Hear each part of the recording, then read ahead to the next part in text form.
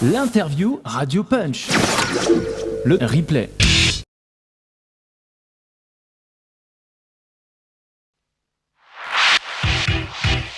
Hip House Radio Punch. Come on and dance. Come on, feel the house. Come on and dance. Hip House style. Come on, come on.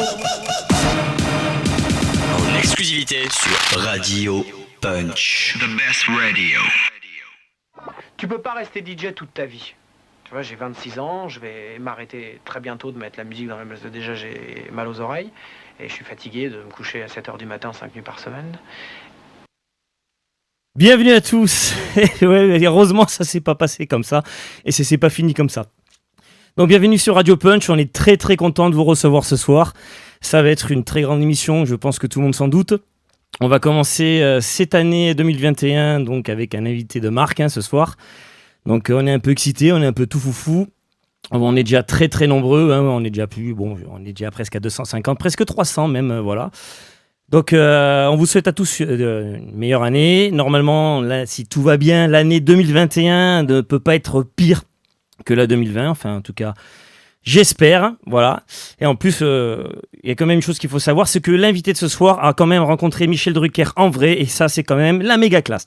Allez, sans plus tarder, on va voir si mon ami Jean-Bruce est ici.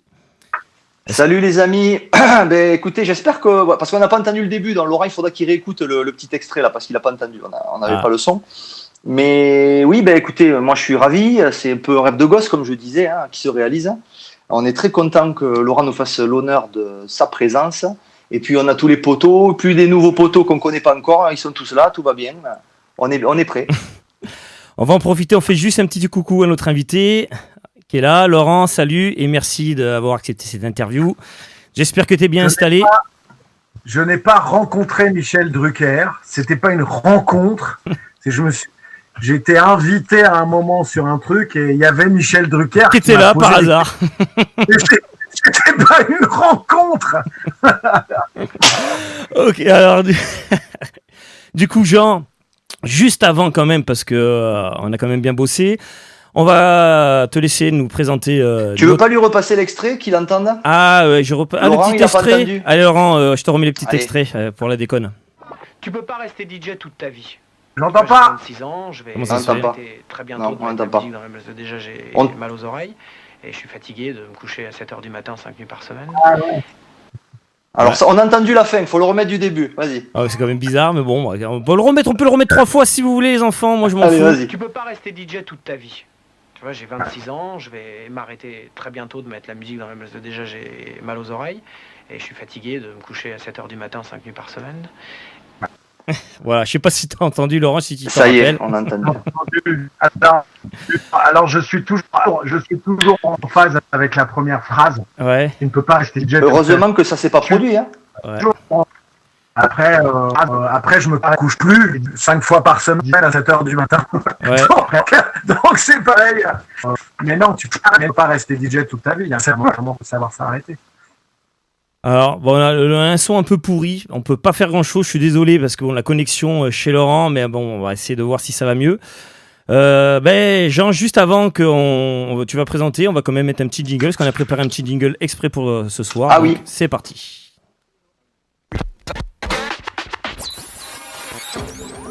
Interview exclusive. Radio Punch. Le son est bien là. Oui, à un moment, il faut bien péter un câble. Un petit câble. Voilà. Allez, Laurent et Jean, j'espère que vous êtes prêts. Allez, je te laisse présenter notre invité. C'est parti. Alors donc, ce que je voulais dire en premier, c'est qu'en dehors de l'amour en fait de la musique qu'on a, qui est un point commun, on a 2 points communs en fait tous les deux. C'est que j'ai fait l'école hôtelière moi aussi, et puis j'ai eu le plaisir aussi de faire un séjour à Manchester, à l'université de Manchester. Donc je connais bien cette ville. Donc du coup, il y a certaines choses qui résonnent pas mal dans tout ce que tu peux. Tout ce dont tu peux parler depuis autant d'années. On va essayer de suivre une trame chronologique quand même si tu veux, sur l'interview, c'est ce qu'on fait d'habitude. Mais avant de démarrer, Puis il y a Guillaume Heredia qui l'avait posé, parce qu'on a tout un tas de questions d'auditeurs, on essaie de les distiller au fur et à mesure. La question première, c'est dans ces temps de Covid, comment ça va Laurent Garnier, comment tu vas? Je me fais chier. Je me fais chier. Ça va. Non, mais c'est vrai, je me fais ultra. Après j'ai du boulot, hein, donc ça va là. Je travaille sur. On n'entend pas trop bien. Si, on t'entend l'image, ouais, mais il y a un manque de débit. Donc je sais pas si tu es sur Internet en même temps ou si ton fils télécharge des mises à jour de jeu. Moi, non. Si, on t'entend, vas-y. Mon fils doit télécharger des trucs, donc je vais même pas les l'engueuler, mais c'est vrai qu'il y a beaucoup de vent. Ah. Oh là, ah ouais, là l'écran vert et tout, merde. Vous m'entendez? Ouais, on t'entend, mais ça saccade. Ça fait un peu saccadé, ouais. C'est un peu compliqué. C'est dur à suivre. Ouais.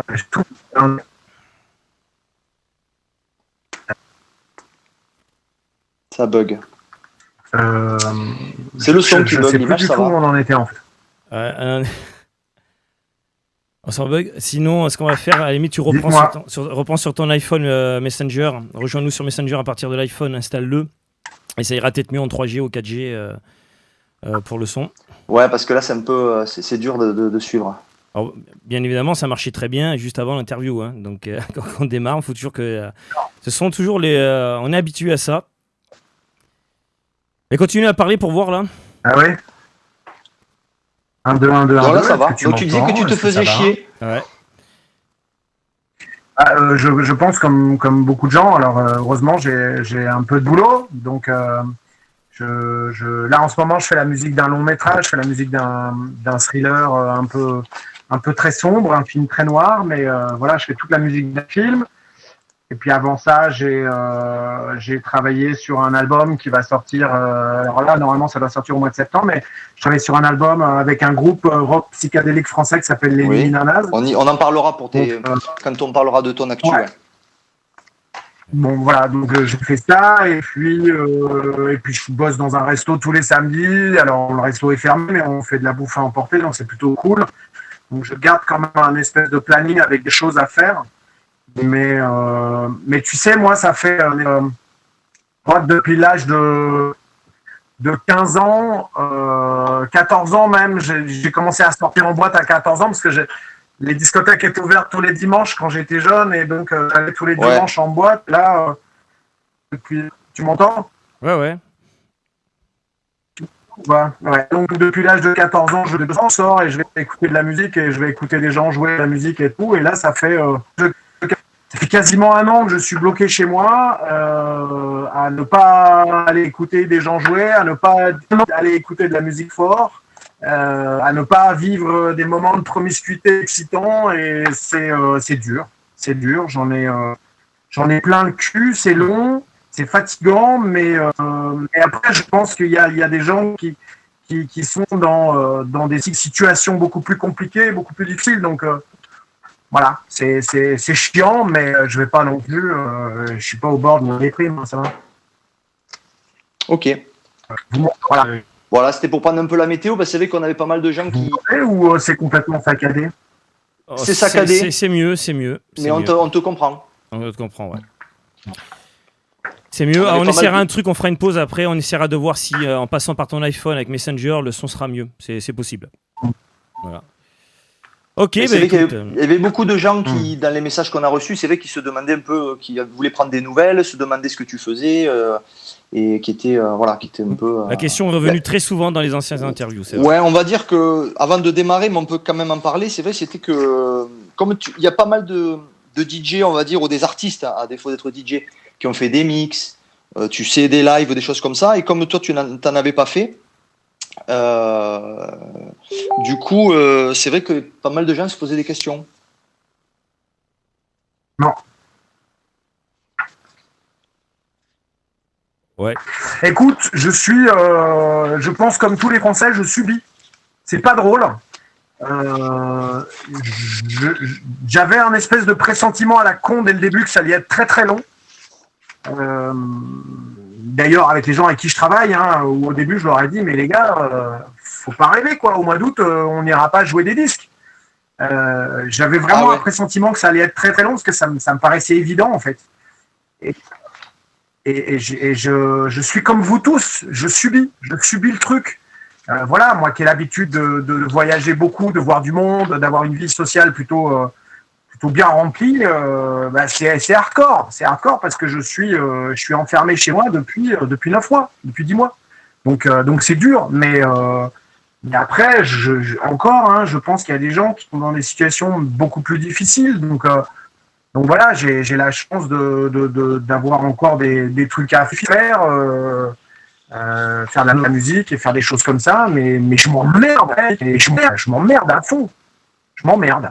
Et t'as pas envie de faire t'as pas envie de faire des mix, des choses comme ça? Vous marrez, des podcasts?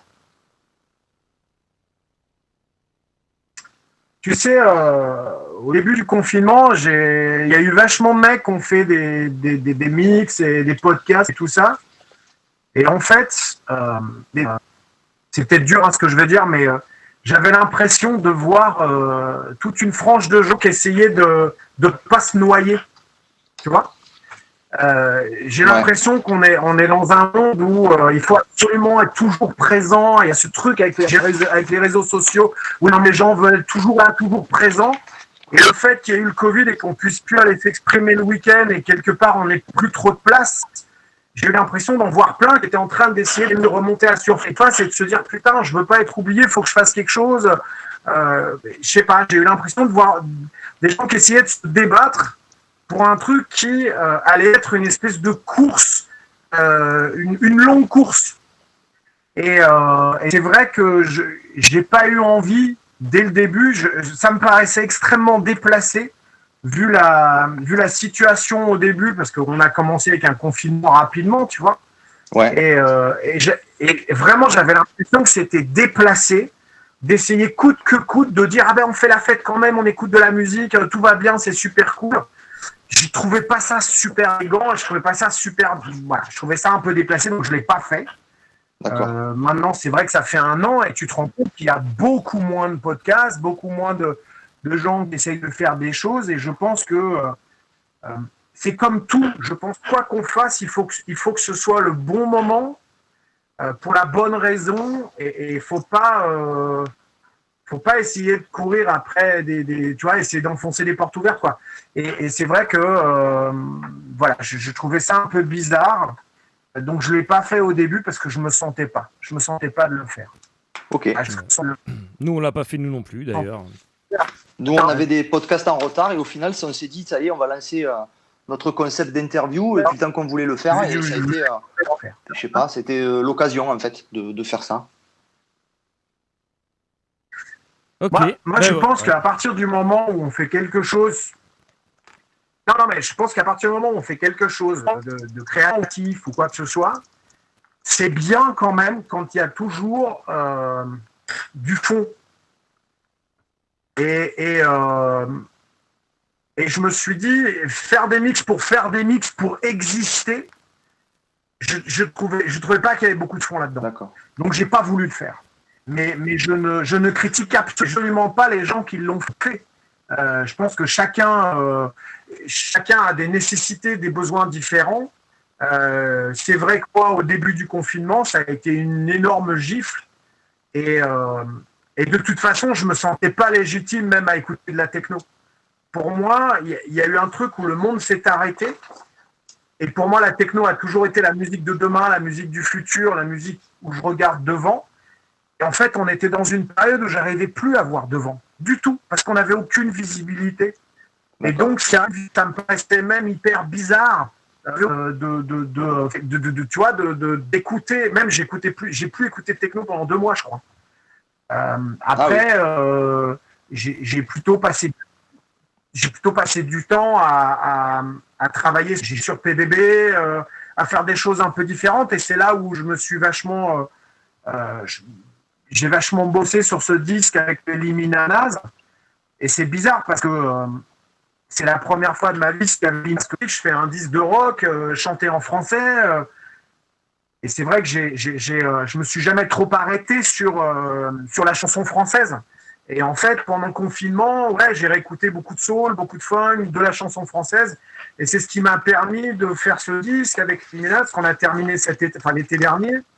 Et puis à partir de là, j'ai commencé à réécouter de la house parce qu'il faisait plus beau. Il y avait, voilà, la situation était un peu plus cool en été, et donc j'ai commencé à réécouter un peu plus de musique électronique. Et puis après, je suis reparti dans mon aventure PVB où j'ai rapatrié la radio chez moi.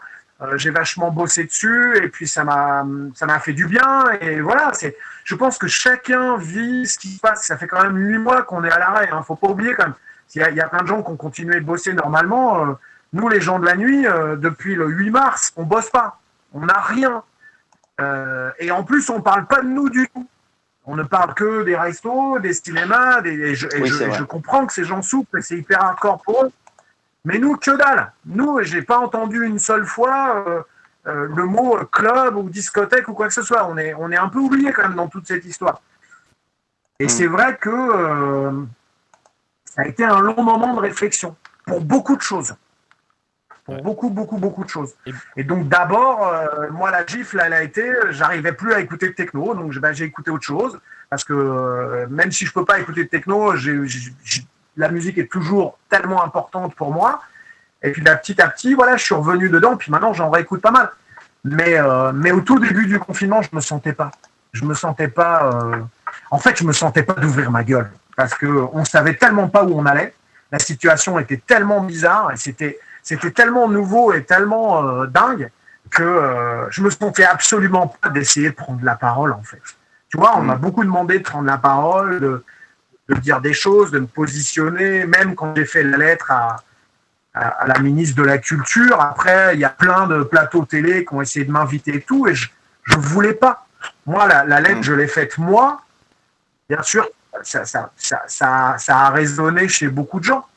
Mais c'était un espèce de cri du cœur perso qui, je sais, parlait de beaucoup de gens aussi, mais je suis pas non plus le porte-parole de tout le monde et j'allais pas devenir le porte-parole pour tout le monde.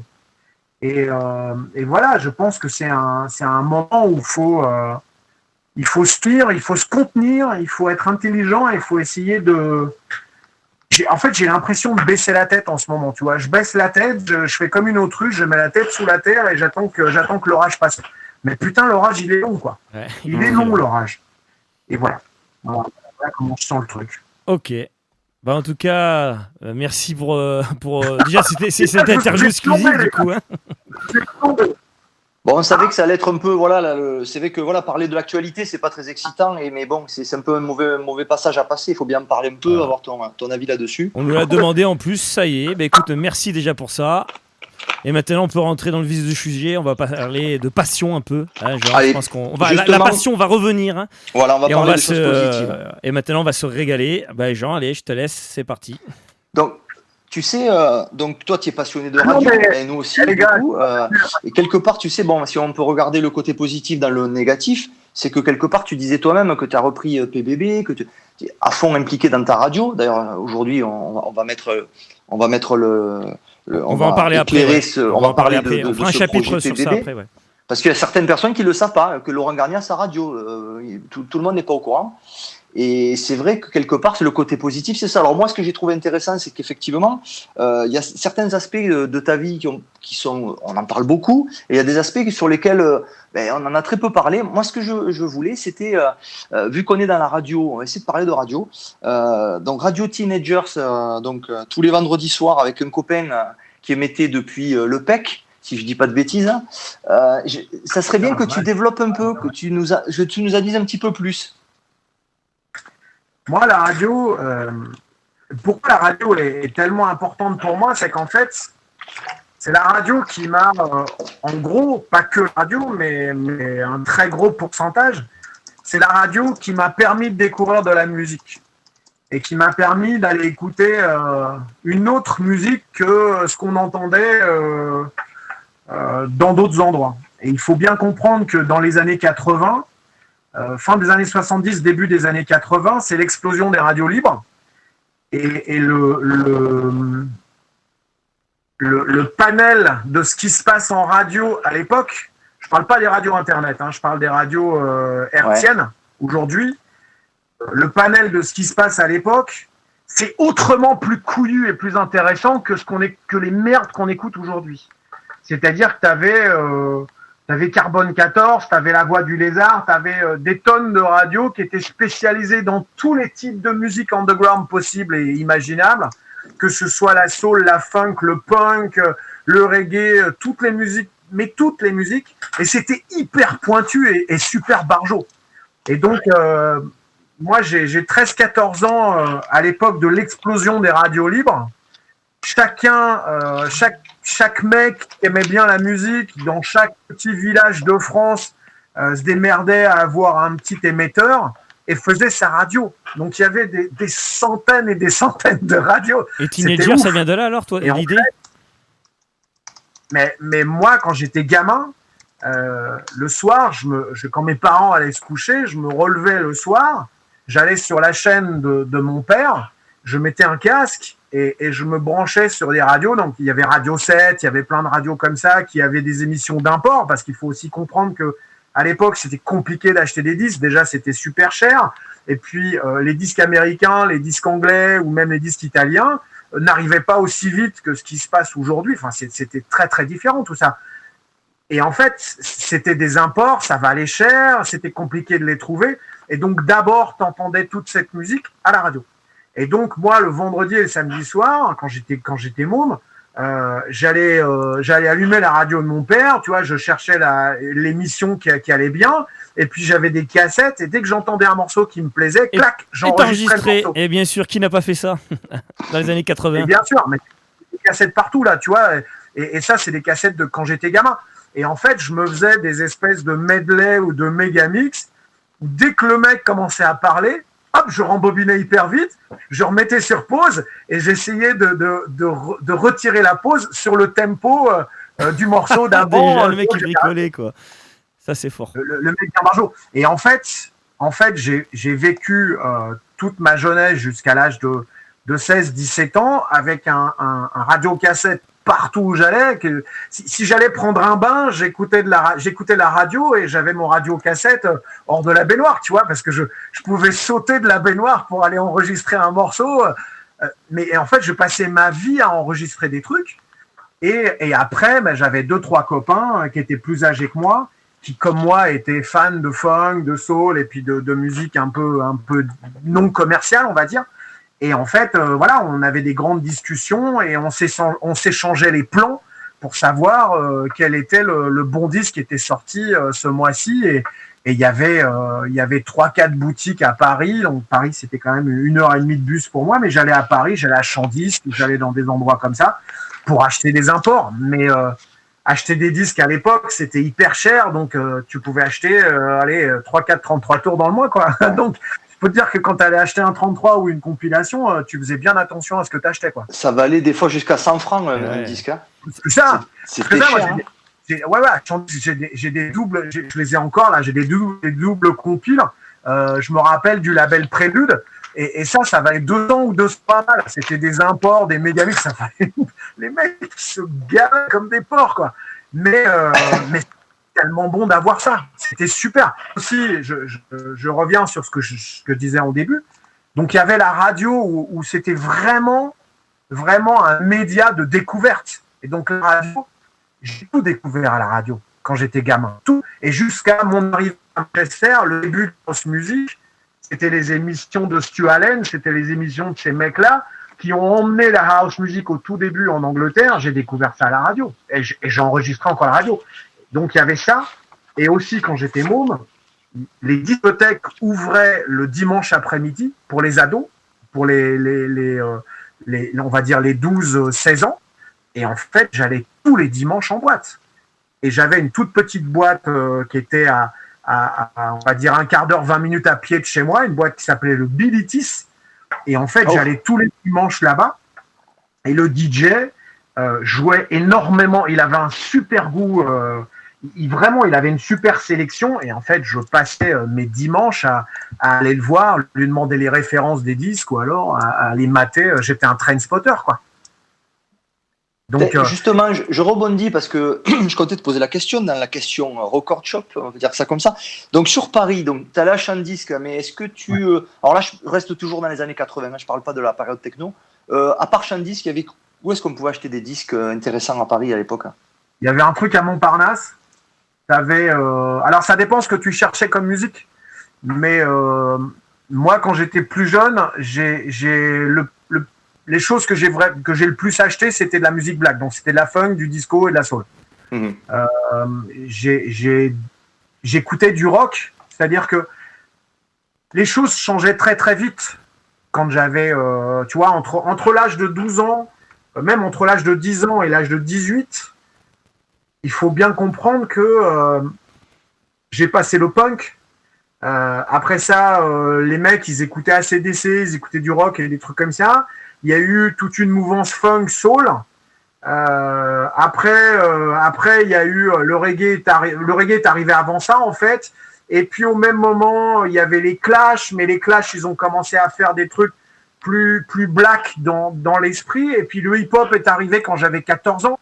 Tu vois, le disque de Sugar Hill, je crois que je devais avoir 13 ou 14 ans. Très vite, il y avait le breakdancing. Et donc, il y avait tout le rap. Et, l'électro-boogie, comme on disait. Ouais, la musique de Miami. Et en fait, il y avait énormément de choses et tu pouvais pas tout acheter. Donc j'avais, ce qui était assez drôle, c'est que, je sais pas quel âge vous avez les gars, mais moi à l'époque... On est né en fin des années 70. Écoute, moi à l'époque, quand j'étais au Bahut, quand j'avais 14 ans, il fallait que tu fasses partie j'allais dire une secte, il fallait que tu fasses partie d'une mode. Un clan aussi. Où t'étais baba cool, et donc t'écoutais AC/DC et puis du rock un peu couillu. Où t'étais rockabilly, et donc t'écoutais Crazy Cavan et Robert Gordon. Où t'étais funk et disco, et donc t'écoutais les Whispers, Chic et puis du disco. Où t'étais autre chose, où t'étais mods, où t'étais... Voilà. Et donc il y avait beaucoup de modes différentes, mais vraiment beaucoup. Ouais, New Wave, Cold Wave, t'avais les corbeaux, les trucs. Il n'y a pas grand-chose d'autre. Mais à l'époque, il y avait beaucoup de choses parce qu'il faut bien comprendre que la musique a beaucoup changé dans les années 80. Vraiment, il y a eu beaucoup de choses. Et en fait, moi, j'étais entre guillemets funk, tu vois, funk disco, mais je m'entendais avec tous les autres parce que je connaissais bien leur musique et parce que j'écoutais leur musique. Donc mes potes qui s'habillaient en Teddy et qui avaient des gégènes et qui écoutaient du rockabilly, j'avais les disques de Crazy Cavan, je connaissais Robert Gordon, je connaissais le rock british des années 50 et ça me plaisait. Et puis j'avais des copains et des copines qui écoutaient du Marillion, du rock, Genesis, tous ces trucs-là. En fait, je connaissais aussi parce que il y a certains groupes qui m'intéressaient, puis j'aimais bien AC/DC, tout ça, donc ça me faisait marrer, mais t'étais fan de... J'arrivais en fait à Trust, c'est ça, t'étais fan de Trust. Aller dans des camps différents, et en fait, je faisais des cassettes et j'enregistrais des cassettes, et il y avait un énorme deal de cassettes à l'époque, tu vois.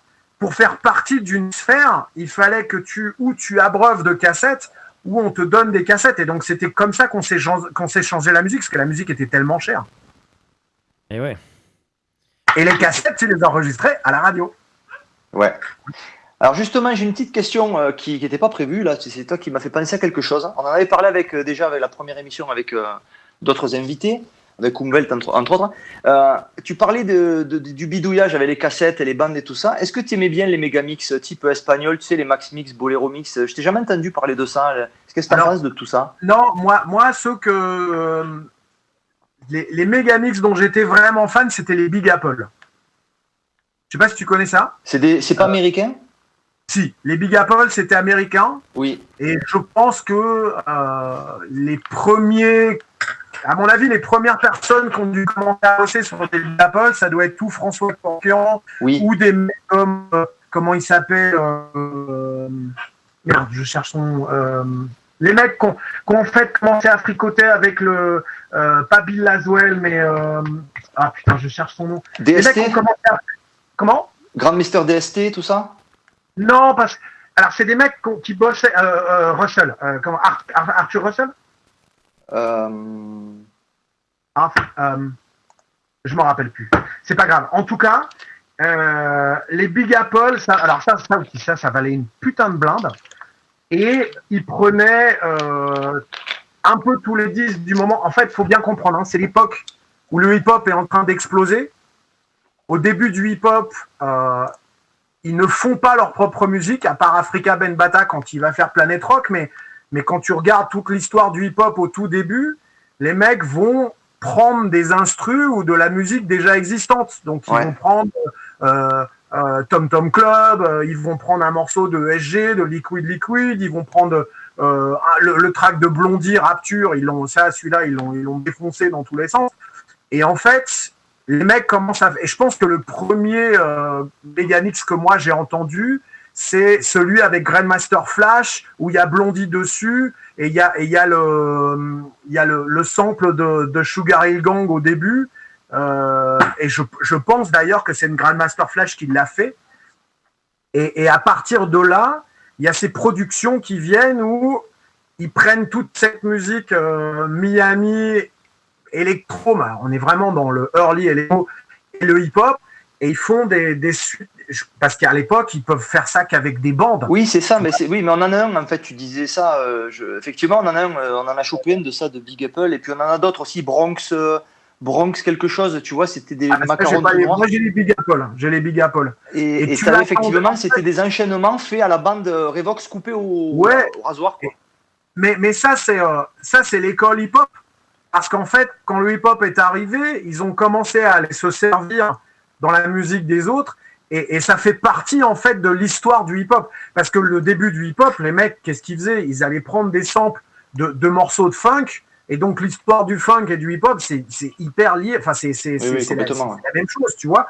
Et en fait, très, très vite, puisque faut comprendre le mouvement hip-hop. C'était pas juste des mecs qui rappaient. Le mouvement hip-hop, c'est le graphe, le breakdance, enfin la danse, le scratch et le rap. Et les mecs qui rappent.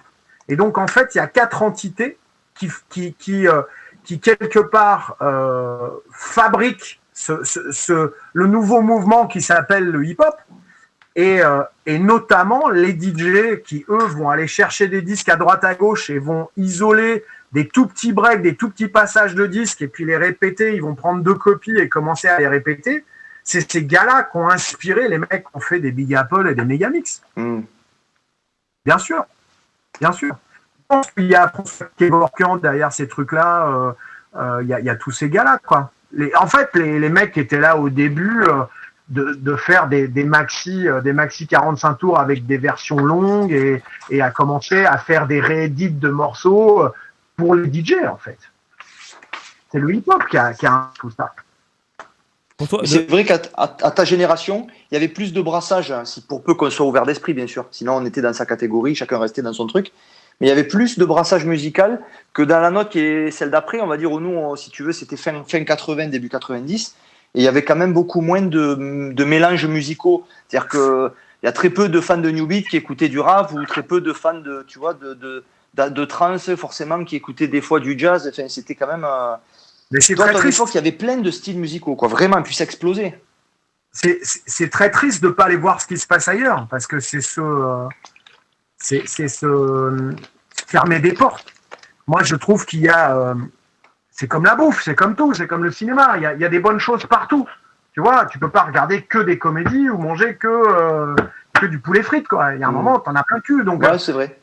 La musique, c'est la même chose. Alors, c'est vrai que moi, j'ai grandi à une période où la musique était tellement riche qu'en fait, en 10 ans, il y a eu tellement de changements, il y avait tellement de choses. C'est la folie. Oui, c'est peut-être pour ça aussi que j'aime beaucoup de choses différentes. Mais aujourd'hui, tu as toujours autant de richesse.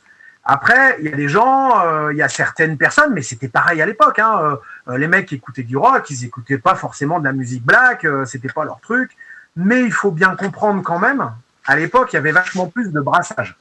Si tu prends, on revient au hip-hop, si tu prends les débuts du hip-hop aux États-Unis, à New York, à partir du moment où c'est sorti du Bronx, où c'est sorti de Harlem, quand c'est arrivé à Manhattan, la première soirée hip-hop à Manhattan, c'était dans un club punk. Et en fait, je crois que les premières prestations hip-hop, donc avec un graffeur, un mec qui danse et puis un scratcher, dans Manhattan, ont été avant, c'était des premières parties de groupes de punk. Tu vois ? Et déjà à l'époque, tu vois, c'est ça qui est génial. Et en fait, il y avait un vrai brassage à l'époque, chose qui est plus difficile aujourd'hui. Et c'est con, parce que quand tu regardes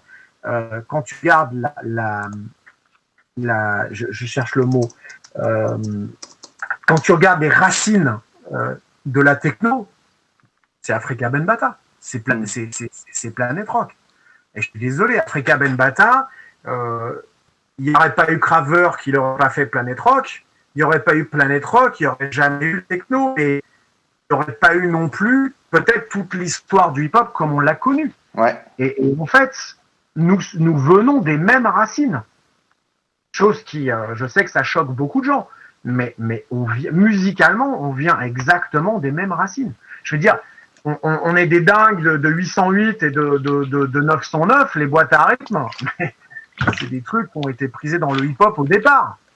Tu vois, et puis après, nous, on les a accaparés, on les a vachement utilisés dans l'électro, et puis maintenant, quand t'écoutes la drill française et puis le grime et tout ça, les mecs sont revenus à la 808. Ouais. C'est-à-dire qu'il y a un moment où le hip-hop est parti. La trappe et tout ça, c'est que ça, quoi. Mais ouais, écoute la drill ou aujourd'hui la drill française, c'est que de la 808. Ouais. Mais c'est intéressant, c'est vachement intéressant. Ok. Alors, du coup, j'avais aussi une autre époque, du coup, parce qu'après, au niveau de la musique, comme tu es allé rapidement en fait en Angleterre, que tu as une filiation très forte avec le Royaume-Uni. Moi, j'avais pas mal de... Voilà, c'est vrai que j'ai relu plusieurs fois Electrochoc, tout ça. Bon, puis comme moi, j'y suis allé aussi en Angleterre et que j'ai un petit peu vécu...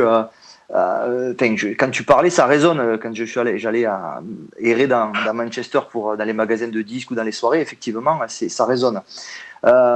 Puis ça fait rêver parce que comme je suis la génération d'après, j'ai pas pu vivre ce que tu as vécu, mais moi c'est un peu voilà. Il y en a c'est Woodstock, moi c'est concrètement moi ce qui me faisait rêver c'est ce que tu as vécu 87, 88, 89, les premiers Summer of Love, le début de la techno, il y avait même pas la techno quoi encore quoi, c'était vraiment voilà.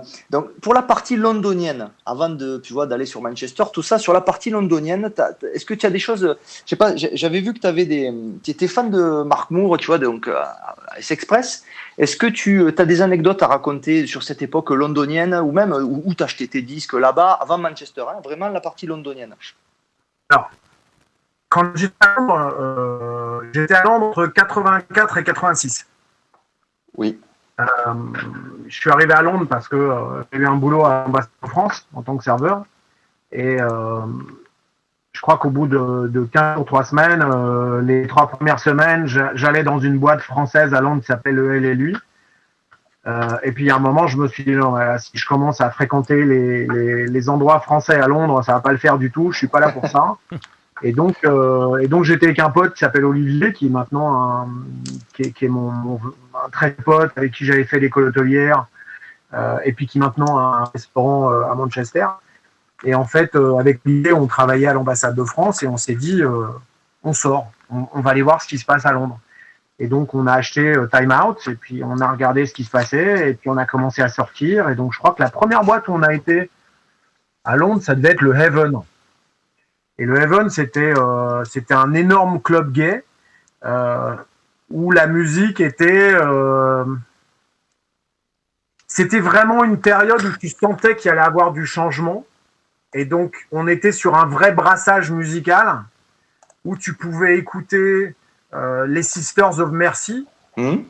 En même temps, tu pouvais écouter Dead or Alive ou Divine, donc un espèce de disco, tu vois, un espèce de disco très extravagant, ouais. Disait un peu extravagant. Alors, Divine, oui, Dead or Alive, plus connotation de New Wave, mais bon, c'était quand même un peu kitschos. Ouais. High Energy, New Wave, au Saint-Paul. Jusqu'à écouter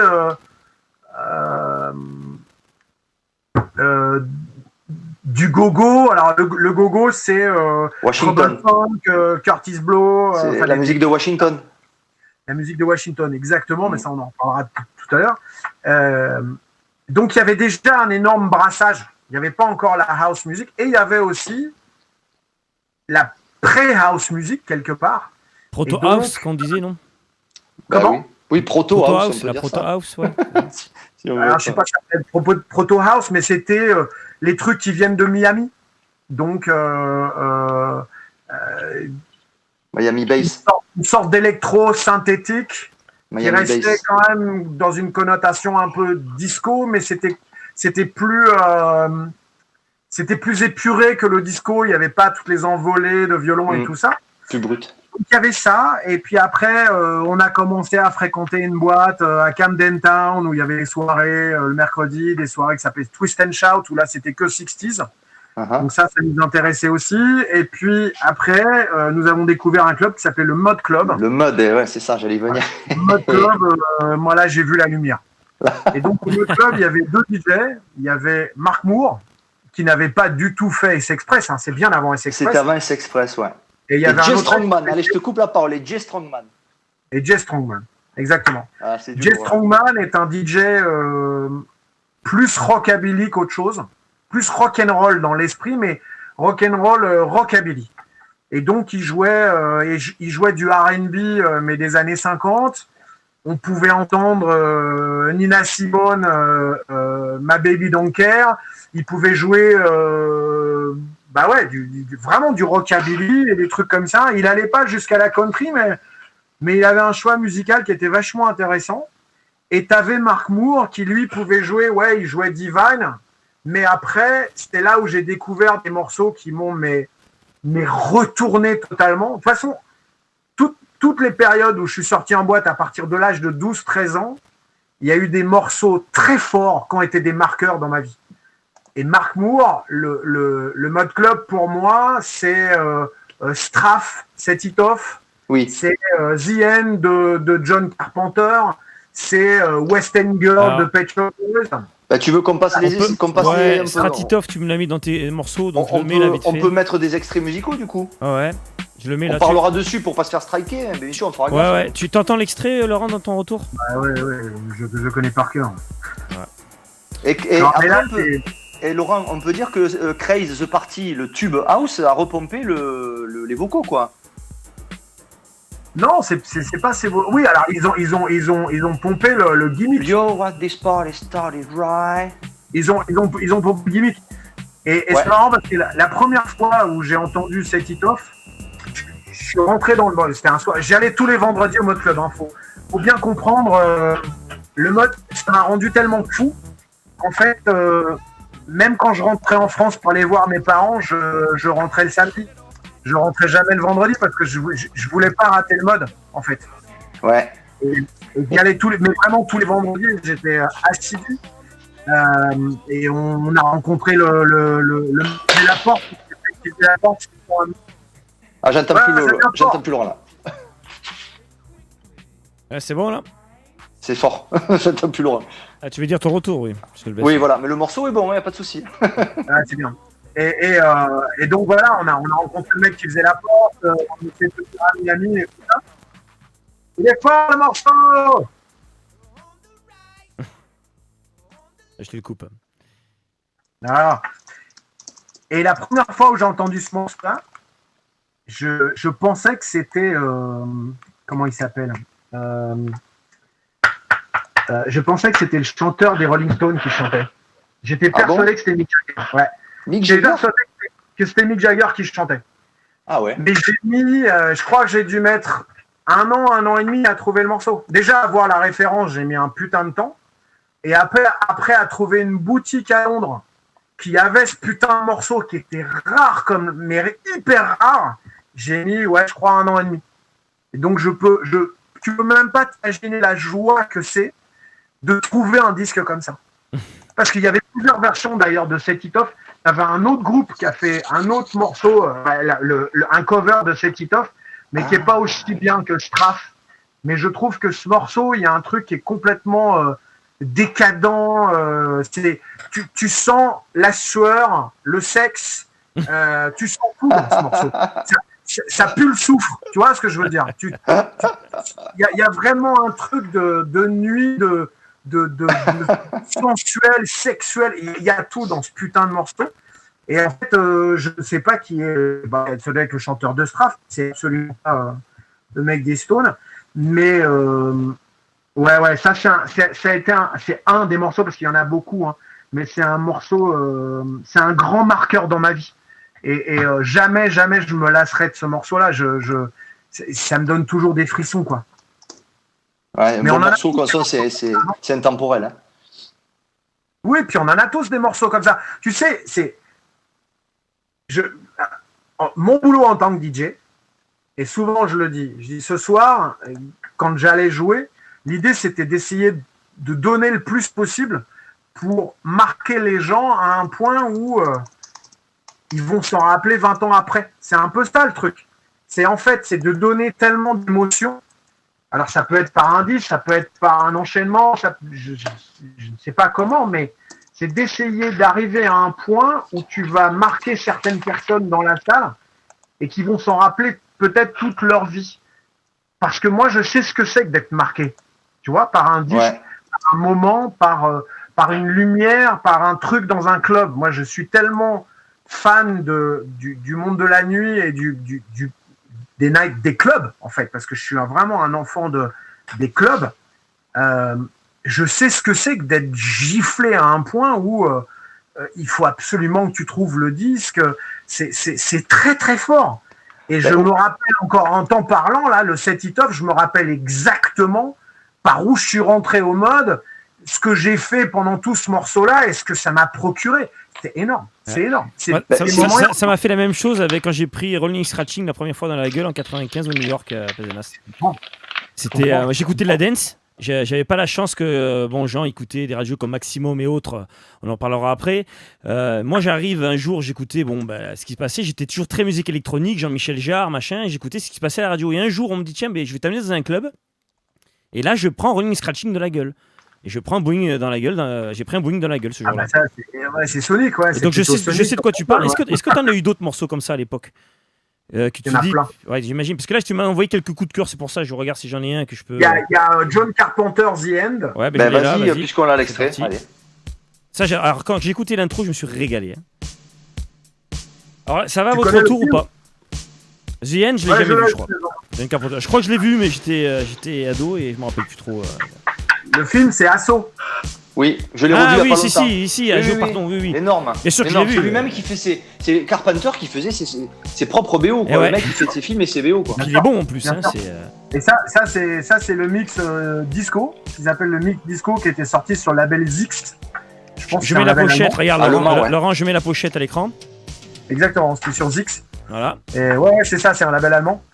Et très bon label. Et ça, quand Mark Moore il a joué ça, mais mon gars, j'ai vu la lumière. Ça m'a rendu complètement hystérique. Putain, alors, déjà, t'as eu de la chance que quelqu'un jouait ça dans un club. En France, c'était compliqué de trouver un club qui jouait ça, hein, à l'époque. Hein. Non, c'est pas vrai. Alors, à Paris peut-être, dans les grandes villes. Mais en tout cas, moi je te le dis, à Béziers, fallait vraiment tomber sur un gars. Non, à Paris, t'avais des gens qui jouaient des bons disques. Ouais, mais Paris, je mets hors Paris, bien évidemment, parce que voilà, Paris, il y a toujours eu. C'est vrai qu'à Londres, il y avait le choix. Et en fait, tu vois, les autres clubs dont je t'ai parlé, le Heaven et puis le club à Camden Town, on n'allait pas voir le DJ, on allait dans le club le soir de la semaine parce qu'on savait que musicalement ça allait être tel style de musique, mais on suivait pas forcément le DJ. Et j'ai commencé à suivre, le premier DJ que j'ai commencé à suivre, c'est vraiment Jay Strongman et Mark Moore, parce que je suis tombé amoureux de la musique qu'ils jouaient. Et en fait, dès que Jay il allait jouer dans une warehouse party ou dès que Mark il allait jouer dans un lieu, je le suivais, quoi. Et c'est là où j'ai commencé à comprendre que c'était vraiment la force d'un DJ. Je suis passé de la passion du nightclub, on va dire, à la passion du DJ. Ok, on n'a pas entendu la fin. C'est ta faute. Non, mais la passion du nightclub, si, on a entendu, mais c'était assuré. Mais le cerveau corrige automatiquement. J'ai dit, je suis passé de la passion du nightclub, parce que moi, ce qui me fascinait quand j'étais tout gamin, depuis l'âge de 8-10 ans, c'était le monde de la nuit, et donc les lumières, le son jouait fort, la musique, les boules à facettes et les stroboscopes. Et quand je suis arrivé à Londres, je me suis vraiment rendu compte que le mec qui était derrière le pupitre là, et qui balançait le son, c'était un peu lui le le chef du bordel, quoi. Ouais, c'est le boss. Et j'avais envie d'être DJ, hein, mais j'ai compris vraiment ce que c'était quand je suis arrivé à Londres. D'accord. Quand j'ai vu ces gens-là et quand j'ai découvert ces disques, ils sont devenus. Avant, je voulais faire de la radio. En fait, moi, quand j'avais 14 ans, je voulais aller dans l'école de DJ de Yannick Chevalier. Trop bon. Les fameux disques de jingle, on les a tous. Ouais, je les ai derrière. J'habitais pas loin et donc Yannick Chevalier avait son école de DJ, mais lui, il formait des mecs pour la radio, donc il leur faisait faire des jingles et tout ça. Et moi, j'avais dit à mes parents, je veux être DJ, je veux aller faire l'école de Yannick Chevalier, parce que pour moi, DJ, c'était la radio. C'était pas les clubs. J'étais fasciné par le monde de la nuit parce que j'aimais la musique de club, mais c'est plus tard où j'ai vraiment, je me suis dit voilà, moi je veux faire ça. Moi quand j'ai vu Mark Moore, je me suis dit je veux être ce monsieur-là.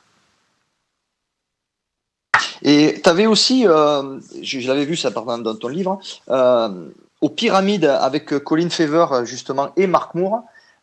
C'était un petit peu après ça, c'était 88. Ouais, les soirées. Mais c'était à Londres aussi ça. T'as dû vivre des grands moments là aussi.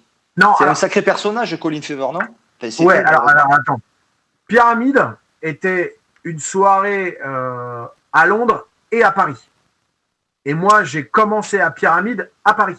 Parce qu'en fait, les toutes premières... Alors, il faut comprendre. 87, moi, je suis obligé de partir de l'Angleterre parce que je dois aller faire l'armée.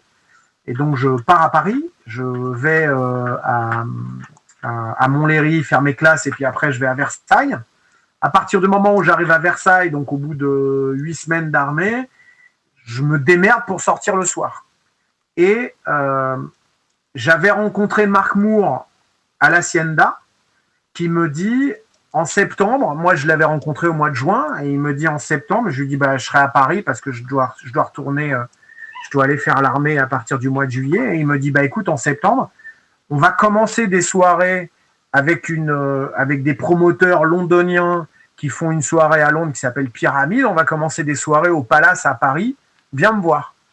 Et emmène tes disques. Et donc, première soirée Pyramide qui n'était pas la première soirée house ou techno à Paris, parce que la toute première soirée house et techno, elle était au Rex. Et c'était une soirée jungle. Et qui était aussi organisée par les mêmes promoteurs que la soirée Pyramide. Donc, en 88... tu as eu, je crois, la première soirée jungle qui était au Rex, qui était organisée par Kevin et Barbara, donc de Pyramide. Ça, c'était au mois d'août, mois d'août 88. Et tout de suite après, en septembre, genre un mois après, ils ont fait les mardis soirs au Palace, qui s'appelait Pyramide. Et ils faisaient aussi, eux, le week-end. Ils faisaient le samedi, ou je ne sais plus quel jour, à Londres, les soirées Pyramide. Donc moi, j'ai bossé pour ces gens-là à Paris pendant quasiment un an, pour aller jouer un an plus tard, une ou deux fois pour eux à Londres. Et ces soirées Pyramide, c'était au Heaven, donc la boîte où j'ai été quand j'étais plus jeune. D'accord. Et avec Colin Fever, tu as des souvenirs? C'était un personnage, Colin Fever. Ouais. C'était un sacré personnage quand même. Oui, j'ai des souvenirs, mais c'est vrai que je suis très jeune. J'ai absolument pas... fait mes classes, à part le fait d'avoir joué un petit peu à l'Hacienda pendant un an, mais je reviens en France et l'acid house et la techno explose en Angleterre. C'est le mouvement des rêves. Malheureusement, je peux pas le vivre parce que je suis à l'armée. C'est-à-dire que moi, je vais en Angleterre, la cocotte minute est en train de monter en pressing. Tu sens qu'il y a un truc qui va aller. Et tu retournes. Et le bouchon il explose. Tu rentres. Et tu rentres. Ah merde. Je rentre en France. Et en fait, en Angleterre, c'est comme ça. Voilà. Et tout devient complètement ouf. Moi, je lis ça sur The Face et sur ID Magazine, mais je vois rien.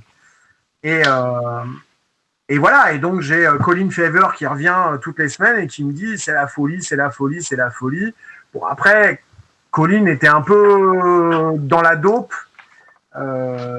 Donc, des fois, c'était un peu compliqué de parler avec lui. Mais Colin était plus âgé que moi et...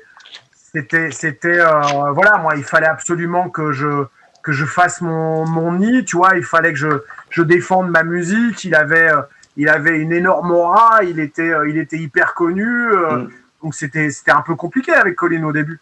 C'est vrai que Marc était vachement plus humain et sympathique. Colin, il était beaucoup plus froid comme mec. Ok. Mais il a toujours été cool avec moi, tu vois, il m'a jamais fait de coup de pute ou quoi que ce soit, mais Colin était quelqu'un de difficile, et comme il était pas mal dans la dope, et que c'est pas trop mon univers, c'était un peu compliqué des fois. D'accord. Et tant qu'on est à Londres, les magasins de disques où tu achetais tes disques à Londres, parce que tu as acheté des disques à Londres, forcément. Alors à Londres, à l'ambassade de France, je gagnais 70 livres par semaine. Okay. 500 balles, quoi, à peu près. Ouais, je gagnais pas grand-chose. Ouais. Donc si tu veux... 500 francs, attention, quand je dis balles, c'est des francs, mais... Ouais, et donc les disques, c'était à peu près 15 livres quand ils étaient neufs. Donc j'allais dans une boutique qui était pas très loin de l'ambassade de France, qui s'appelait The Exchange. Et en fait, j'achetais quasiment que des trucs seconde main, troisième main, quatrième main, quoi, des trucs pas chers. Ouais, parce que c'était compliqué, mais encore, on était beaucoup de potes, on était tous dans la zik, et donc, en fait, ce qu'on faisait, c'est que chacun achetait une nouveauté par semaine, une ou deux nouveautés, et on se les passait tous et on se faisait des cassettes. Donc, j'ai toutes mes cassettes de Londres qui sont là, toutes, avec, je sais que les 2 premiers disques, c'est moi qui les avais achetés, après les 2 autres, c'était mon pote Bob, les 2 autres, c'était mon pote machin, et en fait, on se prêtait les disques et on se faisait tous quasiment les mêmes cassettes. Voilà. Donc, on écoutait beaucoup de cassettes, et comme ça, on avait plus de disques. Fallait se démerder, hein. Quand t'as pas de thunes, tu te démerdes. Hein. Ouais, c'est clair. Et donc, ok, donc, alors, bon, là, on a parlé de Londres. Bon, moi, évidemment, le chapitre Manchester, je l'ai préparé et je l'attends comme le Messie. Donc, est-ce que tu veux que je mette en 1986, donc, tu pars à Manchester pour travailler dans le resto de la sœur de ta copine de l'époque. Et donc, vas-y, écoute, bon, on ne nous raconte pas tout à l'intégrale, mais si tu peux un peu revenir sur les moments les plus marquants, hein, en tout cas au niveau de Manchester. Ben, je pars de Londres, qui était une ville hyper vibrante. C'est vraiment les prémices des raves. Donc, il y a des warehouse parties tous les week-ends à Londres, où la musique est... Alors, il n'y a pas encore de house et de techno, hein, mais la musique est vachement éclectique. C'est... je ne sais pas si vous connaissez ce label qui s'appelle Urban Records. Oui, Urban Records, oui. Voilà, avec des morceaux I Believe in Miracle, avec... Oui. Bon, ils ont fait de l'acid house après Urban Records, au tout début de l'acid house. Voilà. Il y a beaucoup de cette musique-là. Il y a énormément de gogo, parce que le gogo prend de plus en plus de place. Il y a de plus en plus d'électro. Vraiment, tu sens que la musique bouge, mais tu sens aussi qu'on est à la fin des années 80. Le disco, mais alors je vais mettre ça entre guillemets, devient hyper chiant parce que tu as des mecs comme Stock Aitken et Waterman qui rentrent dans des espèces qui font une espèce de truc Miami synthétique, mais vraiment dégueulasse. Tu sens qu'ils rentrent dans des recettes, en fait. Ouais, ils recyclent de façon industrielle. Ouais, voilà, et donc tu vois, tu as Straff, mais d'un autre côté, voilà, tu as Stock Aitken, Waterman, tu as tous ces trucs-là, mais tu as aussi la BO du film avec Eddie Murphy, avec le morceau Axel F et tout, qui est plutôt un bon morceau, en fait, qu'on entendait beaucoup en club. Il y a un truc qui se passe, parce qu'il y a beaucoup de choses qui se permutent comme ça. Et surtout, c'est l'arrivée des warehouse parties à Londres.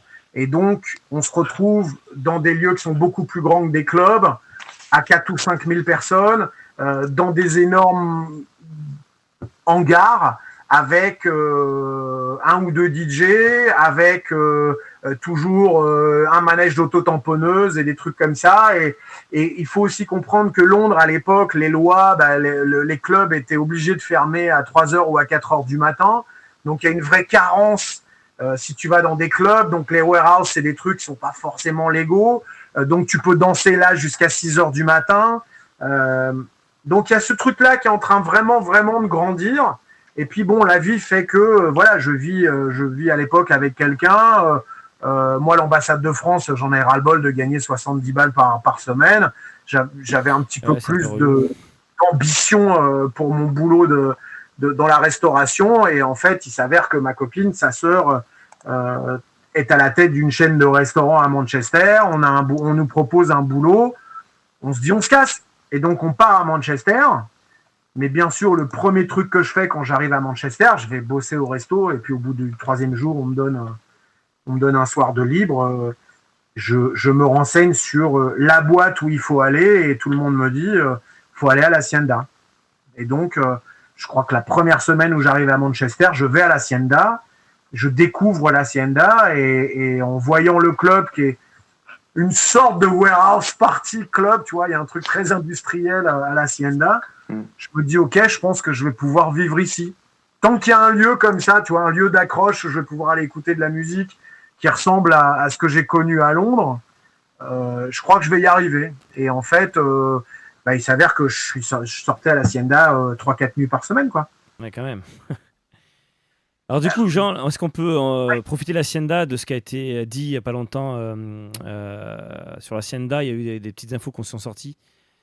Oui, il y avait Paul Cons qui a été interviewé récemment, là, Peter Hook, qui était interviewé et qui expliquait qu'en fait, un petit peu le côté économique, j'ai trouvé ça intéressant, qu'en fait c'est vraiment, alors je fais le pitch en 2 mots, hein, tu dois le savoir forcément, mais je le dis pour les auditeurs, le pitch c'est que avec les sous du label Factory et du groupe New Order, et voilà, merci, ils se sont fait le kiff de se faire un petit peu, de s'inspirer du Sound Factory à New York pour pouvoir créer un club à Manchester dans l'esprit, hein, où ils puissent se régaler, quoi, faire leur kiff. Qu'au départ, en fait, il y avait de l'argent qui tombait à flot, parce que ça a été des tubes, hein, évidemment. L'argent coulait à flot côté label, tu veux dire? Ouais, entre Joy Division et New Order. Bon. Et qu'en fait, ils gagnaient pas d'argent.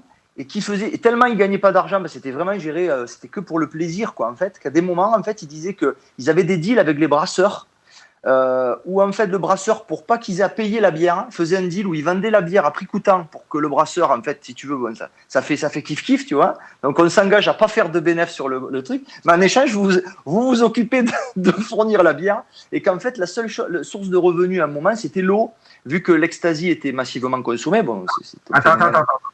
Je te dis ce qui est écrit, après tu me diras ce que tu as mal. Justement, c'est pour ça qu'on me dit ton avis. Et qu'en fait, ça a été à un moment donné, ils gagnaient le peu d'argent qui rentrait, c'était avec les bouteilles d'eau qui étaient vendues, parce que il n'y a plus que là-dessus qui faisait de la marge. Voilà, c'était intéressant. Après, ce que tu en penses, ça nous intéresse aussi. Non, c'est pas ce que j'en pense.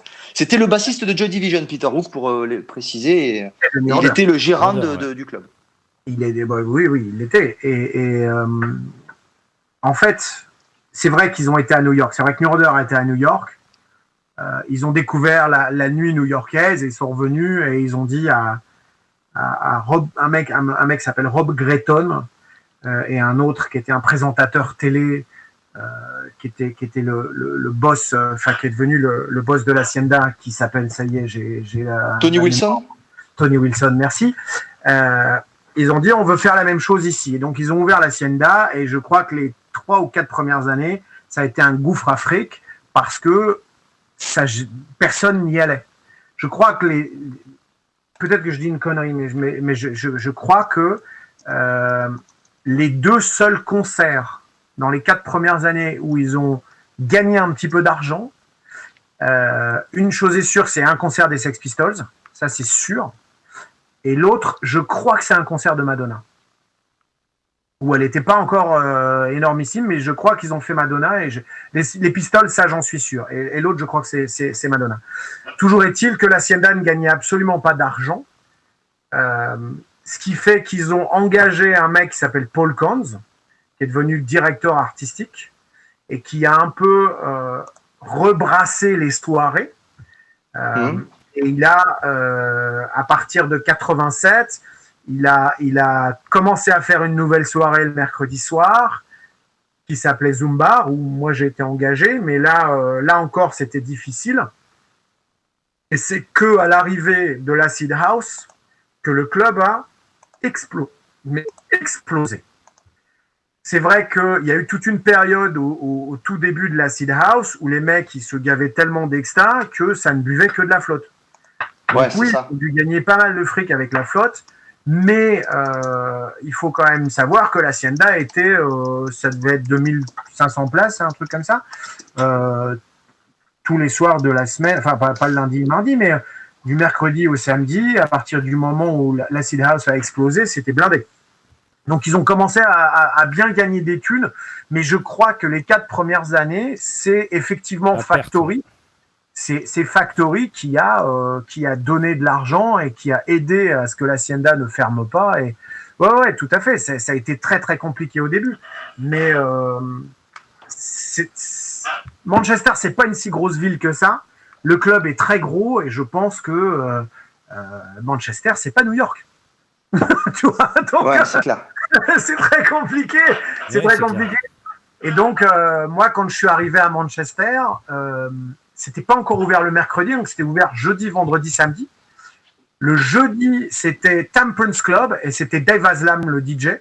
Mm-hmm. Et en fait, c'était la soirée des étudiants où ils jouaient donc New Order, Orange Juice, ils jouaient ACR, ils jouaient les The Fall et tous ces groupes-là.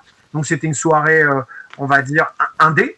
Le vendredi, c'était Mike Pickering qui jouait avec un autre DJ, je me rappelle plus de son nom, mais c'était une soirée à connotation dance black. Et puis très rapidement, c'est là où j'ai entendu les premiers disques de house. Mais avant ça, c'était de la go-go, de l'électro et des trucs comme ça. Donc voilà. Et le samedi, c'était un DJ qui s'appelle Dean, qui lui jouait un peu de Northern Soul. Et puis, il y avait un autre mec qui jouait avec lui. Je ne sais pas si c'était pas Mike d'ailleurs. Voilà, où ils mélangeaient un peu tout. Mais le samedi, ce n'était pas une soirée où ils arrivaient à vraiment générer beaucoup de monde. Et c'est là où Paul est arrivé et a dit, bon, on va redistribuer les cartes. Et il a dit, on va faire un truc le mercredi et on va essayer de générer le public un peu plus mode. Donc, il voulait les gens de la mode, les coiffeurs, il voulait toute cette frange de gens-là, un peu plus branchés. Il a fait le mercredi soir avec des mini-spectacles. Donc, il arrêtait notre set en plein milieu. Il y avait toujours un mini-spectacle, mais alors plus con que ça, tu meurs, mais c'était drôle. Et puis après, ça repartait pendant 1 heure, 1 heure et demie, mais on fermait à 2 heures du matin. Là, ça fermait à 2 heures du matin. Mais pendant très longtemps, ouais, ils ont travaillé à perte. Ça a été un vrai problème.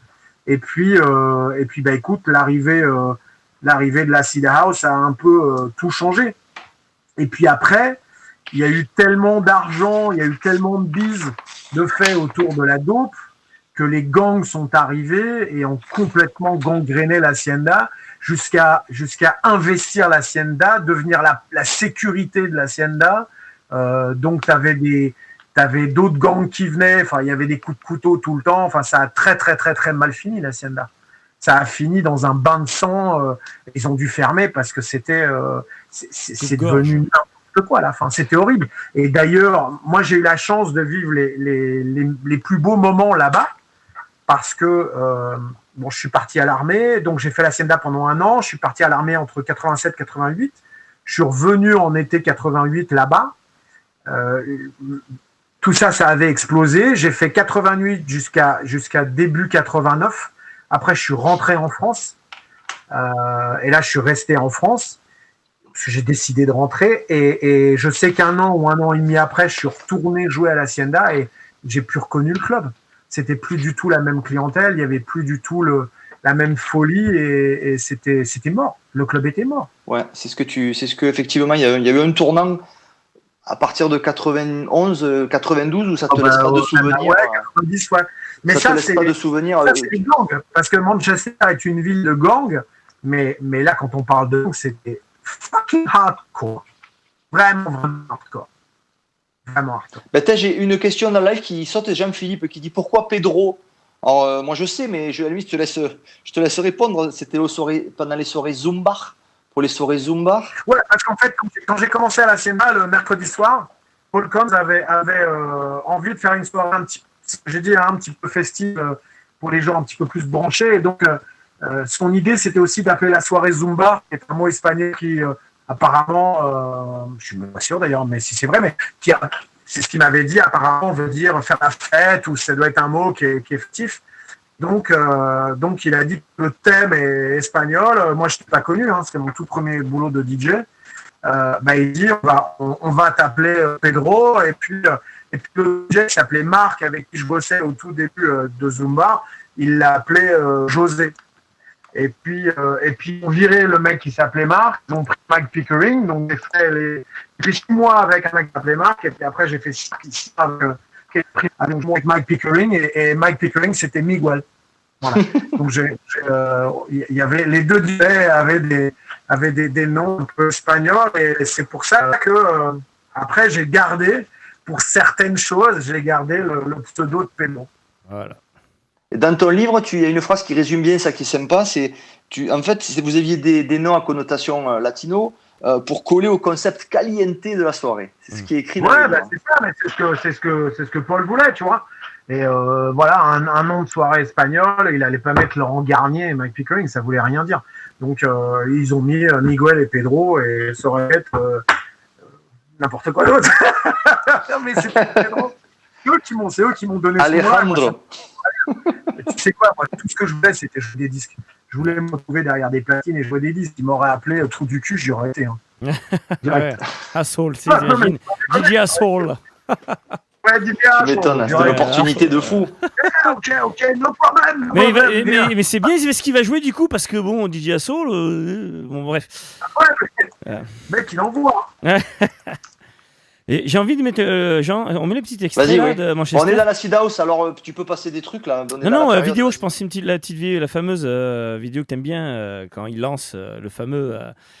Je le mets vite fait. Vas-y. Ah oui.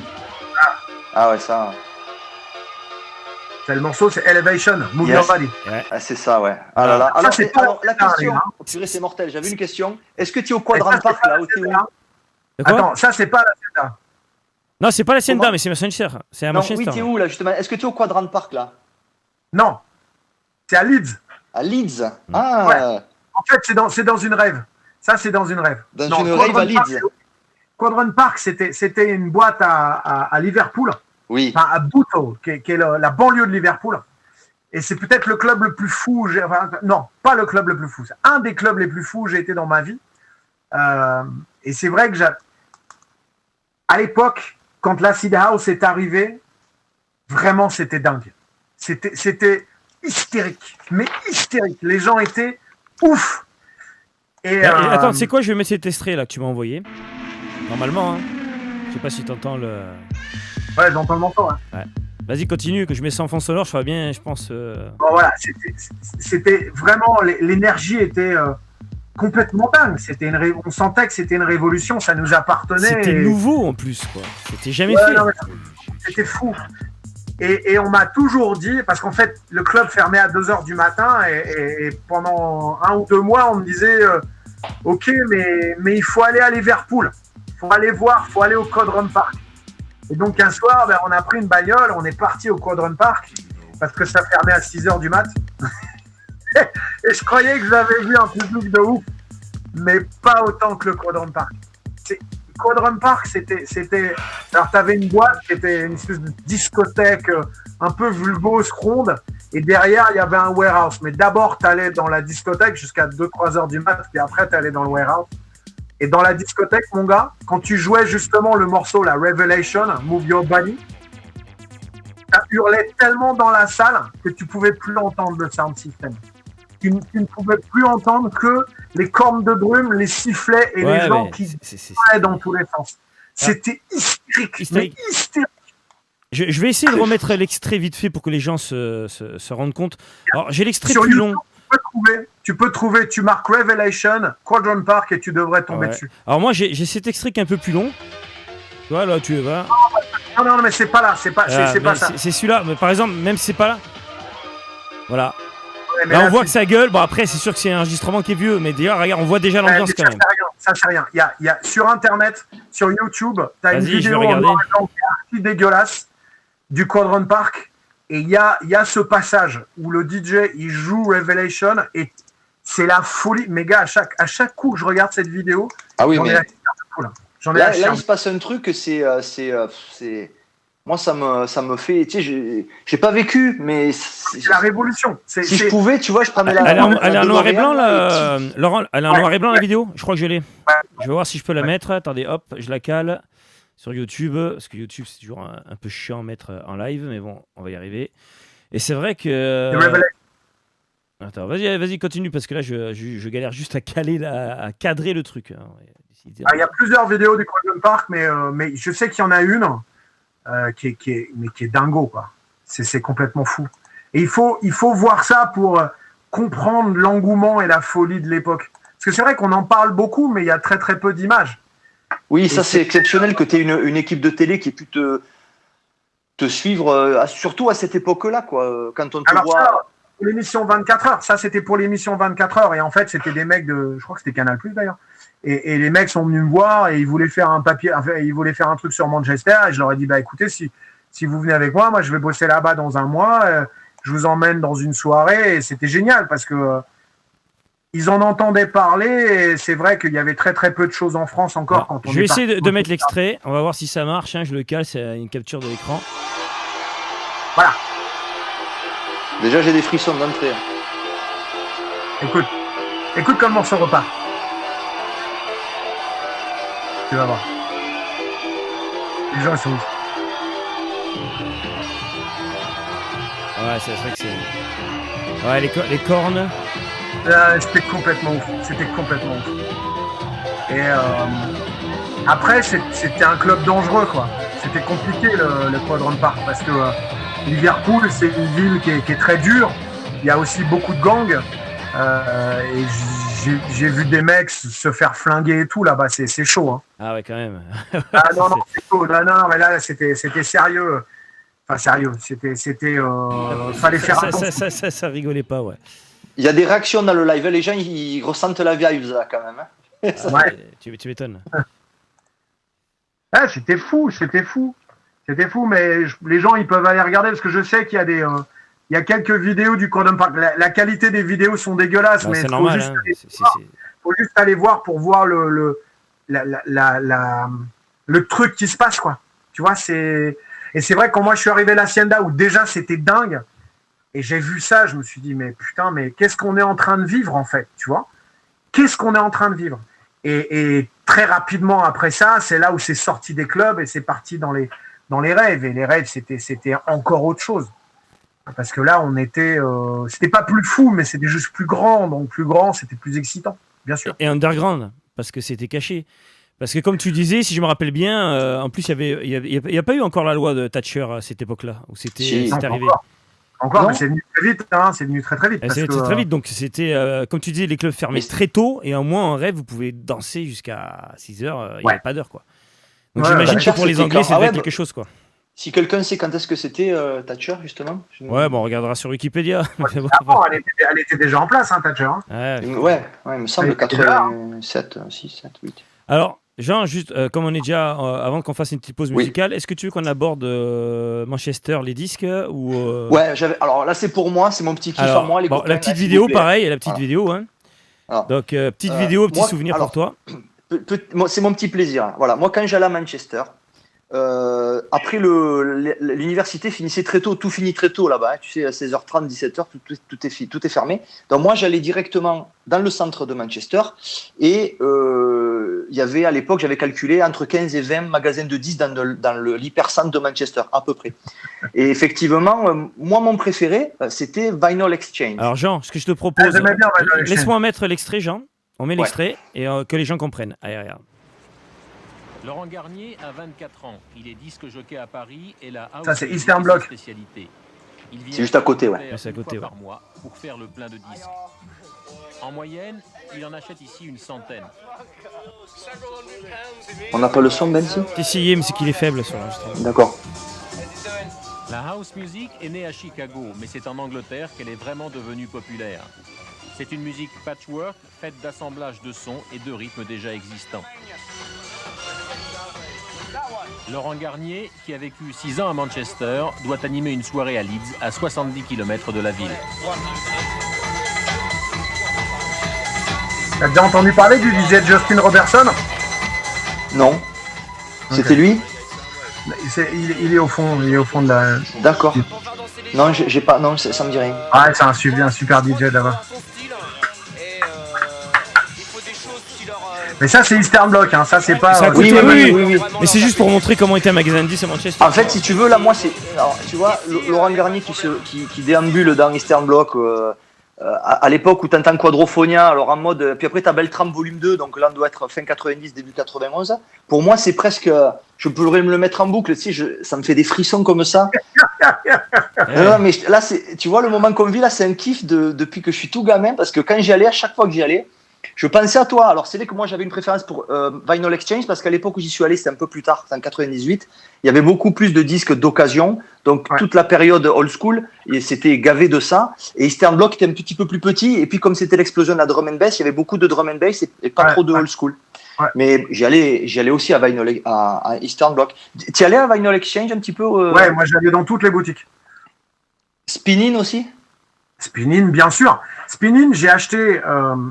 Le premier disque de house que j'ai acheté, c'est Farley Jack Master Funk Love Can't Turn Around. Et tu pouvais le trouver que à Spinnin. Et en fait, j'ai mis, je crois, 2 mois et demi à appeler Spinnin toutes les semaines. Je crois qu'il devait recevoir ses disques le mercredi ou le jeudi. Mais moi, j'habitais à une demi-heure de Manchester. J'étais à Altrincham, donc à une demi-heure de Manchester. Et le temps que j'appelle Spinnin en disant « Vous les avez reçus ?» Ouais. Je prenais le train, je mettais 1 heure pour y aller parce que le temps que tu attends ton train est arrivé. Ah non, we sold out. Et donc je me recassais et j'ai mis 2 mois à l'avoir le disque. J'aurais pu te le mettre de côté quand même. J'étais pas DJ à l'époque, j'étais pas connu et donc non, ils mettaient les disques de côté que pour les gens importants.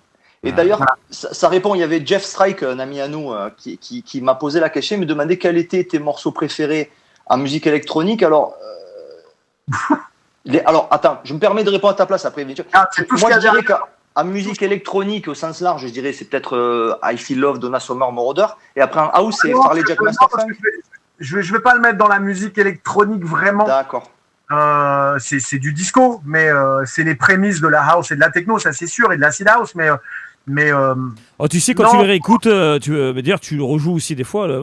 Moi, pour moi, quand je réécoute, en plus, il faut savoir que Georges Moroder et notre copain, comment il s'appelle, Jean, le deuxième, très connu. Dino Socio. Oui, il y a. J'adore. Les deux sont dessus en fait. Il y a Georges Moroder, mais il y a comment il s'appelle. Je sais pas si c'est Gino Socio. Je crois que c'est si. C'est Gino Socio. Attends, je vais regarder sur Discogs, ça m'énerve. Vas-y. Mais quand tu réécoutes le morceau, pour moi. C'est de la disco parce que c'était l'époque, il y a des connotations disco, mais c'est quand même vachement. On y est quoi. Our Love, à la fin de Our Love, t'as une basse acide quoi, c'est un truc de fou. Je suis d'accord, mais pour moi la musique électronique, c'est pas. Là on rentre dans les noms, tu vois, la façon de nommer les choses.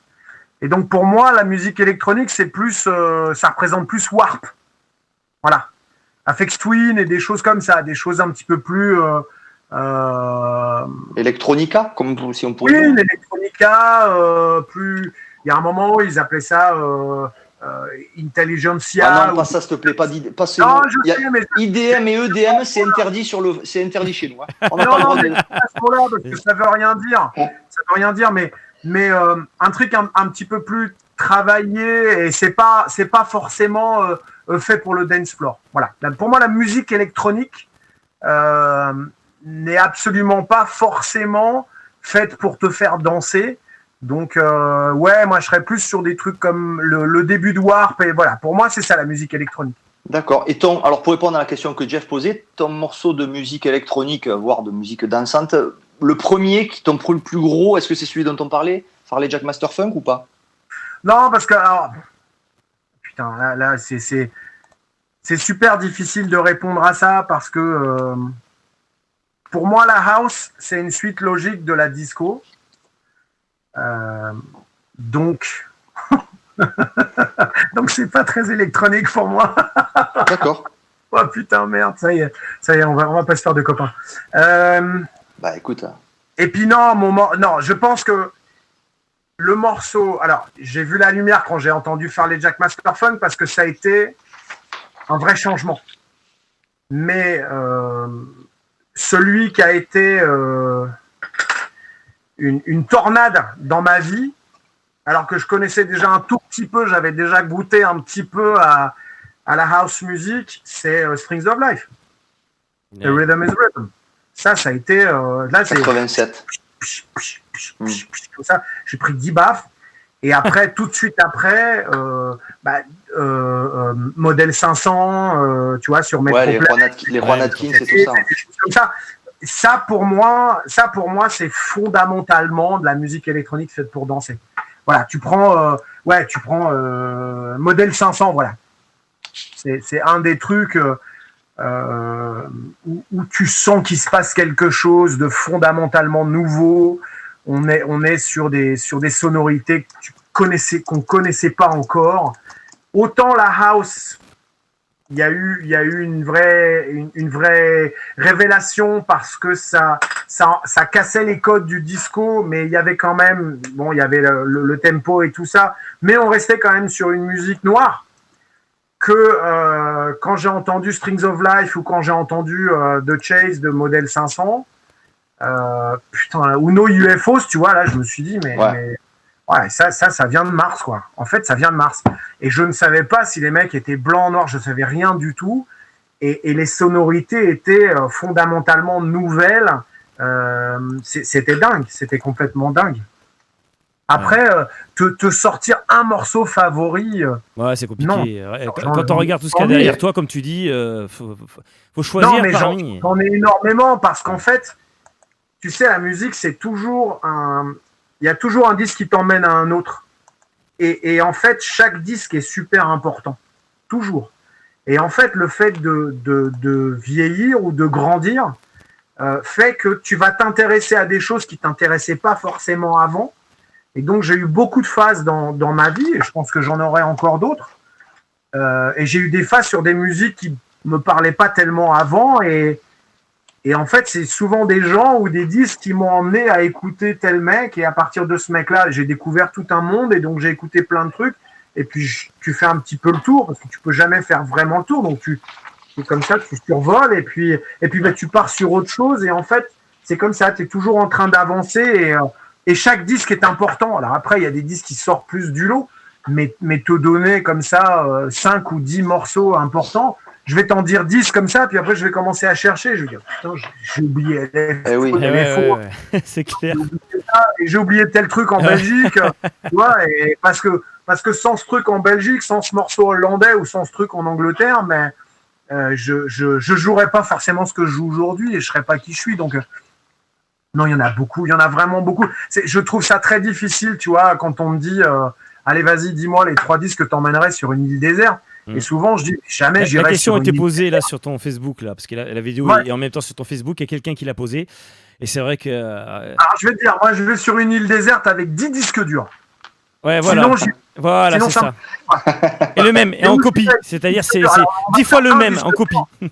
On va faire 10 disques durs de film et 10 disques durs de musique. Voilà. Il faut bien y aller. Mais sinon, t'oublies. Ouais, c'est clair. Voilà. On peut passer quelques extraits justement des choses que tu aimes bien. On peut Benjamin passer quelques extraits. C'est juste que j'ai très soif, donc on va mettre quelques extraits. Je vais aller chercher à boire, ou sinon, attendez. Tu m'as envoyé parce que si on commence les extraits, là, on en a pour 2 heures là. Mais non, pas du tout. On en met quelques-uns. Ouais, mais ça va emmener sur des disques. Alors, Jean, si je me permets, je connaissais un petit peu Laurent. Si on commence à partir, ça va forcément. On va forcément arriver à déjà, on en a mis des extraits. Tu peux passer des trucs. Là, on était à Manchester. On va arriver aux boîtes françaises. Donc, tu peux mettre Cissy Rogers, des choses comme ça. Géraldine Hunt. Alors, Géraldine Hunt, si vous voulez. Rogers, Manchester. Ouais. Vas-y. Ouais, si veut bien partir. Vas-y, j'essaye. Mais on n'entend pas parce que ça part pas. Mais attends, on va essayer là. Explique ce que c'est que ça. Vas-y. Alors, à l'Hacienda, le truc ultime, c'était le morceau.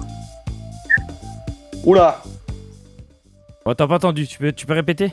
Il y a là, ça fait. Ouais, c'est la version. Oula, qu'est-ce qui se passe? De quoi? Mais ça fait boum boum boum boum boum boum boum, ça tourne en boucle. Ah non, c'est rien, ça c'est moi qui fais l'entretien. Ça va mieux là? Oui, il y a du piano house. Ou du piano tout court. Tu bois un coup le mec, hein. Écoute, En Angleterre, quand les boîtes finissent tôt, il faut toujours une sorte d'apothéose, d'explosion à la fin. Et donc à l'Hacienda, le disque, mais c'était le disque, on était obligé de jouer tout le temps à 2h moins 5, c'était Someday, Sissy Rogers. Ah, c'était l'hymne de fin, quoi. Ça veut dire on finit, c'est la fin de la soirée, quoi. C'était un peu le disque. En fait, tu devais arrêter la musique à moins 5, tout le monde gueulait One More Tune, et on était obligé de jouer Sissy Rogers, Someday. Et ça a été le disque de fin pendant des années. Eh ben écoute, on en apprend. Un très bon morceau, en plus un très bon choix, hein, parce que j'imagine roulage de galoche peut-être, je sais pas, sur la piste, c'est la fin. C'est un super chanteur, Sissy Rogers, c'est un super chanteur de soul. C'est clair. Je surveille juste que Facebook ne m'envoie pas un warning dans la gueule, hein. Bon, je baisse, je remonte le son, mais bon, pour l'instant tout se passe bien, voilà. Clavier italien. Allez, je peux vous en mettre d'autres, hein, oui, de la vas-y, même époque, vas-y. allez, un peu avant. Votre retour, vous entendez bien, hein, Jean et Laurent, parce que le son que j'envoie au public n'est pas le même que le vôtre, c'est pour ça. Je monte un peu. Pas, là. Je monte un peu. Ouais, moi non plus. Mais... C'est mieux là.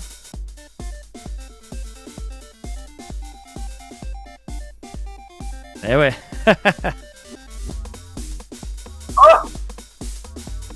vrai que ça sonne.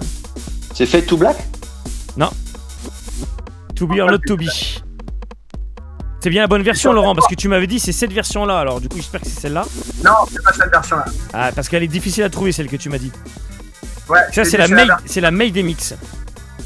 Ouais, c'est la version de Derek. Mais ce disque-là, ça c'est la première fois que je l'ai entendu, c'est Derek qui l'a joué. C'est Neil Howard, c'est ça? Ouais, c'est ça. Neil Howard, ouais. Neil Howard. Je vous le mets à l'écran. Je connaissais pas. Je vous le mets à l'écran. Je connaissais pas. Non, le mix, alors ils sont tous bien, mais le mix que moi je trouve vraiment intéressant, c'est le morceau avec le piano, c'est le mix au piano. Où il y a juste une boucle de piano tout le temps. Et en fait, c'est Derek May qui a fait, mais je pense que c'est un bootleg. Et c'est Derek May Ouais, parce qu'officiellement, je l'ai pas trouvé. Hein. Alors, si tu veux, je peux mettre l'extrait Facebook. Hein. Et en fait, le disque, il est super bizarre et c'est mortel. C'est mortel. J'adore ce disque. Je connaissais pas, tu vois. Je regarde parce que je regarde dans les trucs que tu m'as envoyés. Parce que moi, j'ai eu du mal à trouver. Je me permets, je coupe pour un commentaire de FVJU. Comment est-ce possible d'être aussi cool et génial que Papa Laurent? Ça fait toujours plaisir. Ça s'appelle la personnalité. Tu bois du saké et tout va bien. Mais à propos, faut vraiment que j'aille chercher à boire, j'en peux plus. Je remets juste la version. Attends. Vas-y, laisse-nous à Laurent, t'inquiète. On était. Non, par rapport, on peut faire une pause tout simplement. Hein. Ah oui, on peut faire une petite pause. J'ai préparé un petit morceau quand même. Allez, alors, c'est laquelle Neil Howard, c'est ça. Hein. Donc la version que toi que tu m'as envoyée, Laurent, c'était celle-là. On va voir si c'est bon. Le piano. Pam pam pam pam pam pam pam pam pam pam pam pam pam pam. Un piano. Ouais, c'est ça. Maintenant, c'est juste qu'il me l'ouvre sur il me l'ouvre sur Edge, c'est le navigateur. Et si tu l'envoies sur YouTube, ils peuvent pas te couper. Non, rien à voir. Si. Eh ouais, rien à voir. Malheureusement, si. Ah, attends, je mets le son. Excusez-moi, c'est la technique, hein, mais on s'adapte. Je m'adapte aux vœux des invités. Voilà, c'est celle-là, non? Enfin, c'est celle que tu m'as envoyée, c'est le lien que tu m'as dit, hein, donc si c'est pas ça. TR707. J'adore ce morceau. Mais oui. Hey! Avec le piano, ouais, effectivement. Je connaissais pas, tu vois. To be or not to be. Ah, c'est un mix de Derek.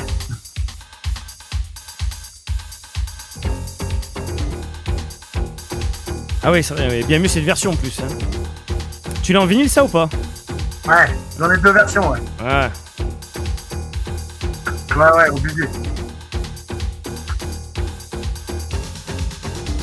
Tu connaissais pas Jean?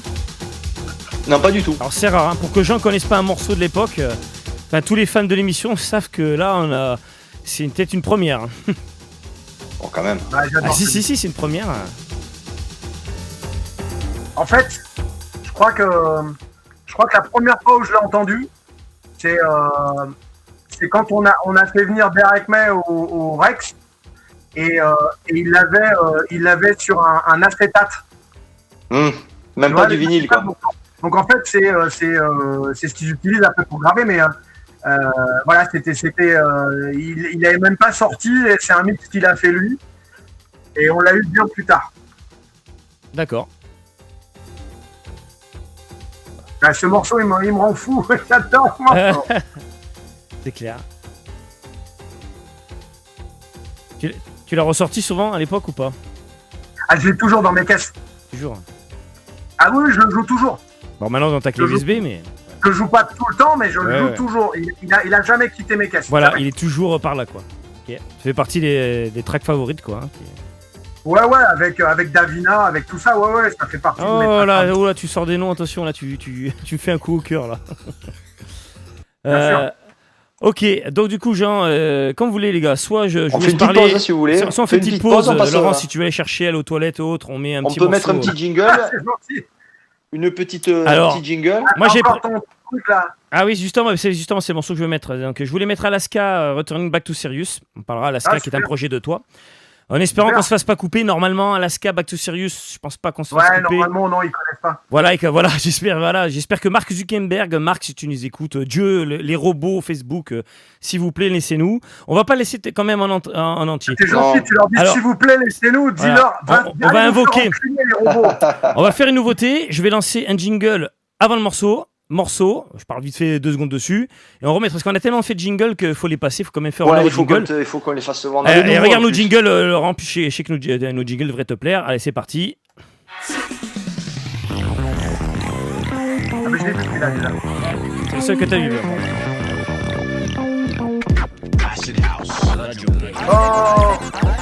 Carlos. Ouais, j'ai raté l'intro, c'est ça?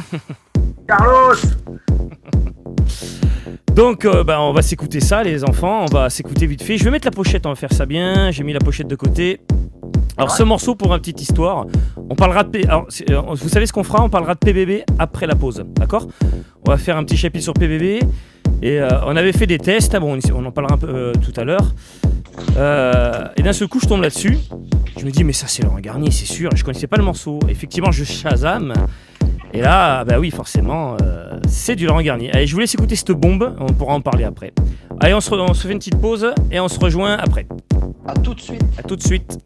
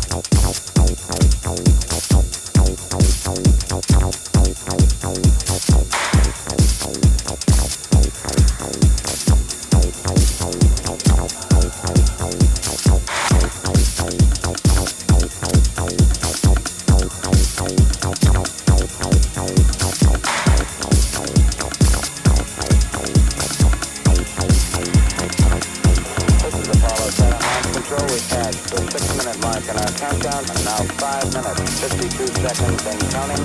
Spacecraft test conductor now has completed the status check of his personnel in the control room. All report they are go for the mission. And launch operations manager reports go for launch. For 5 minutes, 20 seconds and counting. Coming up shortly, that swing arm up at the spacecraft level will come back to its fully retracted position, which should occur at the 5-minute mark in the count. We're now passing the 4-minute 30 seconds mark in the countdown. Still go at this time.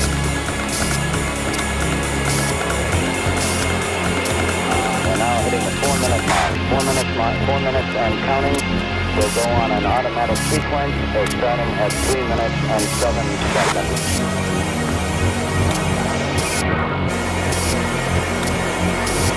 3 minutes, 45 seconds and counting. And the final abort checks between several key members of the crew here in the control center and the astronauts. Launch operations manager wish the crew on the launch teams to have good luck and Godspeed.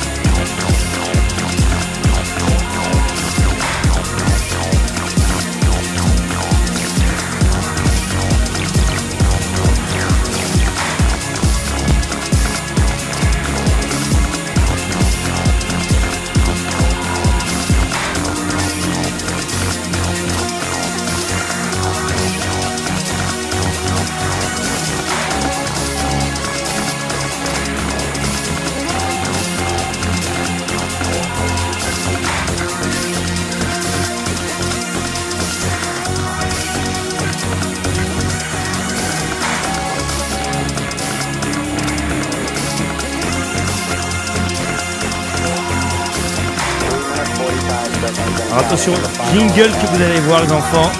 Attention.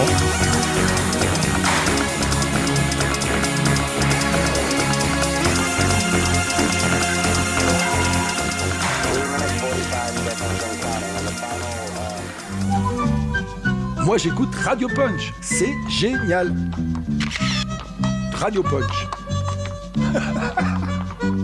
Tu sais comment ils font? Oh putain, c'est génial. Radio Punch. Radio comme une radio, et punch comme ça. Et oui, on recule devant rien. On a même des jingles par Patrick Sébastien, c'est quand même la classe. Hein, donc voilà. Juste pour info, Laurent, je sais pas si tu as eu les détails, est-ce que tu as un petit écran, tu y es dans le jingle. Je sais pas si tu as capté. Tu as vu à gauche? Ouais, bon, voilà. J'ai vu. Et ouais, c'est les petits détails. Donc merci à Nico pour la musique. Voilà, et voilà, c'est ça. Donc merci à Nico. On est une bande de jeunes, on s'amuse. Ouais, on s'amuse, voilà. On est fous, on est rien, nous on est fous, on contacte Patrick Sébastien, on lui demande des jingles, voilà. Bon, en fait, on vous expliquera peut-être un jour comment ce jingle est arrivé là. Ça sera un mystère, un jour on en parlera. En tout cas, merci à un petit big up à Nico pour ce jingle. C'est alors Nico, c'est lui qui nous fait les jingles vidéo. Ouais, Nico Guerrier-Bouchy, c'est celui qui nous fait tous les. Voilà. Ça a l'air de rien comme ça, et genre ça a l'air de rien comme ça, mais il y a toute une équipe qui travaille derrière Nocturne Velous, il y a toute une post-prod, c'est pré-prod, enfin c'est la folie. Alors juste pour vous dire, comme vous êtes très nombreux ce soir et on est très contents, bon vous êtes sûrement beaucoup et très nombreux et être nouveaux à nous écouter, je vous mets le lien, n'oubliez pas quand même que de liker ou de surtout de vous abonner, le like à la limite on s'en fout, mais de vous abonner si vous voulez avoir les prochaines émissions, les prochains invités. On est aussi un label de musique, donc du coup on sort des choses intéressantes. On a quelque chose à annoncer, une nouveauté à vous annoncer avec Jean Bruce ce soir. Donc là, vous avez le lien. Bon, vous savez faire sur Facebook, vous cliquez sur like, j'aime. Hein, vous pouvez faire aussi un j'aime à Laurent Garnier, tant qu'à faire. Ça mange pas de pain. Donc on sort des disques. Donc vous savez qu'on vous met des trailers, pas mal de trailers ces derniers temps. On a un nouveau trailer à vous montrer. On a, ça y est, notre prochaine ressortie. L'exclu. Ouais, l'exclu, on va en parler maintenant parce que comme ça c'est fait. Voilà, on a une exclu. Avant l'exclu, on va se mettre le teaser. Alors, Laurent, je sais pas, Laurent, si tu as eu le temps d'écouter, parce que je te l'ai apporté en main propre, ce disque. On a ressorti un grand classique qui est Cocaine, The Max. Et voici le trailer. Country's biggest illegal export port, cocaine. Je sais pas si t'entends quelque chose. J'entends rien. Déjà, ouais. Ben, on n'entend rien. Enfin, là, c'est mieux, là. Non, mais là, on entend la musique. Là. Ah.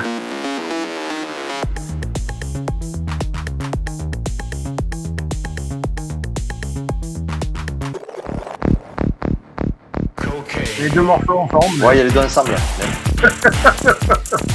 Alors, je vous rassure, c'était pas pareil pour les auditeurs. Ouais, bon, ce serait bien que Lolo il écoute. Ah, mais c'est bon, il n'y a plus. Ça, c'est la bombe.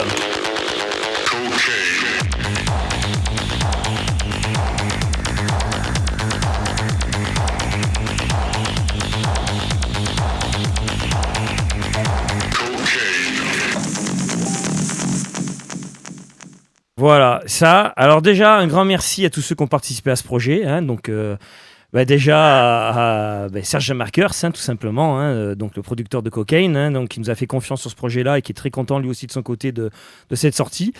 On va remercier Fred Hundvelt qui a fait un remix de fou. Bon, vous avez vu qu'il y avait Millimetrix, et Jean Bruce et moi dedans, et l'original qu'on a remasterisé. Et juste pour vous prévenir que le dernier remix que vous avez entendu, Fred Hundvelt, on le reçoit la semaine prochaine. Donc Fred Hundvelt, c'est vendredi prochain à 21h30.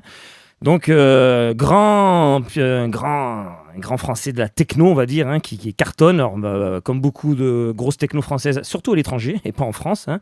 Mais il y aura beaucoup de choses à dire avec Fred. En plus, tu as déjà joué, je crois, Laurent avait lu plusieurs fois avec Freddy et Fred Hundvelt. Et en tout cas, on est très content de son remix, et surtout quand Heights Model l'a joué aux Nuits Sonores. C'était quand même énorme. On a regardé les vidéos et d'un seul coup, tu vois Heights Model qui joue ça devant 10 000 personnes. Et là, alors que le morceau n'était pas sorti, je sais même pas comment il a eu la promo, mais c'était extraordinaire. Voilà. Et la petite exclue. Alors attendez, parce qu'il y a quelqu'un qui m'envoie des messages. Je vais couper le son de mon Facebook à moi. Voilà, c'est fait. On ressort, donc ça c'était la première sortie, c'est notre catégorie Nocturbulus Classics, où on ressort des classiques soit avec des remixes, ou alors, on ressort tout simplement un EP comme ça, juste remasterisé. Et on va se mettre le petit teaser. Ça... voilà, ça c'est une exclue. C'est l'exclu ce soir. Ça sort aujourd'hui, on l'a réservé pour toi. Alors les préventes sont aujourd'hui, je mettrai le lien après. Donc je suppose que tu es fan de D-Check et Paradise 3001, Laurent, forcément D-Check. Alors tu as le bonjour, il m'a dit qu'il ne te connaissait pas personnellement, mais qu'il savait que tu aimais beaucoup de Technotrans, le morceau que tu jouais. Carrément. Et voilà. Que tu joues aussi du Paradise 3001, donc du coup il m'a dit de te passer le bonjour. Alors voici ce qu'on ressort, on vous dira quand ça sera prêt, pour l'instant c'est les préventes. Regardez.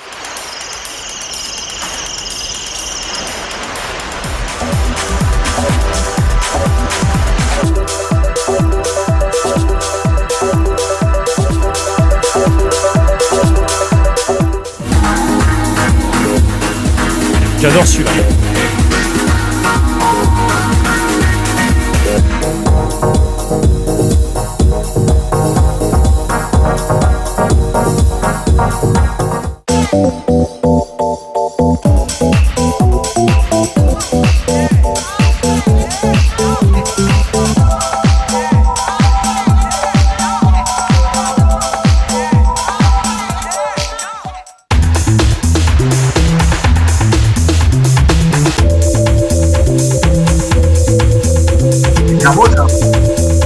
C'est beau ça.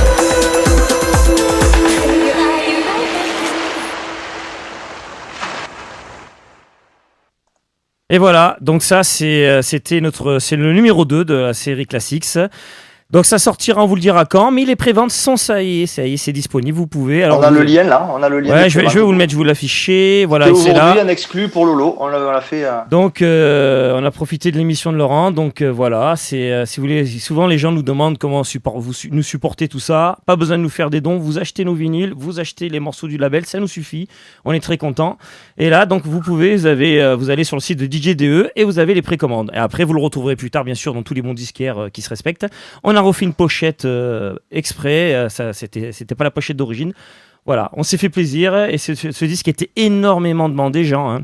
Il n'a jamais été ressorti depuis 93. Non, depuis 93, il n'a jamais été repressé. Voilà. Et on s'est dit, écoutez, hein, on va le ressortir et c'est fait. On est très content de ce projet et on remerciera tous ceux plus tard qui ont travaillé sur ce projet. Voilà. Donc maintenant, on va attaquer un chapitre. Alors, je vous rassure tout le monde, on va reparler du passé de Laurent. Il y a encore plein de choses, inquiétez pas, on a encore plein de choses. On va essayer d'aller vite parce que Laurent se lève tôt demain, mais voilà. Donc du coup, on va quand même parler d'un chapitre. Vous comprenez pourquoi c'est important qu'on en parle ce soir. Donc on va parler de PBB Radio. Donc Laurent, est-ce que tu peux nous dire quand ça a commencé, qu'est-ce que c'est et qu'est-ce que PBB Radio? Les gens vont, il y en a qui connaissent déjà. Il y a certains qui savent pas que tu as. Et il y en a qui savent pas ce que c'est. Donc on te laisse expliquer un peu quand ça a commencé parce que ça remonte à longtemps quand même maintenant. Ouais. En fait, j'ai été à un moment directeur de la programmation à Radio Nova, à l'époque où Jean-François Bizot était très malade. Et donc voilà, à un moment, il m'a demandé si je voulais... parce que j'ai quasiment toujours bossé à Nova. Mes premières émissions à Paris, c'était en radio, c'était chez FG.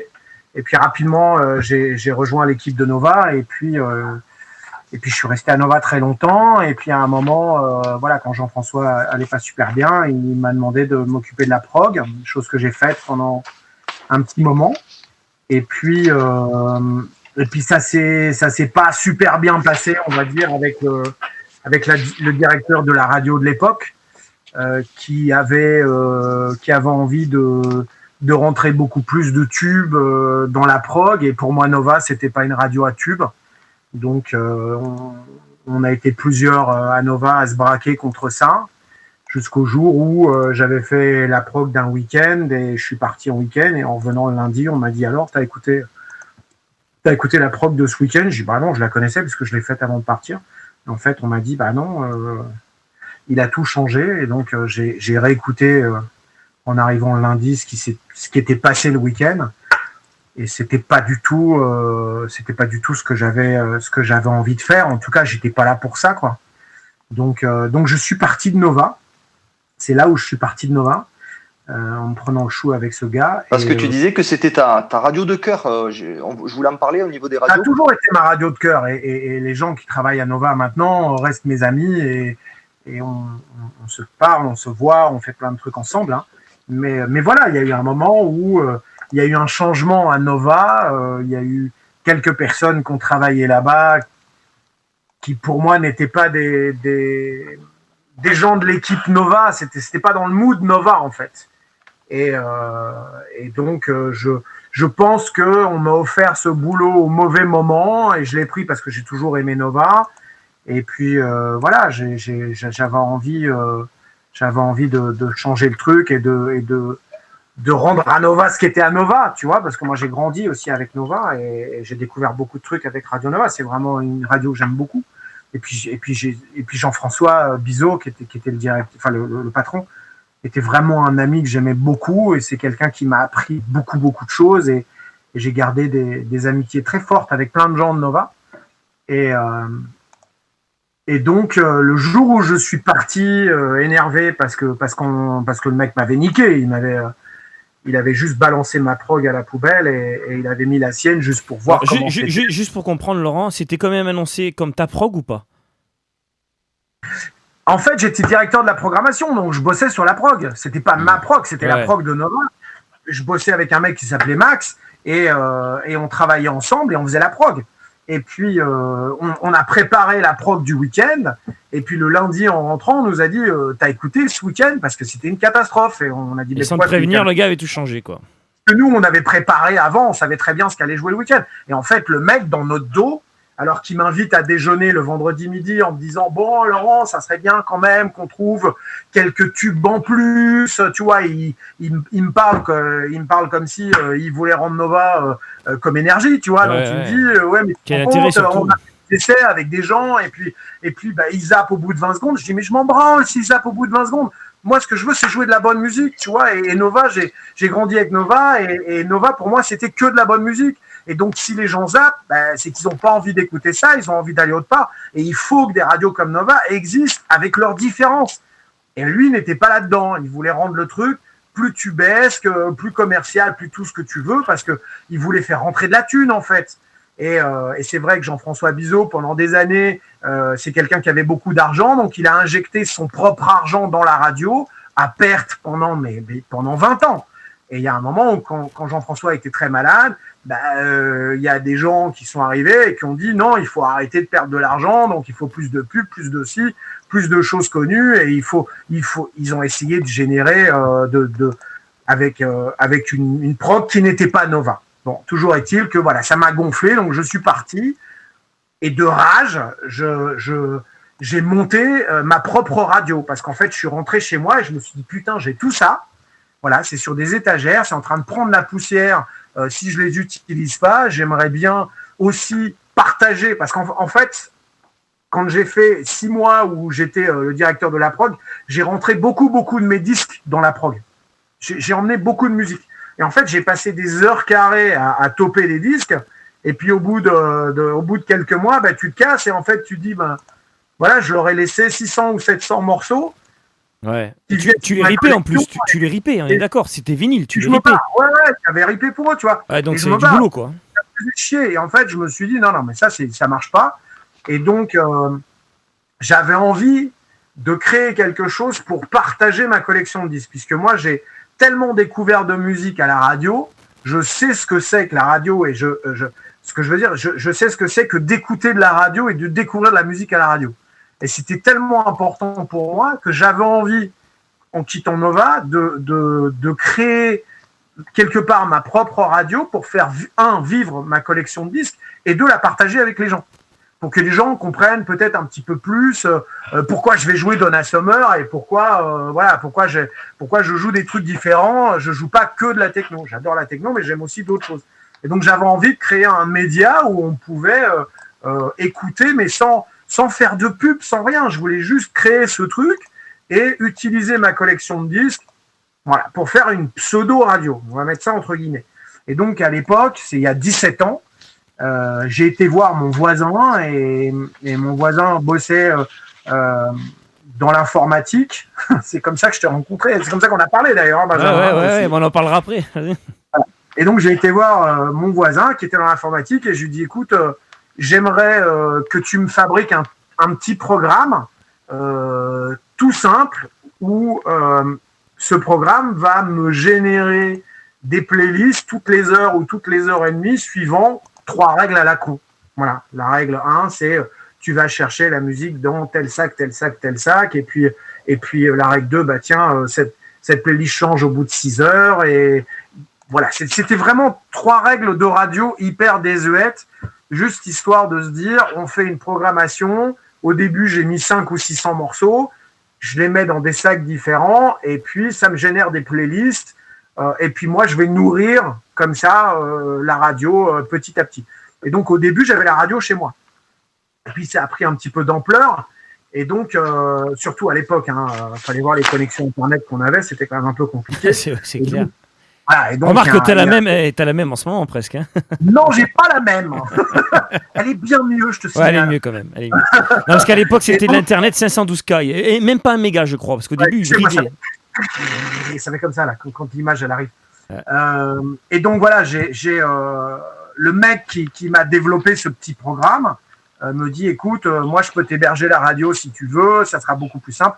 Et donc il a hébergé la radio que moi j'abreuvais tout le temps, mais c'était quelque part c'était juste géré un peu comme des playlists qui étaient générées toutes les heures, mais sans avoir beaucoup de règles, parce que il faut comprendre que quand tu utilises un vrai programme radio, chose que je ne maîtrise pas très bien, et puis que je connais pas très bien, c'est pas mon métier, mais quand tu travailles sur un programme radio, tu peux mettre un certain nombre de règles pour que ta programmation soit plus énervée entre telle heure et telle heure, plus soft entre telle heure et telle heure, plus féminine là, plus masculine là, plus blanche, plus noire, plus tout ce que tu veux.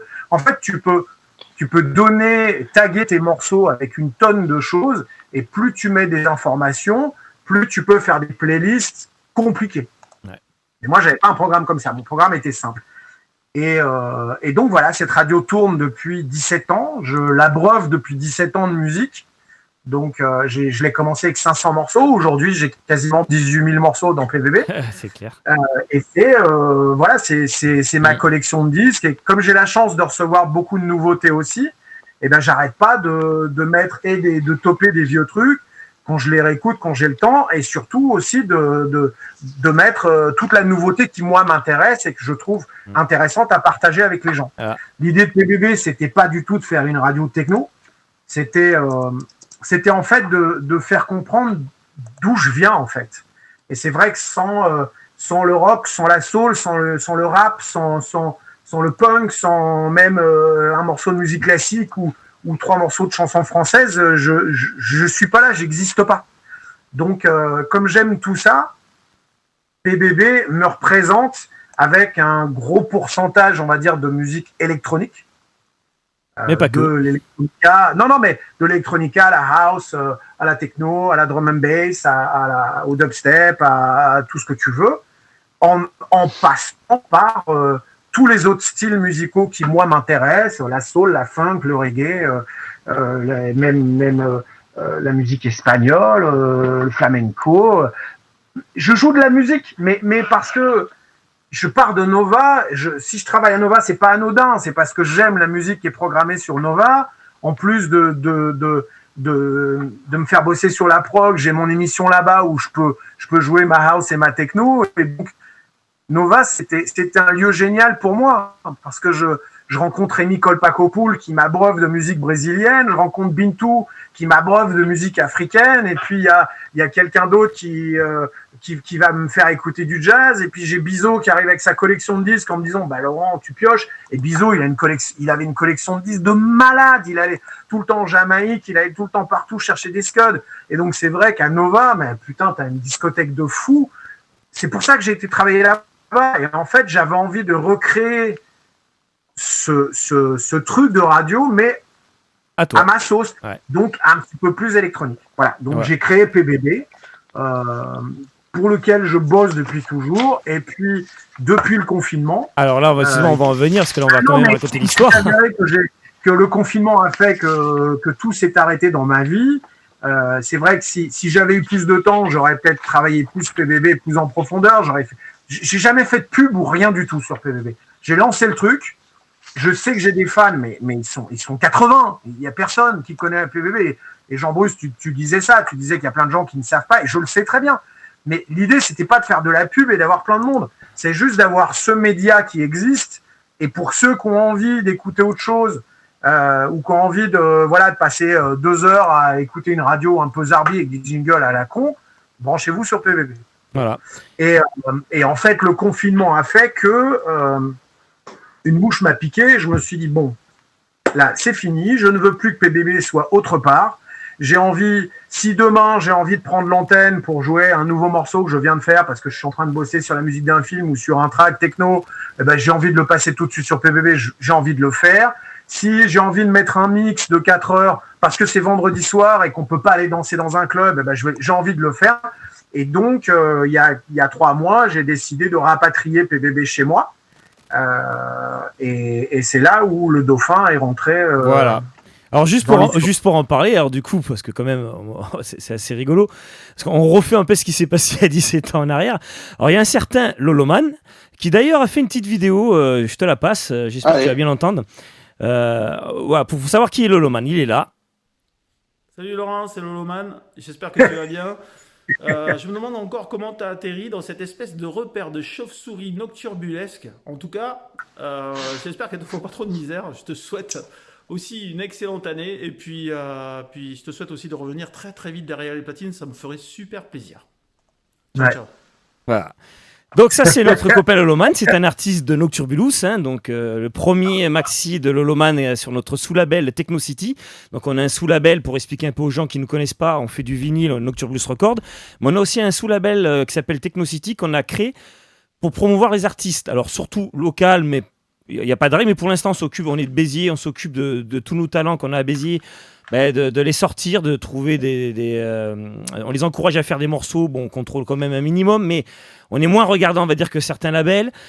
Et Loloman est le premier qu'on a sorti. D'ailleurs, tu as kiffé il y a G-Prod qui était dessus. Avec un remix de G-Prod, ouais. Avec un remix de G-Prod dessus, Laurent, je ne sais pas si tu te rappelles, et tu avais joué à Lumina. Et donc, du coup, c'est passé comme ça. Et d'ailleurs, justement, à propos de G-Prod, alors il faut que je monte le gain, parce qu'ils ont fait une petite vidéo aussi. Alors attention, parce qu'il faut que tu entendes. Alors attends, ce qu'on va faire, je vais monter le gain aussi pour les auditeurs, parce qu'ils ont fait une vidéo. Alors c'est à l'arrache, parce que voilà. Mais G-Prod aussi a fait une petite vidéo. Salut Laurent, on te souhaite de meilleurs vœux et un bon courage pour ce soir, parce que là avec les énergumènes que tu as à côté de toi, ça doit pas être évident, ça doit pas être facile. En tout cas ouais, plein de bonnes choses pour cette année, même si elle va être difficile je pense, je sais pas, différente. On verra bien, mais surtout en tout cas, écoute bien parce que fais attention aux énergumènes que tu as là, c'est une secte. C'est une je sais pas comment ça s'appelle, c'est bizarre, ils sont bloqués un peu. En 1992, ils n'arrivent pas à dépasser. Fais gaffe. Bon courage. On n'arrive pas à dépasser 92. Merci G-Prod. Alors G-Prod pour info, donc c'est des Bordelais. On va les interviewer en 2021. On les interviewera dans cette émission parce qu'en fait ils ont participé. Super producteurs. Et ils ont du talent, ils sont sur RS Records quand même, donc c'est pas rien. Ouais. Et donc du coup, voilà, donc PBB, allez, tu sais quoi, alors en tant qu'on y est, il y a un fan de PBB qui voulait aussi te laisser un message. Allez, on y est. Allez, c'est important. Salut Laurent, j'espère que tu vas bien, je te fais un petit coucou. Moi ça va, je suis au studio là, je fais une petite pause parce que j'ai le cerveau qui est un peu en ébullition, on va dire. Donc je me suis mis PBB en fond, tu vois, histoire de me détendre.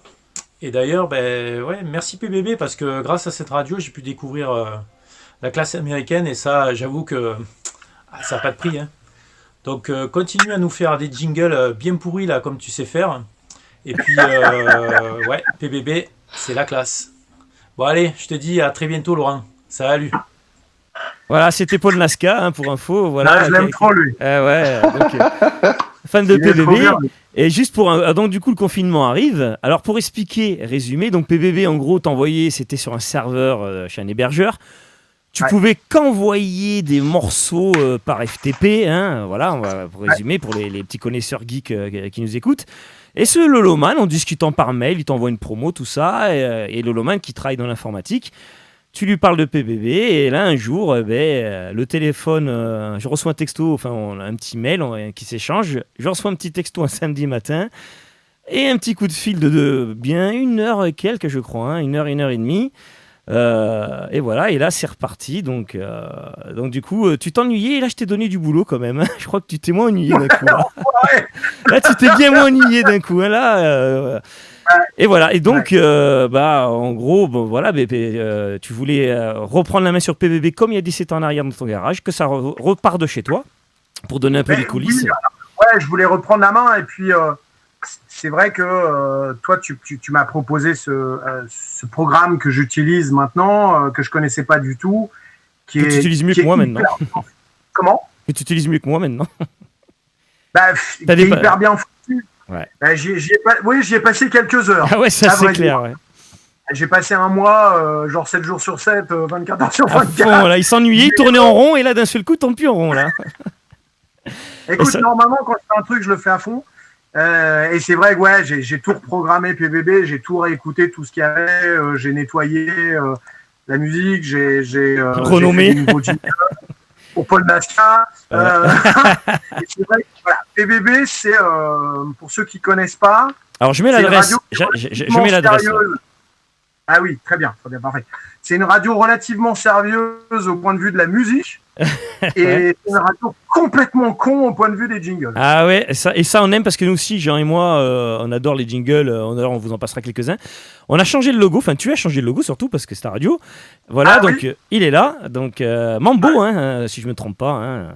voilà. Mambo, c'est Mambo. On va en parler après de Mambo pour un truc, tu verras, Laurent, on en parlera un petit peu après.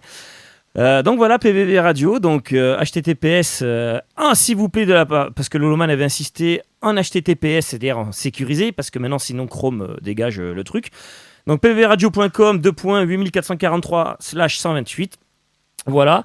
Alors, vous avez été nombreux à poser des questions sur PBB Radio. Alors, les fans s'étaient aperçus qu'il y avait des changements. L'adresse avait changé, bien évidemment. Donc, du coup, sachez que maintenant, ça va forcément évoluer. Maintenant, on va dire, on a libéré PBB Radio, on va dire. Hein. C'est maintenant, c'est plus qu'à l'imagination de toi, Laurent. Maintenant, tu as la main dessus, tu feras ce que tu veux. Moi, déjà, on retrouve les noms des morceaux. On a fait ça la semaine dernière. Ouais, on a fait ça la semaine dernière. On a eu. Ça frappait à la porte. Hein. Regarde, attends, il y a quelqu'un qui est arrivé. Alors, je sais pas si tu entends le bruitage là. Hop, regarde, hop, il y a quelqu'un qui a fait toc toc toc. Là. Excusez-moi, il n'y a plus les noms des morceaux. Il y a a un problème.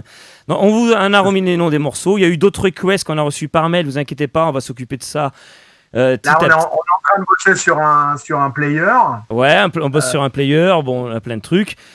Et en tout cas, moi, je tenais à dire quand même, ça a été un énorme plaisir qu'on t'apporte notre savoir technique sur ça. Ça a été, moi aussi, même si je travaillais, mais j'avais beaucoup d'heures libres. Et on tournait un petit peu en rond. Et ça nous a remotivé aussi à Nocturbulous. C'est Radio Punch, du coup, qui était aussi une radio. On a travaillé parallèlement sur Radio Punch. Et donc, du coup, ça a été un honneur, bien évidemment, de t'avoir aidé là-dessus. Et surtout, on va continuer à faire évoluer PBB Radio. Et je pense que il y a plein de choses à faire avec PBB Radio, mais en tout cas, je crois qu'on s'est bien amusé. Hein. Voilà, t'as vu débarquer deux mecs de Biterrois chez toi. Allez, regarde, on va te réparer, on va te mettre des trucs dans l'ordinateur. Ça va pas passer vraiment comme prévu. Il a fucké mon ordi. Il est arrivé, il a niqué mon ordi. Le mec, il arrive, fait le beau. Ouais, regardez, j'arrive. Je vais la faire ma je connais, tu vois. Regarde, on va te mettre un Red 0, tu vas voir. Et finalement, alors, Loloman était là, hein, bien sûr, on a bien rigolé. En fait, on n'a pas bien rigolé. On a rigolé qu'à la fin. Hein, mais... Ils ont niqué mon ordi, donc ils ont dû m'en laisser un autre. Heureusement qu'on est des fous, qu'on avait un ordi et qui marche même mieux d'ailleurs et plus fiable. Donc c'était le destin. Et puis voilà, j'ai des petites idées. En fait, il y a un moment où je me suis dit, mais pourquoi je fais mes émissions de radio quand je faisais les What's Next et maintenant là j'ai fait une dans tes rêves et tout ça. Et je me suis dit, pourquoi je vais aller les faire autre part alors que j'ai un média qui tourne depuis 17 ans et en fait je m'en occupe, mais je fais pas du tout de pub. Et il y a un moment où je me suis dit, c'est un peu con, donc je vais plutôt ramener les choses sur PBB parce que, en fait, moi, le truc de PBB, c'est que j'ai créé la radio que j'ai envie d'écouter. Voilà, c'est toi, en fait, simplement. Fait, je pense que je dois être le premier fan de ta radio. De PBB. Et je te confirme. Et j'ai mis tellement de morceaux, en fait, que j'en ai oublié la moitié. Et donc, je me Shazam moi-même. Ouais, tu te re-Shazam, ouais, je connais ça, ouais. C'est un peu de ouf. Et tu vois, hier, j'ai fait 3 heures de route, et sur 3 heures de bagnole, j'ai écouté le PBB, et j'ai pas arrêté de me chasamer, quoi. Je me suis dit, mais putain, je me rappelle plus ce que c'est quoi ce truc-là? Ah, c'est moi! C'est Alaska, Back to Sirius. Non, c'est pas mes morceaux. Mais c'est genre, putain, je me rappelle plus ce que c'est, et c'est ça qui est génial, en fait, c'est de pouvoir mettre un peu la crème de la crème dans un disque dur et de se dire ça va revenir à un moment et à chaque coup ça me gratte les oreilles, tu vois, et je le fais pour moi parce que j'ai envie d'écouter une radio comme ça. J'ai envie d'écouter une radio où on passe du coq à l'âne, où c'est pas un robinet à tube. J'ai pas envie non plus de monter une radio où c'est que du jazz ou que du rock ou que de la techno. Moi, j'aime tout et j'ai envie qu'après Nina Simone, on se tape un truc de dubstep qui vient juste de sortir et puis juste après ça, je sais pas, il y a un truc espagnol et puis après on va arriver sur un truc techno qui va sortir dans un mois et c'est ça qui m'intéresse. En fait, pour moi ce qui m'intéresse, c'est le contraste. Et PBB, c'est que du contraste. Et c'est que ça. Et moi, je confirme, c'est devenu la radio officielle de là où je travaille. Hein, on la met dans la salle de réparation, on met que ça. Et on se régale. Hein, et d'ailleurs, les gens me disent, mais c'est génial, ça passe du coq à l'âne, un morceau de rap français. Après, tu peux avoir. C'est vrai que c'est bien. Hein, Et pour donner un peu les coulisses, le fameux bac 9, si je me rappelle bien les news, le bac nouveauté. Ouais. Il y a les bacs, les fameux bacs, parce qu'on rentre dans ta tête en fait. C'est ça qui est bien quand on est derrière PBB, on découvre un peu les fameux bacs. Du coup, si je peux me permettre, je vais rebondir parce qu'on a des questions des auditeurs qui ont rapport avec ce dont on parle. Alors, il y en avait une, elle a été réglée, c'était ceux qui réclamaient qu'il y ait les ID sur PBB. Ouais, les morceaux. C'est-à-dire les noms des artistes, donc ça a été réglé. C'était Acidule UI qui se faisait du souci. Et il posait aussi une question, à quand un live sur PBB, c'est-à-dire, des lives quoi. Bientôt. Ok. Alors, ouais, en fait, là, déjà, j'ai passé un mix l'autre soir. L'histoire du truc, c'est pas de faire vivre PBB autour du live ou autour de mix DJ. Donc, c'est plutôt alors, bientôt, va y avoir des lives. Va y avoir aussi d'autres choses. J'ai envie d'avoir des guests, mais pas pour faire des DJ mix. Tu vois, donc là, j'ai demandé à Lionel d'Eliminanas et j'ai demandé à DJ Deep. Je leur ai dit, bah tiens, un soir, j'aimerais bien que vous me fassiez 2 heures de prog, mais pas de mix. Donc, vous m'envoyez les morceaux dans le sens où vous voulez qu'ils soient joués. Mais on va quand même garder PBB, c'est-à-dire on les joue du début jusqu'à la fin, puis il y aura un jingle tous les 2 morceaux. Mais par contre, voilà, ce soir, entre 20h et 22h, c'est DJ Deep qui prend l'antenne, ou c'est Lionel de Liminanas, ou c'est mon voisin qui prend l'antenne. Non, alors, je vais te dire pourquoi. Parce que, je trouve que c'est cool de faire autre chose que faire des DJ mix. Parce que des fois, les DJ mix, c'est intéressant, mais quand ils sont faits en direct. Ouais. Parce que pour moi, un mix DJ, ça se vit en direct. Et donc, je préfère avoir une prog, et surtout, je suis un peu vicieux, en fait. Quand je vais demander à des gens comme ça, je sais que sur 30 morceaux, il y en a une dizaine que je ne vais pas connaître, et donc moi, ça me fait découvrir de la musique aussi. Ouais, alors j'ai quand même j'ai une petite request après.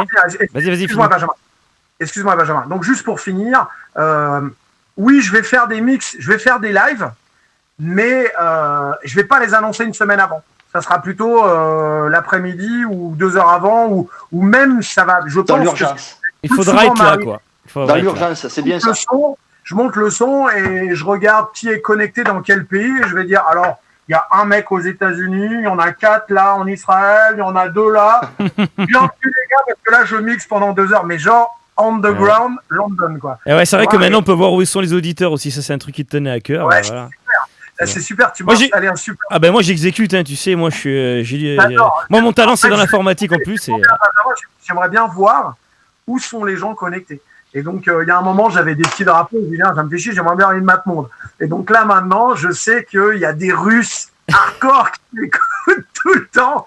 Je sais qu'il y a un mec au Canada, il est tout le temps là. Et puis aussi, j'ai des potes dans le coin où j'habite. Je sais que c'est eux, tu vois. Donc, j'aime bien savoir quand ils sont connectés comme ça. Je peux les appeler en disant, hey, t'as fait quoi hier? T'as pas écouté? Putain, tu déconnes. Non, mais sérieusement, ouais, va y avoir des lives. Mais c'est pas le but de PBB. Le but de PBB, c'est vraiment de faire vivre et la découverte cette musique et de vous faire toujours découvrir de la musique. Voilà. Et parce que je la breuve tout le temps, en fait. J'arrête pas de foutre des disques dedans. J'arrête pas. Ouais, t'arrêtes pas. J'ai deux petites choses, les amis. On me demande ce que veut dire PBB. C'est Seb Mazu. Donc, c'est Pedros Broadcasting Basement. Ouais, en fait, quand j'ai commencé PBB... Je remets le logo en attendant. Vas-y. Et mon studio était dans ma cave. Et donc, Pedro, pour mon premier nom de DJ, Broadcasting, c'est le côté radiophonique, et Basement, c'était la cave. Donc voilà. D'accord, écoute. Et on demande aussi qu'on mette le lien dans le live, Benja. Ça y est, il est là, regardez, il est. Allez, je le mets là, regardez, en gros. Donc, https://pbbradio.com 2.8443/128. Sachez aussi qu'on pourra l'écouter sur le port 80 pour les geeks quand vous serez dans une société avec un firewall vachement restrictif qui vous empêche de faire des choses. On va contourner ça, vous inquiétez pas, ça existe déjà. Et sachez aussi que quand Laurent aura la fibre, et normalement c'est bientôt, on va remettre des flux avec un plus grand, avec un plus grand débit. Là, pour l'instant, c'est du 128 et déjà, ça nous bouffe le live. Hein. Alors, si vous voyez Laurent un peu flouté des fois, c'est à cause de PBB Radio qui envoie. Voilà. Et ça va mieux là, c'est soir. T'as vu, t'es plus net là maintenant. Alors, j'ai une petite request. J'ai fait écouter ça. Alors, donc, un petit big up à Sébastien qui était l'ancien DJ du New York quand tu étais venu mixer en 92 quand même. Hein. on en parlera peut-être un petit peu tout à l'heure, qui travaille dans la radio, Sébastien travaille à Énergie en fait. Et alors pour donner un peu les coulisses, un peu Laurent, si tu me permets, de PBB, il n'y a pas de traitement sonore. Hors de question d'avoir du son compressé à la FG, des trucs. Le seul truc qu'on a eu, que j'ai réussi quand même à obtenir de toi, c'est l'autogain. Voilà, j'ai dit, il faut quand même mettre l'autogain, Laurent, parce que sinon les morceaux vont... voilà, mais il y a juste un autogain et les morceaux sont du début à la fin. Respect total à l'auteur et à l'artiste, et ça j'adore. Et nous c'est pareil, on a la même vision avec Jean, avec Radio Punch, ça sera pareil. Il n'y aura pas de coupure. Alors je sais que des fois tu édites, Jean aussi, il y aura des versions éditées, forcément, voilà.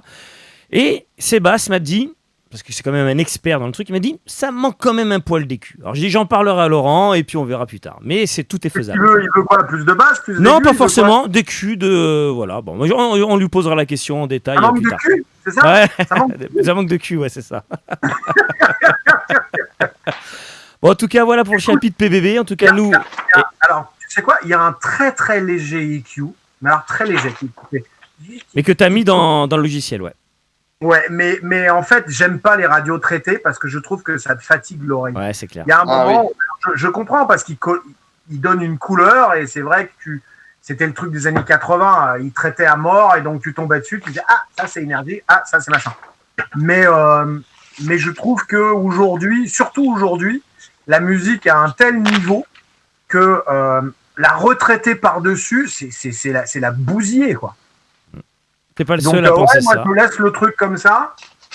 Après, il y a le truc quand même, c'est que tous les morceaux passent. Je passe tous mes morceaux dans Soundforge, je les mets tous à niveau. Voilà, chaque morceau est pas édité, mais il est coupé, il est mis à niveau. Je fous pas mes morceaux comme ça. Ouais. Voilà. Et attention parce que j'ai un scoop quand même. Laurent, il est le meilleur player au monde. Laurent, il écoute sa musique et sur un truc de ouf que. Vous en entendrez parler dans le futur, ça s'appelle Winamp. Ça s'appelle Winamp et il ne bougera pas de Winamp. Connais pas. Moi, je suis quelqu'un de. On change pas une équipe qui gagne. Voilà, je reste avec les choses et avec les gens, tu vois. Ouais. Et Winamp, j'adore Winamp. Et pourquoi je vais aller me prendre en fait, qu'est-ce qu'un autre player fera d'autre? On s'en fout, voilà. Non, clair, parce que j'équalise pas. Non, mais je n'équalise pas. Donc, voilà. Winamp, c'est très bien, ça marche très bien. Je vais aller me télécharger un autre player qui va juste me jouer de la musique. Je n'ai pas besoin, en fait. Ah. En fait, j'ai pas besoin. Alors, je viens d'avoir un message de Sébastien qui dit quand même PBB, ça sonne quand même. Bah oui, ça sonne très bien. Et ouais, ça sonne. Ça c'est grâce au dauphin parce qu'il m'a foutu un truc au cul là qui marche bien. Ouais, voilà. On dira pas quoi, ouais, mais c'est le secret. Il faut garder quand même quelques trucs secrets. En tout cas, Laurent, ça a été un grand plaisir de t'aider sur ce projet, sache-le. Et on continuera bien sûr. Ben ouais, puis on continuera à t'aider là-dessus parce qu'on va dire que PBB Radio sera un peu le petit frère, la petite sœur de Radio Punch en fait. Hein, on sera jamais bien loin forcément. Et puis on va t'écrire des jingles, on va mettre un truc en commun. Enfin, je t'en ai parlé, vous verrez que ça va évoluer PBB Radio. Et maintenant, c'est la liberté de PBB Radio. Laurent fait ce qu'il veut, il peut faire ce qu'il veut. C'est juste son imagination qui va le bloquer, c'est tout. Point barre. Voilà, on a des idées cool là. J'ai des petites idées un peu cool, un peu con. Parce que PBB, voilà, c'est ça. À part la musique, le reste c'est un peu con. Et c'est moi qui fais 80% des voix des jingles. Mais on va t'aider. Il y en a quelques-uns qui vont arriver. Et j'aime bien. Voilà, c'est aussi mon univers, les films à la con et les choses un petit peu plus légères. C'est aussi mon univers. Ok. Allez, ce que je propose, à monter un truc. Ouais. Si je veux mettre un jingle, mais vas-y. Ouais, tant qu'on est dans les radios, est-ce qu'on termine avec la fameuse question? Oui, on va y passer. Alors d'abord, alors ça va être un grand chapitre. Alors j'irai boire un coup entre-temps. Allez, un petit jingle pour le plaisir. Give me a mother breakbeat. Radio Punch. Hardcore sound of the drum is pumping.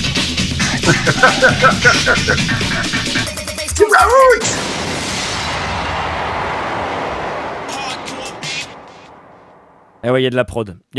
Et on remercie encore. De quoi? Comment? C'est DJ Raoult? Alors ça, c'est la responsabilité de Nicolas Guerrier. Moi, je fais le son, lui fait l'image. Je décline toute responsabilité image. Allez, pour le plaisir, Laurent, et pour le plaisir en exclusivité, voici encore un nouveau jingle. Et là, regardez bien les détails parce que il faut aller dans les détails. Comme on parle avec Nico qui réalise les jingles, tous ceux qui font de la vidéo, nous on est des experts en audio et de son, mais regardez bien les détails vidéo. The rhythm. Radio Punch. Oh, Annie Cordy. Punch. Ouais, les jingles continuent sur la fin. Voilà. On se régale avec les jingles. Et sachez qu'on va en faire de plus en plus des jingles vidéo et on va faire des nouvelles émissions. On s'éclate comme des petits fous. Et voilà. Et c'est vrai que PBB Radio, tu vois, ça nous a remotivés pour ça. Et du coup, on va exagérer, on va reconstruire. Bon, il y en a qui sont morts de rire sur le forum. Là. Ouais, on recule devant rien. Allez, on remet le Patrick Sébastien pour le plaisir. Allez, soyons fous. Moi, j'écoute Radio Punch. C'est génial. Avec Laurent qui joue derrière, regardez sur le petit écran de gauche. Tu sais comment ils font? Oh putain, c'est génial. Radio Punch. Radio comme une radio. Et punch comme ça. Voilà. Voilà, oui. On recule devant rien. Comme ça. On a peur de rien.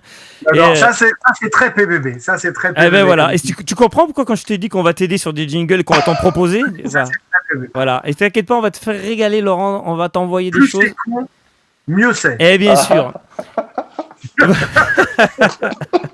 Et c'est clair que bon, nous on s'éclate. Voilà. On s'amuse. Hein. On s'amuse. Allez, vous savez quoi? Un dernier, regarde, un nouveau que tu connais pas, Laurent.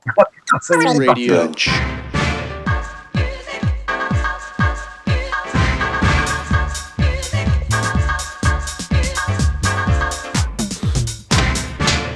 Radio Punch. Voilà, c'est la classe. Et il y a aussi Jean-Claude Van Damme dans PBB dans les jingles, pour info. Voilà. En tout cas, on va clôturer le chapitre. Et c'est franchement, ça a été l'éclate, quoi. Je me suis régalé parce que et ça nous a reboosté tellement qu'on a pris la décision avec Jean de refaire complètement le studio que vous avez là. On reçoit Unwelt, je vous rappelle, vendredi prochain. Après, on démonte tout le studio que vous avez et on refabrique un vrai studio de radio. Voilà, avec l'aide de Sébastien, de plein d'amis qui sont spécialisés là-dedans. Et on va avoir un studio aux normes, attention, avec triple alimentation électrique différente et tout. Enfin, bref, on vous fera un rapport quand ça sera fini. Donc ça pourrait dire qu'il y aura une pause de 2 mois. Comme moi, pareil. Et ouais, pareil, voilà, regardez. Triple alimentation. Ouais, tout ça. ouais. Il y a un onduleur quand même. Voilà. Allez. Il y a Feel Good qui nous dit se cultiver en s'amusant. C'est rigolo. Mais bien sûr, c'est le but de cette émission, c'est qu'on se prend pas le chou. Vous avez compris qu'avec nos jingles, on n'est pas là aussi. Voilà. Et nous, on est comme ça. C'est des discussions entre potes. On est bien. On est tellement bien qu'on va attaquer un grand chapitre. Alors, je te préviens, Laurent. Là, tu as un fan absolu et beaucoup de questions. Laurent, j'ai une maladie. Et ça s'appelle maximaniaque, tu sais. Tu la connais, cette maladie? Non, mais tu vas nous expliquer. Eh ben regarde, je mets le jingle. Alors, on a créé un jingle. Avant, je mettais ce logo. Regarde, je mettais ce logo. On avait une question qui s'appelait la question maximum. On passait ce logo et on demandait aux gens s'ils avaient connu cette radio mythique. Ben toi, bien évidemment, c'est bizarre de te la poser la question. On l'a posée à tout le monde, bien sûr. Et bien évidemment, mais pour toi, voilà, poser cette question à toi, ça serait bizarre parce que toi, tu y as contribué. Du coup, on a créé un jingle exprès pour maintenant. Regarde, c'est là. La question maximum. Maximum. Voilà. Voilà. Donc du coup, c'est un grand chapitre attendu. Alors, il y a beaucoup de fans de Maximum. Ouais, j'ai les Maximaniacs, je fais un peu le porte-parole. Ils ont beaucoup de choses à te dire, en fait. Donc, il faut y aller. On y va. Allez, je te laisse, Jean. Je vais chercher à boire en attendant. Avant tout, j'ai un truc à dire. Tu sais que je suis pas quelqu'un de très nostalgique. Oui. Je sais ce que tu penses parce que tu me l'avais dit quand on s'était vu à Palavas sur la plage du Soleil, on en avait parlé. Mais là, il faut que les gens soient au courant parce que souvent dans la communauté Maximum, il y a un peu cet amour, cette espèce de souvenir de rêve max. Et des fois, il y a ce sentiment de putain, mais Laurent, putain, il s'en fout quoi, il a oublié. Mais non, je m'en fous pas. Mais on va en parler justement. Allez, c'est parti, je te laisse poser les questions. Je te pose ma question. Bon, je vous laisse vite faire entre amoureux, je cherche à boire. Donc, dans ton livre, l'aventure Maximum, elle est brièvement abordée. Est-ce que tu peux expliquer pourquoi? C'est vrai que tu t'étends rarement sur cette. Tu as beaucoup contribué, si tu veux, tu es un peu quelque part tu es aussi, je vais dire, emblématique de Maximum que par exemple Joachim Garraud ou Cocteau, largement même. Non, je peux pas. Non, mais auprès des Maximaniacs, quand même, Rêve Max, c'est quand même énorme, tu vois. Je comprends. Mais Joachim, il est beaucoup plus représentatif que moi. Moi, j'étais un guest. C'est-à-dire que tous ces gens-là travaillaient à maximum tout le temps. Et Joachim, il y était 24 heures sur 24. Lui, il a contribué à maximum. Moi, maximum, ils m'ont juste contacté à un moment en me disant, bon, t'as des disques, ça nous intéresse. Est-ce que tu peux faire une émission? Et en fait, voilà, j'enregistrais mes émissions chez moi. Je faisais des mix à la maison. Mais j'étais que un guest, en fait, comme j'ai été un guest chez FG, comme j'ai été un guest après chez Nova, bon, avant de faire la prog. Mais ce que je veux dire, c'est que je n'étais que quelqu'un de passage.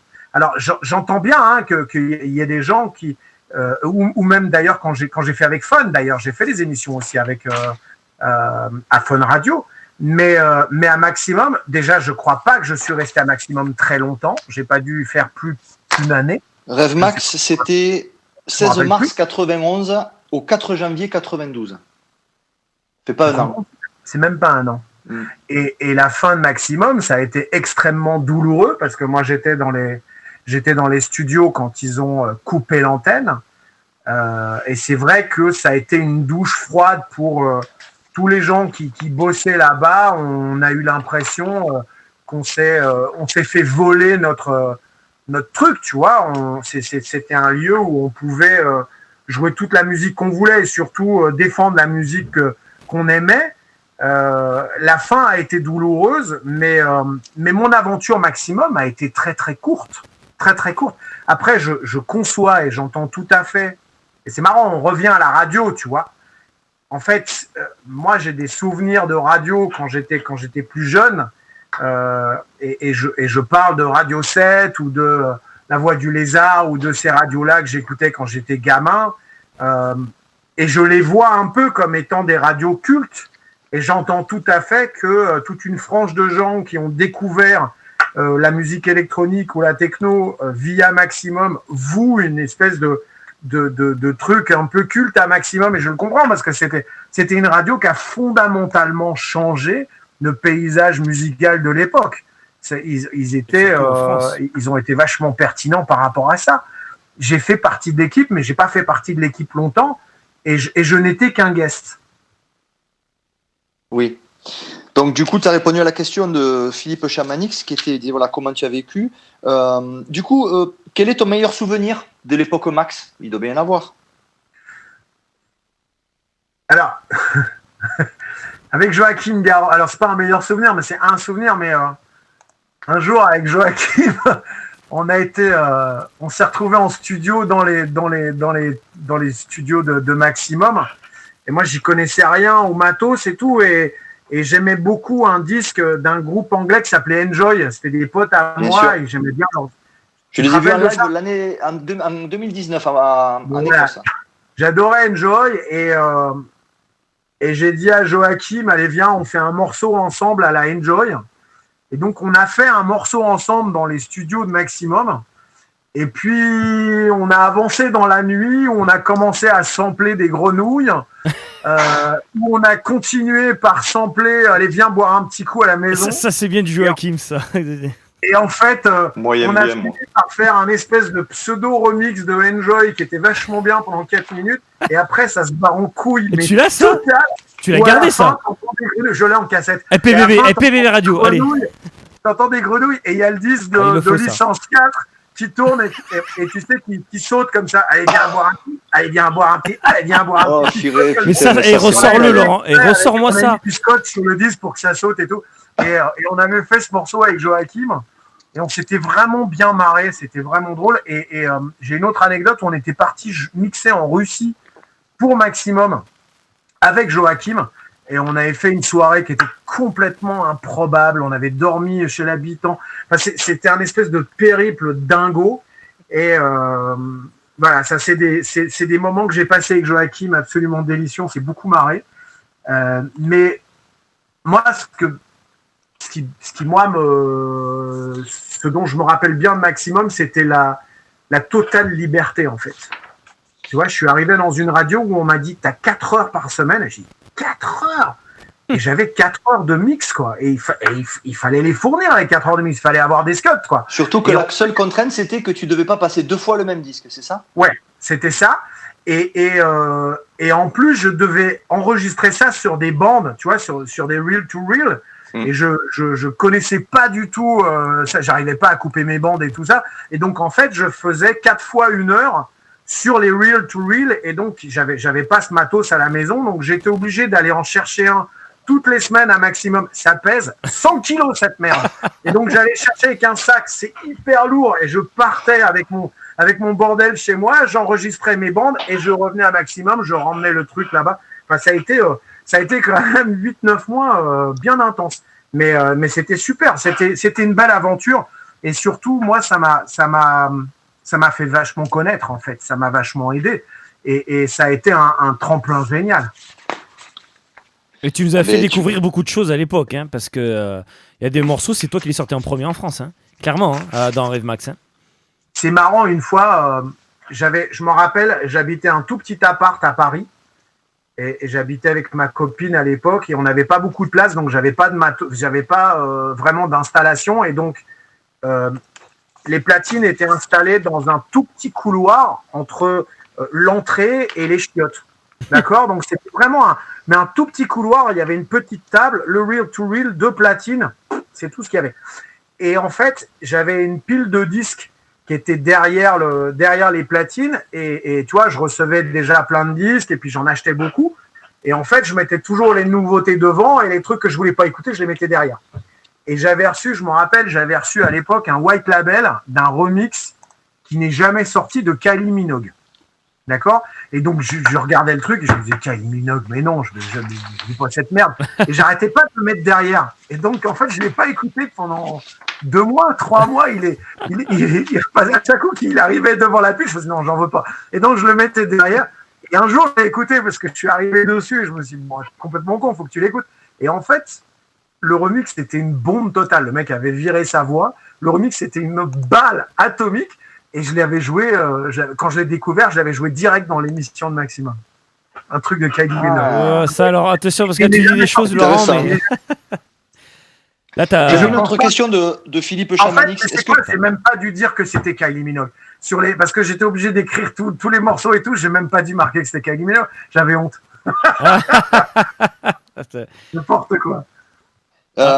Tu les faisais d'une traite, les enregistrements des Rave Max, que demandait Philippe Chamanix comme question? Quand je me plantais, je les refaisais, mais je faisais 1 heure, ouais. Ok. Si jamais je plantais un mix en plein milieu, je reprenais à 0 et je refaisais tout. Mais je pouvais pas éditer, je savais pas éditer les bandes. Donc ouais, j'étais obligé de les faire en une traite. D'un trait, ouais. Mais après, quand je me plantais, je les refaisais. Ouais. D'accord. Il y a une autre question de William Demoura. Pourquoi tu n'étais pas présent à la soirée des 30 ans de Max au Rex? On y était avec Benja. C'était énorme, d'ailleurs. Parce que je devais même pas être au courant. Ah ouais? C'était quand? C'était au mois de, je dis pas de conneries, novembre 2019, par là. C'est l'année dernière. Là, c'était pour rapport à Fred Rister, c'était pour récolter des fonds. J'étais sur la route, et si j'étais pas sur la route, j'habite dans le sud de la France, et si tu veux, quand j'ai un petit week-end de libre, j'aime bien le passer avec ma famille. Ben oui, c'est clair. Mais c'était pas un week-end, c'était pas un week-end, c'était en semaine. Ils l'ont fait justement. Ah oui, Sincèrement, je ne pense même pas avoir été invité et je ne pense même pas avoir été au courant. D'accord. Ok, ben voilà, ça répond à la question. Avec toi, on t'aurait embarqué, nous on a pris le train, on s'est retrouvé avec Minimum Syndicat, Bomber One et on n'a pas dormi, on n'avait pas dormi, on a pris le TGV. Régalé. On a fait un aller-retour à Paris, on s'est régalé. Nous, alors sache que nous, on n'était jamais allé au Rex avec Jean Bruce, on a découvert le Rex à cette soirée. Et voilà, donc et c'est là que moi j'ai imaginé, putain, mais c'est là que Laurent faisait ses soirées, tout ça, c'est ça, ce fameux Rex. Et c'est vrai que c'est quand même quelque chose, tu descends là, c'est quand même, il y a un côté magique quand tu vas au Rex. Et cette soirée était importante dans le sens où, si tu veux, c'était pour Fred Rister, qui est malheureusement décédé d'un cancer, et c'était pour il n'y avait pas d'entrée gratuite ni rien, tout le monde avait payé sa place. Je me rappelle, même Joachim avait payé sa place parce que tous les fonds étaient reversés à cette association-là. C'était assez particulier comme, si tu veux, comme soirée, parce que il y avait des images qui passaient à gogo dans les vidéoprojecteurs. Tu avais des images de Fred Rister, donc c'était un peu touchant. Et forcément, alors il y avait Cocteau quand même. Attends, il y avait comment il s'appelait, Jean Patangeli qui commence à Patangeli, il y avait commence à faire Fabrice un mix. Revaux, il y avait.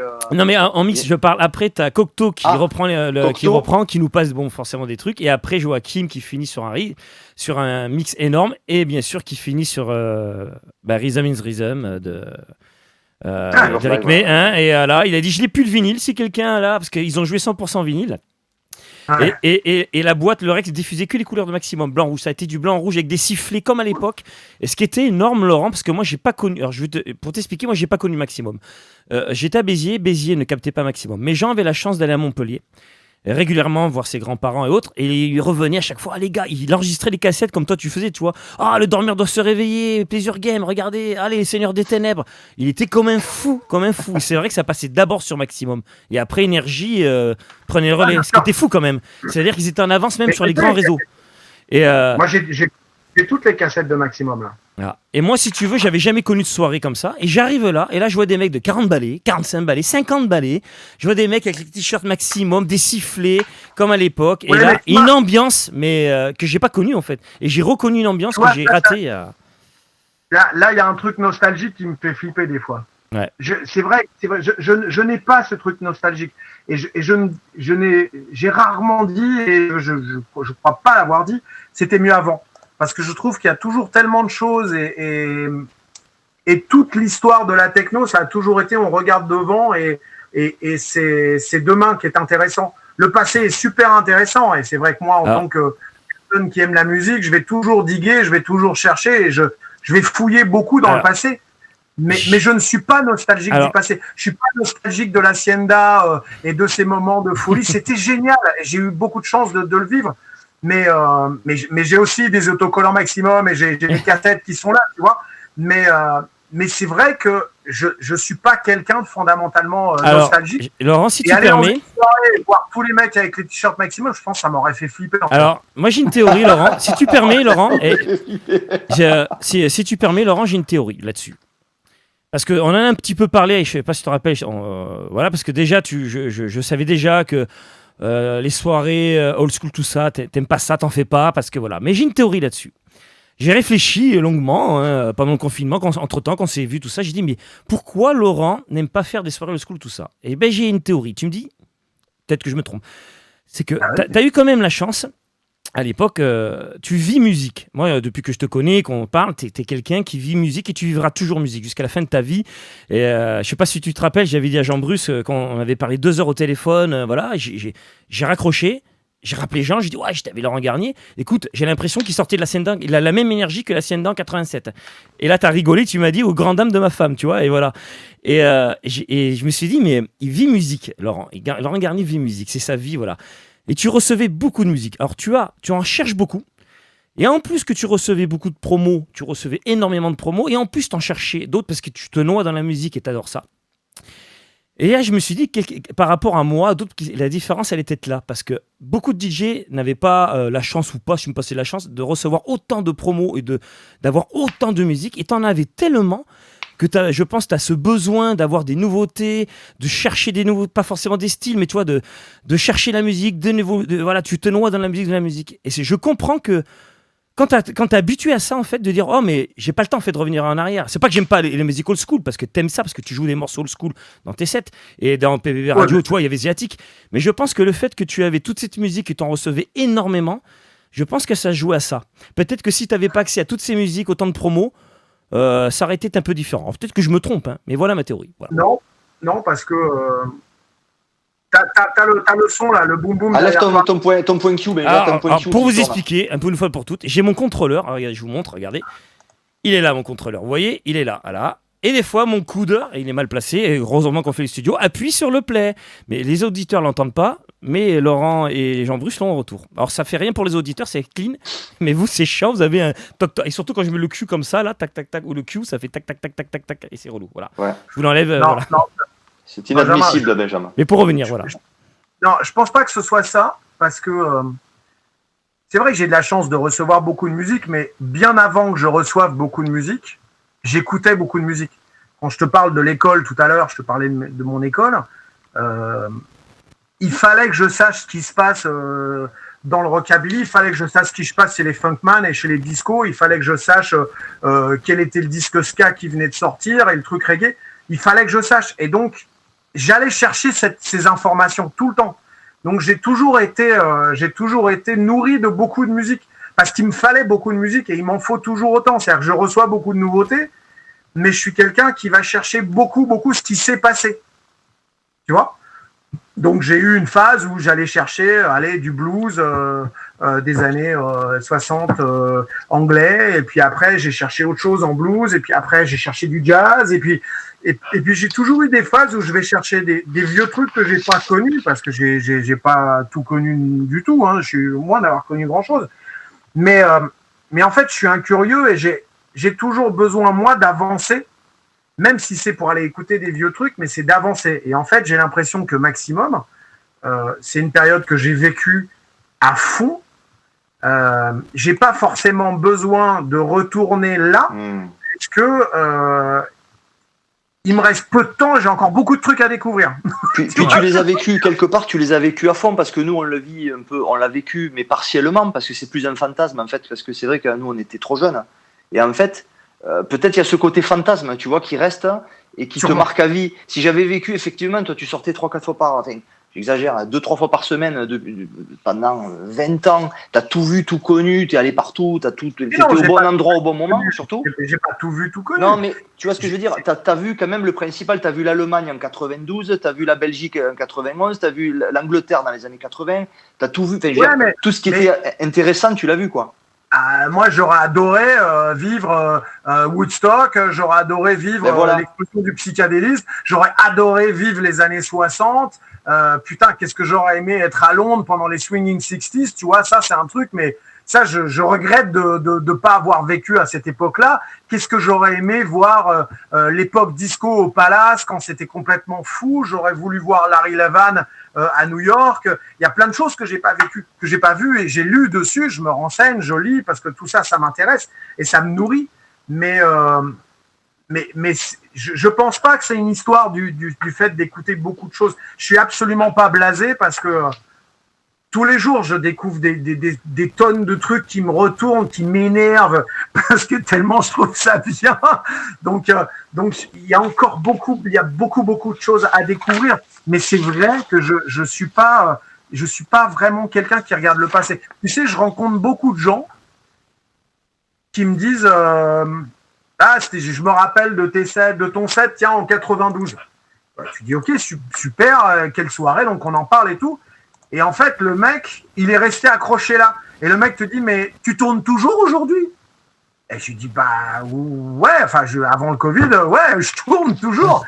Et je tourne beaucoup même, tu vois. C'est peut-être toi, en fait, qui t'es arrêté à un moment. Mais, oui. LBS et tout ça, ils savent ce que c'est. Ils savent même pas un rêve, quoi. Ils savent pas ce que c'est. Ouais. Ma vie se nourrit toujours du monde de la nuit, de la musique, et j'ai continué. Je pense que pour une frange de gens qui s'arrêtent à un moment, c'est peut-être aussi un moment où leur vie change, ils sortent beaucoup moins, et donc ils gardent ces beaux moments, que ce soit Maximum, que ce soit les premières soirées ou une époque à un moment, ils gardent ça un peu comme étant le truc de leur jeunesse, tu vois, puisque peut-être que ces gens-là, à contrario de moi qui ai la chance d'avoir continué parce que c'est ma vie, se sont arrêtés parce qu'ils ont eu des mômes, parce que les mômes vont à l'école, donc la vie change, et donc tu sors moins, et donc quelque part ça devient des souvenirs, et ça devient des souvenirs importants. Peut-être que si demain je m'arrête, si demain je dois m'arrêter de jouer,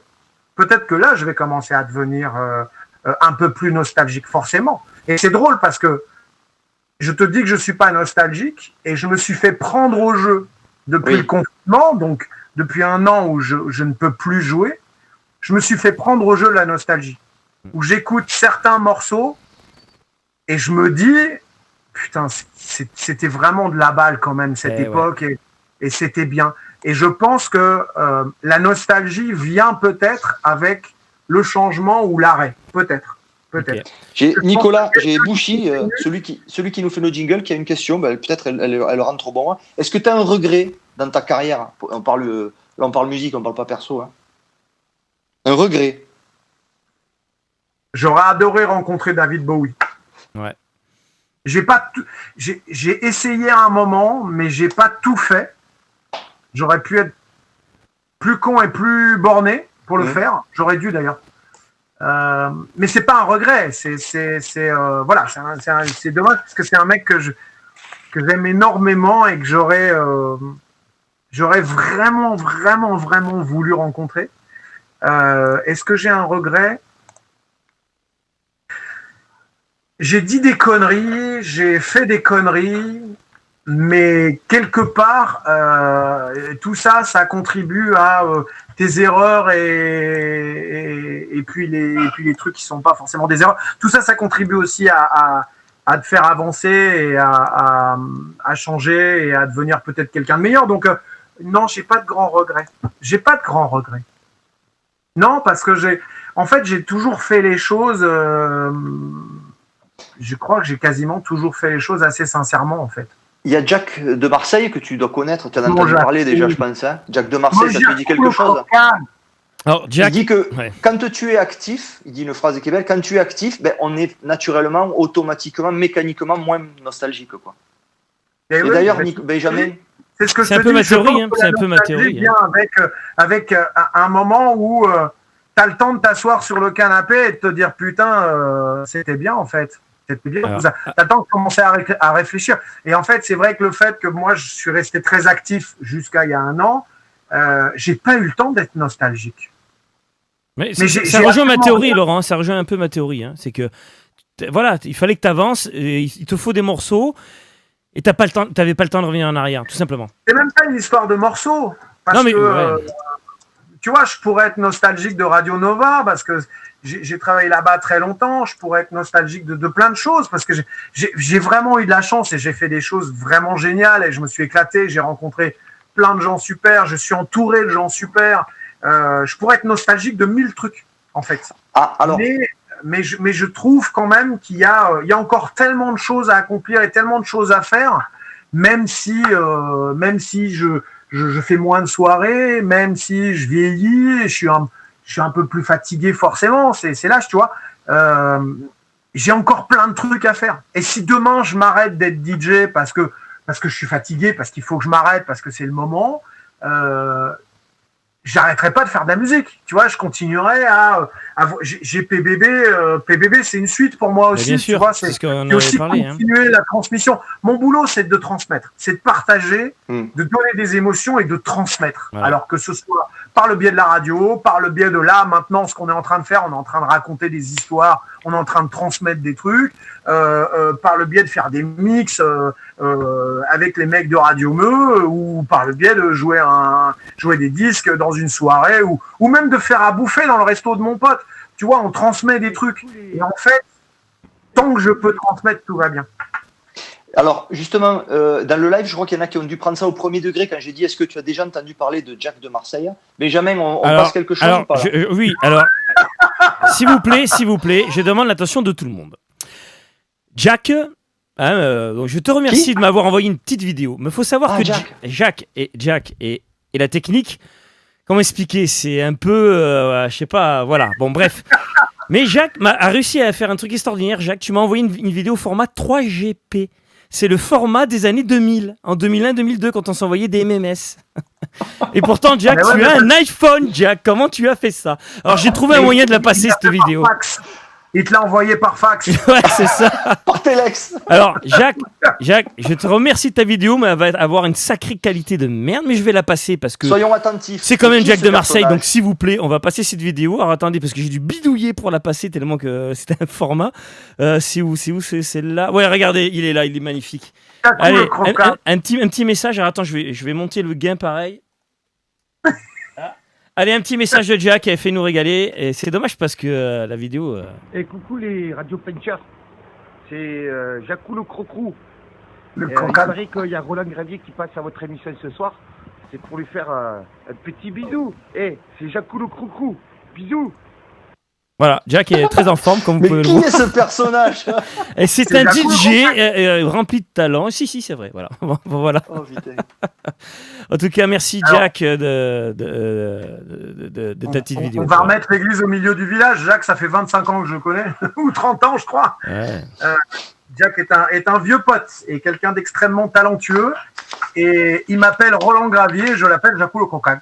Et on trouve ça trop drôle et on adore. Alors, à propos de Roland Le Gravier, il est là, regardez, hop. Voilà. Ah ouais. On le mettra après le trailer. C'est un grand caméraman, hein. C'est un grand caméraman à vidéo 8, je crois. Bon, tant qu'on y est. Voilà. HI8. Après, il y a Larry Gardner qui est là. Larry Gardner. Voilà. Ça, c'est les Anglais qui m'appelaient Larry Gardner. J'avais un pote avec qui je bossais en Angleterre et il m'appelait Larry Gardner. Après, il y a DJ Pedro. DJ Pedro, ouais. Voilà. Et Laurent Garnier. Voilà. Est-ce que tu as vu ce qu'il y a écrit sur mon t-shirt? Attends, je le remets. Self-Centered Associated.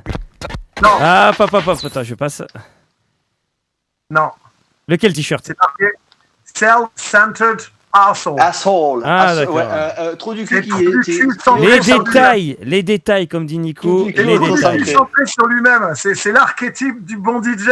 Allez. Trop du cul centré sur lui-même. Allez, tant qu'on y est, on y est. Je vous passe d'autres petits messages. Un certain Julien Wells nous a donné ça. Laurent, un petit message pour te remercier de ton soutien depuis toutes ces années. J'espère que tu vas bien et je te souhaite également une très bonne année 2021. À bientôt. Et prends soin de toi. Un petit Julien. On a aussi. Ouais. Alors, Jules, s'il m'écoute, le morceau que tu m'as envoyé aujourd'hui ne marche pas. C'est pourri, ton upload, il est dégueulasse. Il faut que tu me le renvoies parce que j'ai rien pu écouter. Voilà, c'est fait. Bon, le message est passé au moins. Allez, un autre petit coucou. Salut Laurent, j'espère que tu vas bien, ça fait un moment que je t'ai pas vu. Alors, quoi te dire, tellement il y a de choses à dire sur le passé, sur notre amitié. On aurait pu parler de l'enfer, on aurait pu parler du Rex, on aurait pu parler des tournées que j'ai fait avec toi en te regardant mixer de passion. Mais moi, simplement, je voudrais te parler de la première rave party que tu m'as fait découvrir, le Quadrant Park à Liverpool. On en a parlé tout à l'heure. Bon, écoute, j'espère que tu vas bien. Fais une bise à ta chérie, à ton petit, et bise à la famille de Campos. Des bisous. Merci Tonio. Tonio, bon, forcément. Mon petit, je suis du 45. Hein. Voilà. Et quand il y a un Tonio pas loin, qu'est-ce qu'il y a pas loin de Tonio en général? Il y a ce monsieur. Salut les amis. Coucou Lolo, bonjour Barcelone, en espérant que tout va bien pour vous. Je voulais remercier Laurent pour tous ces moments aussi forts et aussi intenses de musique qu'on a pu vivre ensemble, et puis faire un petit clin d'œil aussi parce qu'il y a juste 30 ans aujourd'hui, on avait fait découvrir à Laurent quelque chose qui, j'espère, rester un grand souvenir pour lui, la visite du domaine René Angèle à Vonne-Romanée avec Philippe qui malheureusement est au ciel maintenant. Voilà, je voulais lui faire un petit clin d'œil et puis faire un petit coucou à Lolo. Bisous et à bientôt, j'espère. Ouais. Fred Dumély, le patron de l'enfer à Dijon, qui est avec nous sur tous les lives, c'est devenu un coup. L'ancien patron de l'enfer. Maintenant, ils vendent du pinard et ils vendent des trucs qui tuent. Ouais. Fred Dumély. C'était une vraie passion, toi, au niveau du vin, et que vraiment tu. C'est pas une passion, j'aime bien le vin. C'est pas une passion, j'aime bien le vin. J'aime bien ça. Et j'ai encore ta bouteille d'ailleurs. J'ai encore ta bouteille. La bouteille que tu m'as offerte, j'ai pas ouverte encore. Je la mets de côté. C'est vrai? Faut la boire. Je vais la boire, t'inquiète. Mais j'attends. Et comment veux-tu que je fasse un moment en ce moment? Y a rien. T'es confiné à 18h maintenant. Tu peux inviter personne chez toi. À 18h. Ouais, voilà. Après, la boire seule, si tu veux, ça serait triste de la boire seule. Donc je la boirai avec Jean Bruce et tout. Et voilà. Et donc du coup, voilà Fred Dumély qui est un grand fan de notre émission et qu'on a découvert avec Tonio quand on a fait venir Tonio. Voilà, donc merci à tous ceux d'ailleurs qui ont participé à cette émission. Vous nous avez tous régalés. Tonio, on aurait pu avoir d'autres vidéos, mais bon voilà. Dis-moi. Je crois que Tonio, c'est le mec que je connais qui a cassé le plus de retours. Il y a un Jeff Mills aussi, un certain Jeff Mills que tu connais qui en a cassé pas mal. Autant en fait, on avait fait un EP sur Fcom avec Tonio, et on avait appelé ça le Monitor Fucker hippie, je crois. Si je me crois que je me trompe pas. Et il a tellement niqué de retour, tellement il écoutait fort. Et en fait, on avait appelé le EP le Moniteur Fucker Hippie. Mon Dieu. Excellent. Tant qu'on y est dans les copains, il y en a un qui a pété son téléphone, mais c'est Patrice Moore, Pimour. Il a un petit mot je lis son petit message. Hello Laurent, j'espère que tu vas bien malgré cette triste période qui nous tient tous éloignés les uns des autres et nous prive de vivre la culture que nous chérissons tant. Je tenais à te remercier de nous faire profiter de tes podcasts et de maintenir la diffusion de PBB qui nous permet d'animer un quotidien morose. Hâte de vite pouvoir te revoir, t'écouter en soirée et surtout partager avec toi un bon moment, notamment du côté du sucre. Ça manque terriblement. Prépare-nous une belle reprise en musique et porte-toi bien ainsi que tes proches et ta famille. Heureux de pouvoir t'entendre ce soir. À très bientôt, Patrice. C'est un mec élégant, Patrice, très élégant. Qu'on a reçu dans notre émission. On a interviewé Patrice et je vous invite à aller voir toutes ces émissions. Vous allez dans nos vidéos, dans Facebook et vous retrouverez toutes nos anciennes émissions. Sachez. Et ouais, DJ qui est revenu.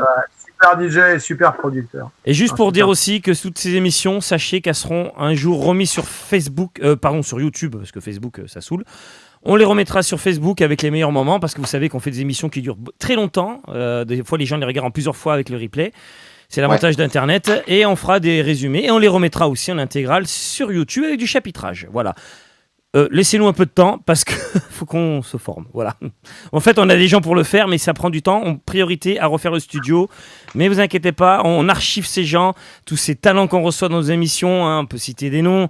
On a reçu Loloman par exemple. Tu veux qu'on dise attends, j'ai la dis la liste, Laurent. Allez, fais rêver. Allez, vas-y. Donc on a reçu Paul Nasca, Réflexe, donc c'est André Dalcan et Ludmilla, Nicolas Cuer, qui m'a parlé de son festival là, au Théâtre d'Orange. On en fera une petite annonce. Nikita, Stefanovic, ça n'avait pas eu depuis un moment. Fortininger, Electric Rescue. Antoine te fait la bise aussi, m'a dit de t'embrasser. Antoine, Electric Rescue, pour info. Tonio, Jacou le Croquant, Pimour, Bruno Sancioni, Alex Escalofrio, Rix Scanix, Anthony Adam, Max Salgos, Michel The Hacker. Après, on a eu aussi Trackwasher, Peter Black, Loloman. Voilà. Ça fait du monde. Hein. Voilà. Et on va continuer. Bien. Scanix, oui, Scanix. Je l'ai dit. C'est qui ça ouais. C'est qui ce mec? Pour clôturer, pour en terminer le chapitre maximum, 2 questions. Une claire de Vincentino, on répond rapidement. Voudrais-tu faire un mix Rêve Max pour la web radio maximum un dimanche soir? Pas maintenant. Non, on m'a demandé de faire plein de mix old school. J'ai pas envie. J'aime bien mettre une fois de temps en temps un vieux morceau et les trucs que je jouais dans Rêve Max, tu vois, un KLF, je le joue encore. Il y a plein de morceaux que j'aime bien. Tu vois, le Lassa tout à l'heure, là, on parlait et j'écoutais Lassa derrière. Mais faire un mix entier de ça, non. Pas maintenant. J'ai pas. On verra plus tard. Autant que j'ai pas envie de faire un mix juste blip Manchester ou musique anglaise. J'ai pas envie de retourner en arrière comme ça. Ok. Je trouve que la nouvelle musique n'est jamais aussi belle que quand elle est mélangée avec l'ancienne musique. Mais ne repartir que sur un vieux truc, non, parce que c'est pas mon truc. C'est pas mon truc, mais c'est vraiment pas méchant. Hein. Tu réponds franchement, tu réponds ce que tu veux. Voilà, moi la question est claire. Moi je connaissais la réponse, mais voilà. Après. Non, mais on me l'a demandé 15 fois et on m'a dit viens une soirée nostalgie, pas la radio nostalgie, mais viens une soirée jouer les vieux tubes, les RNS et tout. Et j'ai dit non, je vois pas l'intérêt, tu vois, ou viens jouer que du underground résistance, même si j'adore UR. Je préfère en jouer 2, mais il y a un moment, ça me casse les couilles, j'ai envie d'écouter autre chose. Mais tu sais quoi, Laurent, et là, je prends Jean en témoin. Moi, j'ai un concept là-dessus. Le seul truc que tu pourras faire, je t'en parlerai un jour, et tu verras, je lâcherai pas l'affaire. C'est pas de te faire un set old school, parce que, voilà. Mais t'inquiète pas, un jour, j'aurai un projet à te proposer. On va attendre que tout se relance, un peu que la vie reprenne normalement. Et je reviendrai un peu à la charge sur un truc un peu différent. Voilà. On va juste... Dernière question maximum. On termine après. La dernière, c'est sur la nouvelle radio. Que penses-tu du nouveau Max racheté par FG, la nouvelle mouture? J'ai même pas écouté. Ouais. T'étais au courant? On te l'a dit? J'étais même pas au courant. En fait, j'écoute pas la radio du tout. T'as FG qui a racheté Maximum et qui l'a relancé avec des DJ et des mix actuels. Et des fois, t'as des trucs old school, mais après, chacun fait ce qu'il veut, quoi. Jack y est résident dessus. Ben, ça, c'est cool que Jack le fasse, mais non, j'étais pas au courant. Et les 2-3 dernières fois où j'ai écouté FG, j'ai pas trouvé la prog très excitante. Ouais. Bon, après, c'est une sous-radio qui est sur à Paris, comment on appelle ça en numérique déjà? La radio numérique, c'est en DAB, voilà, DAB+. Et donc, c'est carrément une nouvelle radio. Mais attention, c'est pas une radio old school. Hein. Alors, il y a une sous-radio old school de l'époque Maximum de l'époque. Je te dis pas que c'est old school comme ça. Je te dis, je savais pas. Et deux, si c'est FG qui quelque part fait la prog à la FG, moi FG, ça me parle pas musicalement du tout. Non, c'est pas eux, c'est séparé. C'est d'autres gens, c'est une équipe. Voilà. Je savais pas.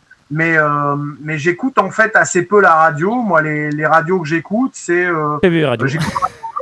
Non, mais je l'écoute à part PBB, mais ça, je bosse dessus, donc oui, je l'écoute. Mais j'aime bien Radio Meux. Et j'écoute aussi une fois de temps en temps I Have a Dream, qui est la radio de Moustique. D'accord. Ah ouais. Radio complètement barrée. Alors Jean, on est obligé d'en parler maintenant. Alors. On enchaîne. Allez, on enchaîne. Laurent, t'es trop fort pour faire les enchaînements. Allez, je cherche où c'est. Attends, je cherche où c'est. Transition. Allez, regarde ce petit truc. Il est là, le moustique. Alors, pourquoi on passe ce générique? Il y a une raison, je pense, Laurent. C'est que t'as travaillé. C'est toi qui l'as fait. Et ouais. Ouais, j'ai fait la musique, ouais. J'ai fait la musique de ça. C'est toi qui as fait la musique de ça. Alors, du coup, si tu peux faire une petite parenthèse là-dessus, sur cette période, comment ça s'est passé? Il y a peu de gens qui savent que tu as fait les jingles de Groland et le générique de Groland. Voilà, c'est toi qui as fait le générique.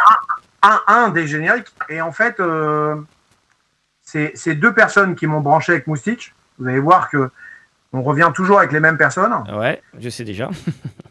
La première personne, c'est Rémi Kolpakopoul de Radio Nova, qui était très pote avec Moustique. Et Rémi, qui est quelqu'un que j'adorais plus que tout, m'a dit très souvent, il m'a dit, il faut absolument que tu rencontres Moustique parce que il est comme toi, c'est un ouf de musique. Vous allez matcher à mort tous les deux. Mais il me l'a répété 20 fois, tu vois.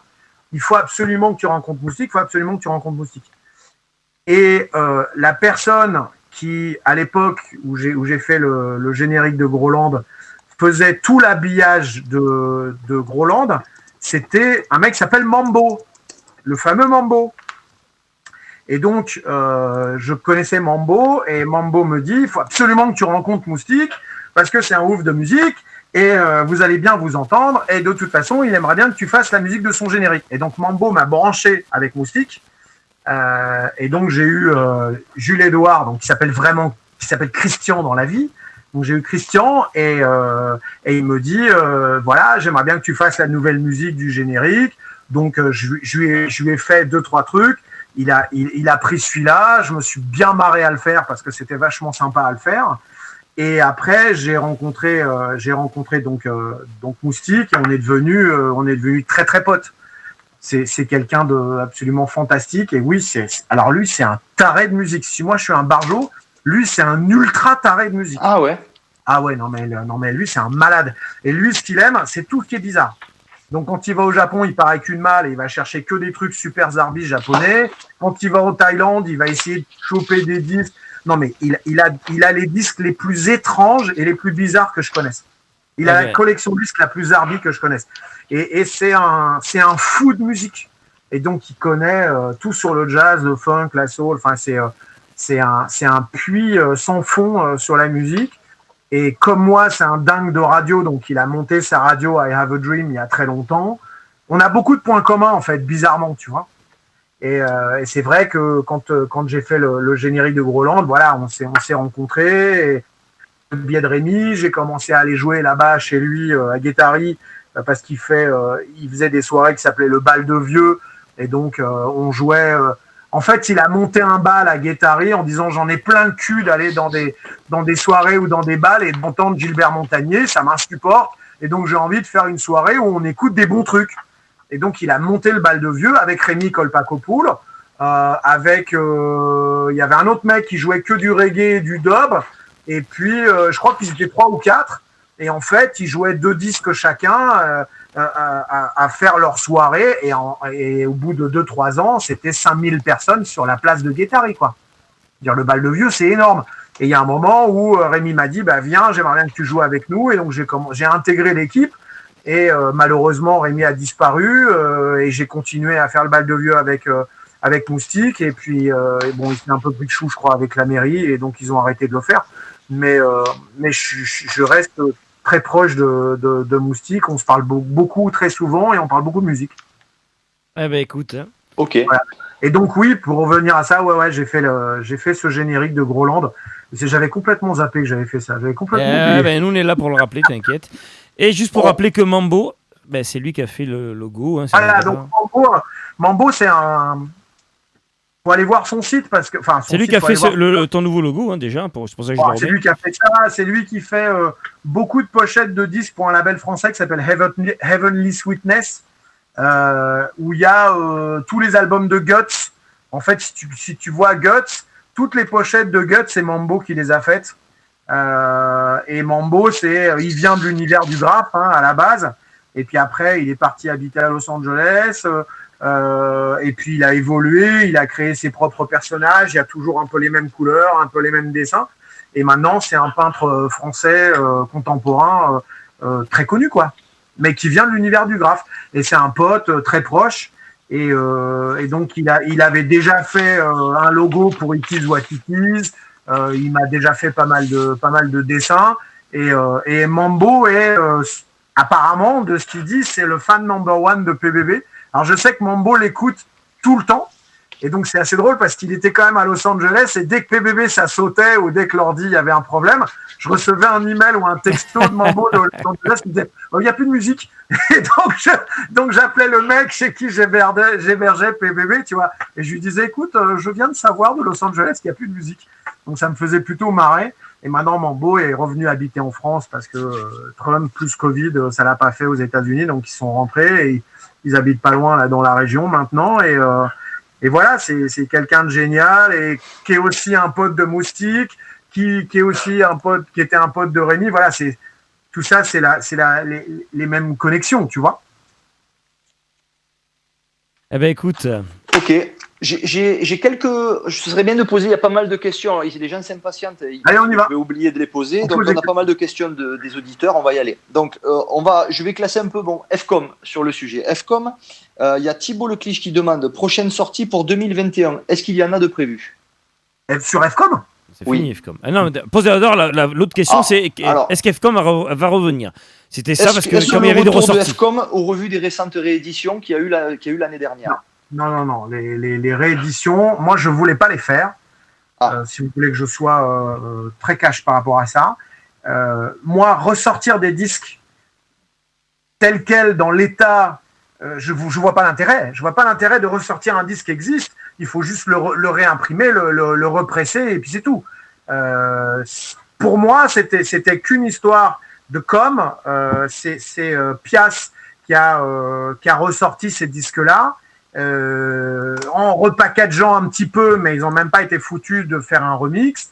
On m'a parlé de ces histoires avant qu'ils fassent l'anniversaire, en me disant on va arriver aux 25 ans de FCOM, qu'est-ce qu'on fait? Et moi j'avais été très clair, j'ai dit si on fait quelque chose, encore et toujours, on va de l'avant. Donc on fait des remixes, ou alors on peut-être on fait un EP dernier, mais on va pas reprendre le tel EP et tel EP exactement dans l'ordre où ils étaient. C'est à la rigueur, on va prendre un morceau là, mais on fait aussi un remix. C'est-à-dire qu'on donne quelque chose de frais et de nouveau aux gens.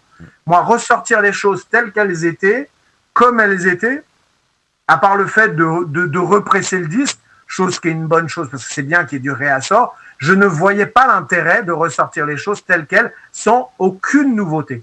Donc moi, j'étais pas derrière ces sorties. Je voulais même pas que ça sorte. Ça, et j'ai d'ailleurs pas fait la promo. J'ai rien dit. C'est même moi qui t'ai montré le design. Rappelle-toi quand je suis arrivé. Oui, c'est vrai. Tu l'avais même pas vu encore. C'est vrai que j'étais pas derrière ce truc-là parce que pour moi, ça sentait un peu. On va ressortir ça, on va mettre ça autour de l'anniversaire, on va refaire un peu de blé autour de ça. Et ça, moi, tout ce qui est commercial, ça me casse les couilles. J'ai jamais été là-dedans. Je n'ai jamais été. Je ne le suis pas. Et à mon avis, je suis pas encore prêt d'y être. Tu vois, c'est pas mon truc, moi. Le business, ça me casse les couilles. Donc voilà, j'étais pas super chaud par ça, mais tu vois, j'ai eu Eric Morand cette semaine au téléphone. Eric, il a changé de vie, il fait un tout autre métier. Il m'a redit, il m'a dit Laurent, tu devrais continuer FCOM et tout. Je lui ai dit non, Eric. Pour moi, FCOM, c'était toi et moi, c'était nous deux. Si t'es pas dans l'histoire, je préfère faire autre chose. Tu vois, partir sur une autre aventure. Et en plus, la politique de FCOM, c'était de signer des artistes, de faire du développement d'artistes, donc de travailler un maxi, deux maxi, trois maxi et essayer d'aller jusqu'à l'album. Aujourd'hui, les ventes de disques sont tellement ridicules que c'est quasiment impossible de faire ça, c'est-à-dire de garder un artiste chez toi sans qu'il aille faire des maxi à droite à gauche. Peut-être un des seuls en France qui arrive à faire ça, c'est Pedro avec Headbanger, mais parce que il a une vraie force de frappe. Aujourd'hui, FCOM n'existe plus depuis 5 ou 6 ans, ou même un petit peu plus que ça. Je ne vois pas ce qu'on peut faire de nouveau chez FCOM. Pour moi, continuer FCOM, c'est pourquoi faire et le faire avec qui? C'est ça le truc, tu vois. Comme c'est difficile aujourd'hui de faire du développement d'artistes et FCOM était vraiment un label de développement d'artistes, je pense qu'aujourd'hui, il faudrait travailler différemment. Donc, si c'est pour travailler différemment, autant monter une nouvelle entité, tu vois. Donc, non, FCOM, en tout cas, de mon côté, non, moi, j'ai aucune ambition de continuer FCOM, mais ça fait longtemps, mais on l'a déjà dit 25 fois, hein. On a déjà dit 25 fois que FCOM, non, ça allait pas continuer. Ouais. Là, ils ont juste fêté les 25 ans. Après, ce qui m'a fait plaisir quand même, tu vois, j'étais pas trop derrière ces sorties, mais je dois dire quand même que ça a fait plaisir à beaucoup de gens et peut-être que c'était pas si mal qu'ils fassent ces ressorties quelque part, tu vois, parce que j'ai l'impression que les gens cherchaient les disques, on n'arrivait pas à les trouver partout, et donc ça a fait plaisir à plein de gens. Ben, c'est ce qu'on a fait. C'est comme nous avec Paradise 3000. Ce qu'on fait avec notre Turbulus classique, c'est que tu as des disques sur Discogs, oui, tu peux l'acheter. Vous faites des remixes, les gars. Oui. Non, mais Paradise 3001, il n'y a pas de remix. Paradise 3001, par exemple, le cas était que si tu veux l'acheter, le Paradise 3001, c'est impossible. Tu sortes 80 boules et tu l'as 100 euros. Voilà. Parce qu'en fait, donc, il a jamais été, comme tu disais, Laurent, il a jamais été repressé. Et là, du coup, il a jamais été repressé. Donc, l'idée, c'était que des gens puissent l'avoir pour 15 euros, quoi. Je comprends, mais il y a déjà une énorme lacune sur le digital avec F Communication. Ça, c'est pas nouveau. C'est-à-dire que si tu cherches tout le catalogue FCOM en digital, bonjour, on aurait dû represser, tu vois, tout simplement. Ouais. Oui, il aurait dû avoir du réassort. T'as pas besoin de faire tout un bordel autour des 25 ans pour ressortir les mêmes disques. Alors, j'ai une question. Il y en a qui demandent aussi que tu n'étais pas aux 25 ans de FCOM, c'est peut-être pour ça. Alors, j'ai vu ça passer. Il n'y a pas eu il n'y a pas eu de soirée des 25 ans de FCOM. Il n'y a pas eu de soirée. Il y a eu un truc qui a été organisé, mais c'est pas par des gens de FCOM. Il n'y a pas eu de soirée FCOM. Ouais, c'est pour ça. Voilà, ça répond.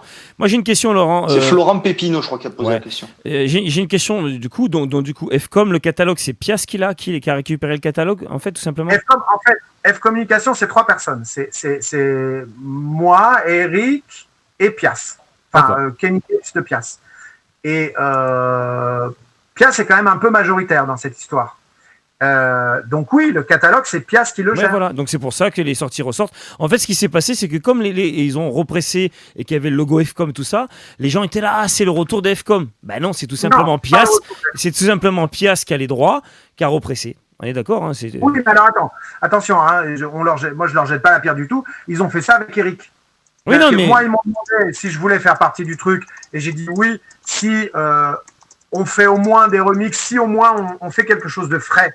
Donc quelque chose de nouveau, et on donne quelque chose de nouveau, parce que FCOM, c'est comme l'histoire de la techno, tu vois, j'arrête pas de dire depuis le début de cette entrevue, la techno pour moi, c'est on regarde devant et on avance, tu vois, c'est demain, c'est pas hier. Et donc, si on ressort quelques morceaux d'hier, on essaye aussi d'apporter la nouveauté. Qui sont là, et les nouveaux, tu vois, bien sûr. Et de faire quelque chose de frais. Alors, et je trouve qu'il y a tellement de gens intéressants aujourd'hui, c'est complètement con de ne pas aller les voir et de leur faire des remixes. Je trouve ça idiot. Non, donc mais on est d'accord. Et il y a une question de Tito sur le chat qui n'arrête pas de dire Nocturbus Record repressé avec attitude.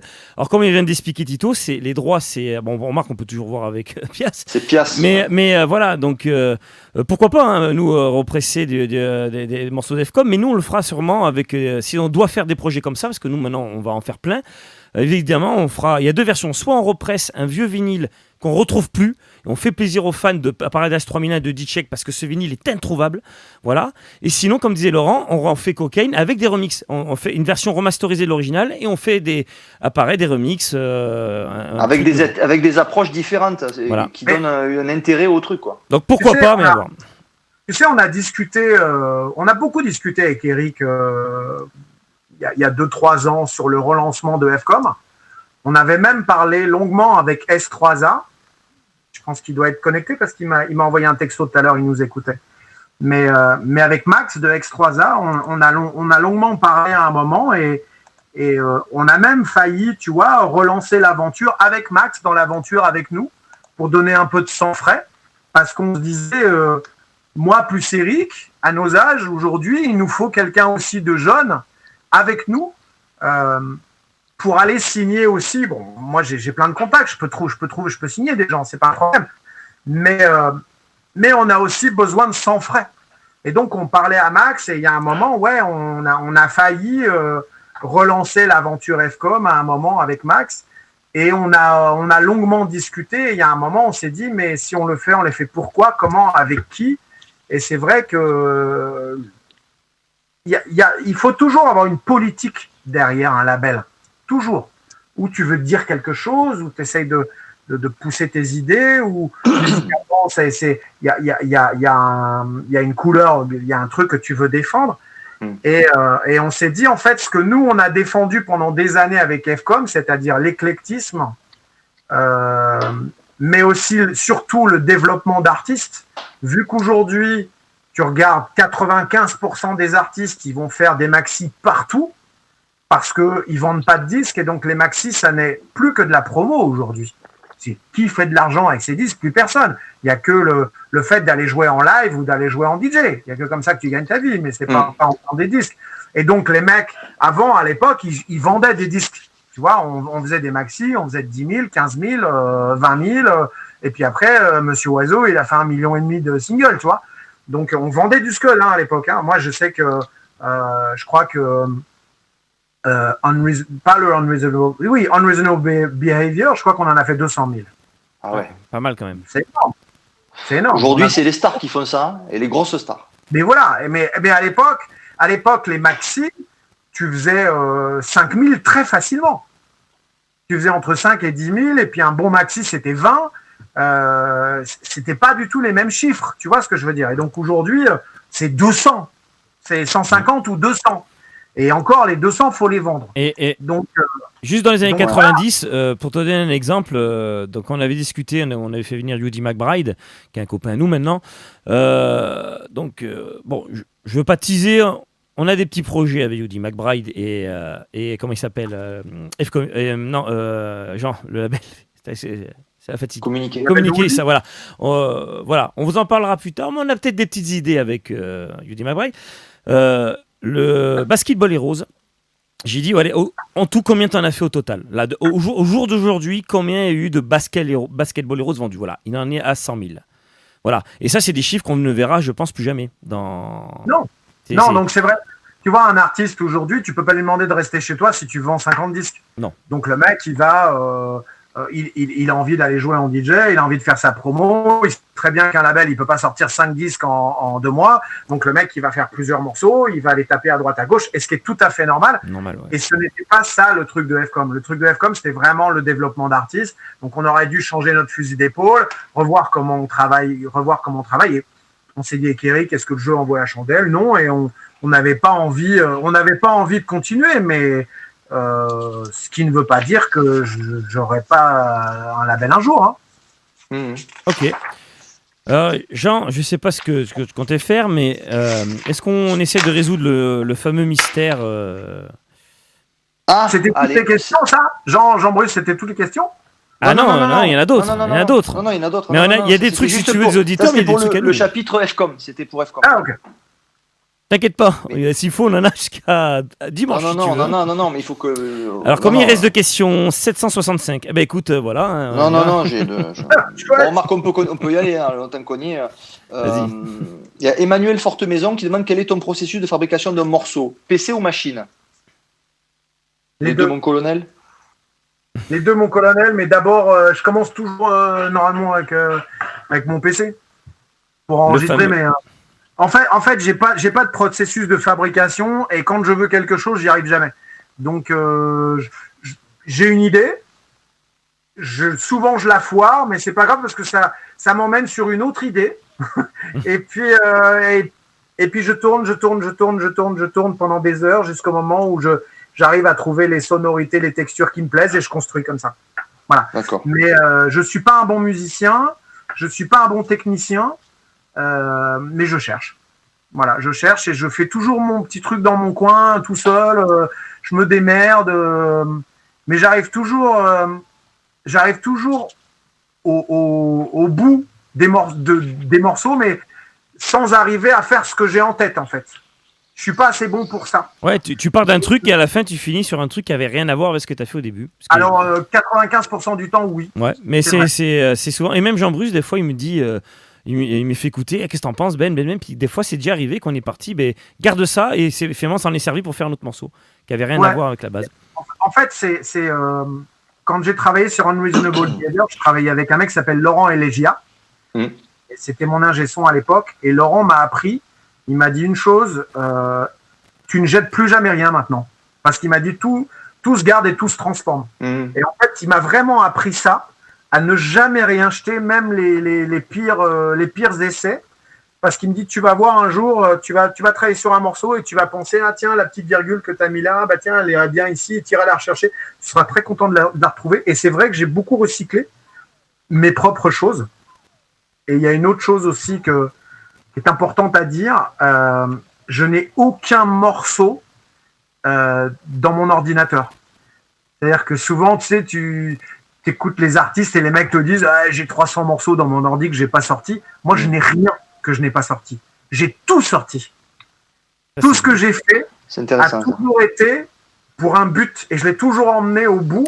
Toujours. Alors, je n'ai embryonnaire dans mon ordi. Rien. Alors, je vais te contredire parce qu'il paraît que tu as sorti un morceau de Joachim Garraud avec Puissance 4 et des grenouilles et celui-là, je l'attends toujours. Hein. Il est fait.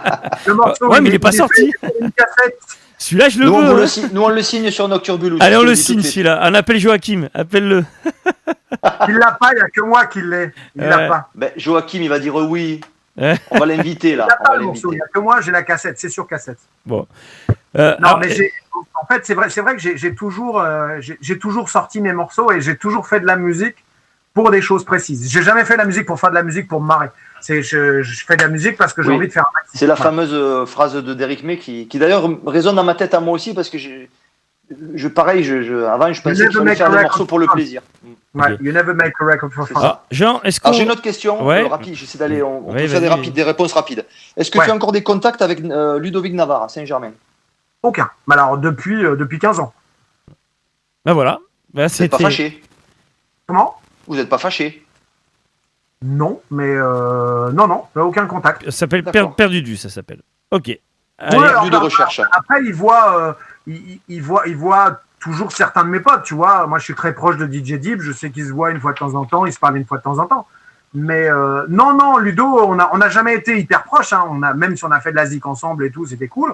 Mais après, quand il a quitté FCOM, en fait, depuis qu'il a quitté FCOM, je ne l'ai jamais revu. Bon. D'accord. Et à propos de Jean, il va falloir qu'on résout le mystère après. Hein. Oui. J'en fais une grande. Allwine a dit: as-tu pratiqué un instrument de musique? Je connais la réponse, mais je te laisse répondre. Non, et je suis nul. Ah, Loloman, tu es un gros bosseur. Peux-tu décrire comment se déroule une journée? Levé à quelle heure? Combien de promos écoutés par jour? Alors, moi, je peux déjà répondre, mais je réponds pas. Normalement, je me lève ou à 6h30 si je dois emmener mon fils à l'école, ce qui est 3 fois par semaine, ou à 7h30 et je bosse toute la journée.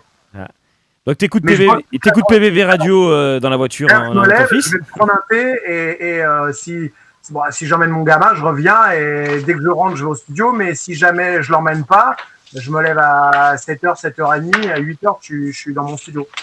Alors je vais bosser sur PBV, je vais faire mes écoutes de disques, je vais faire mes emails.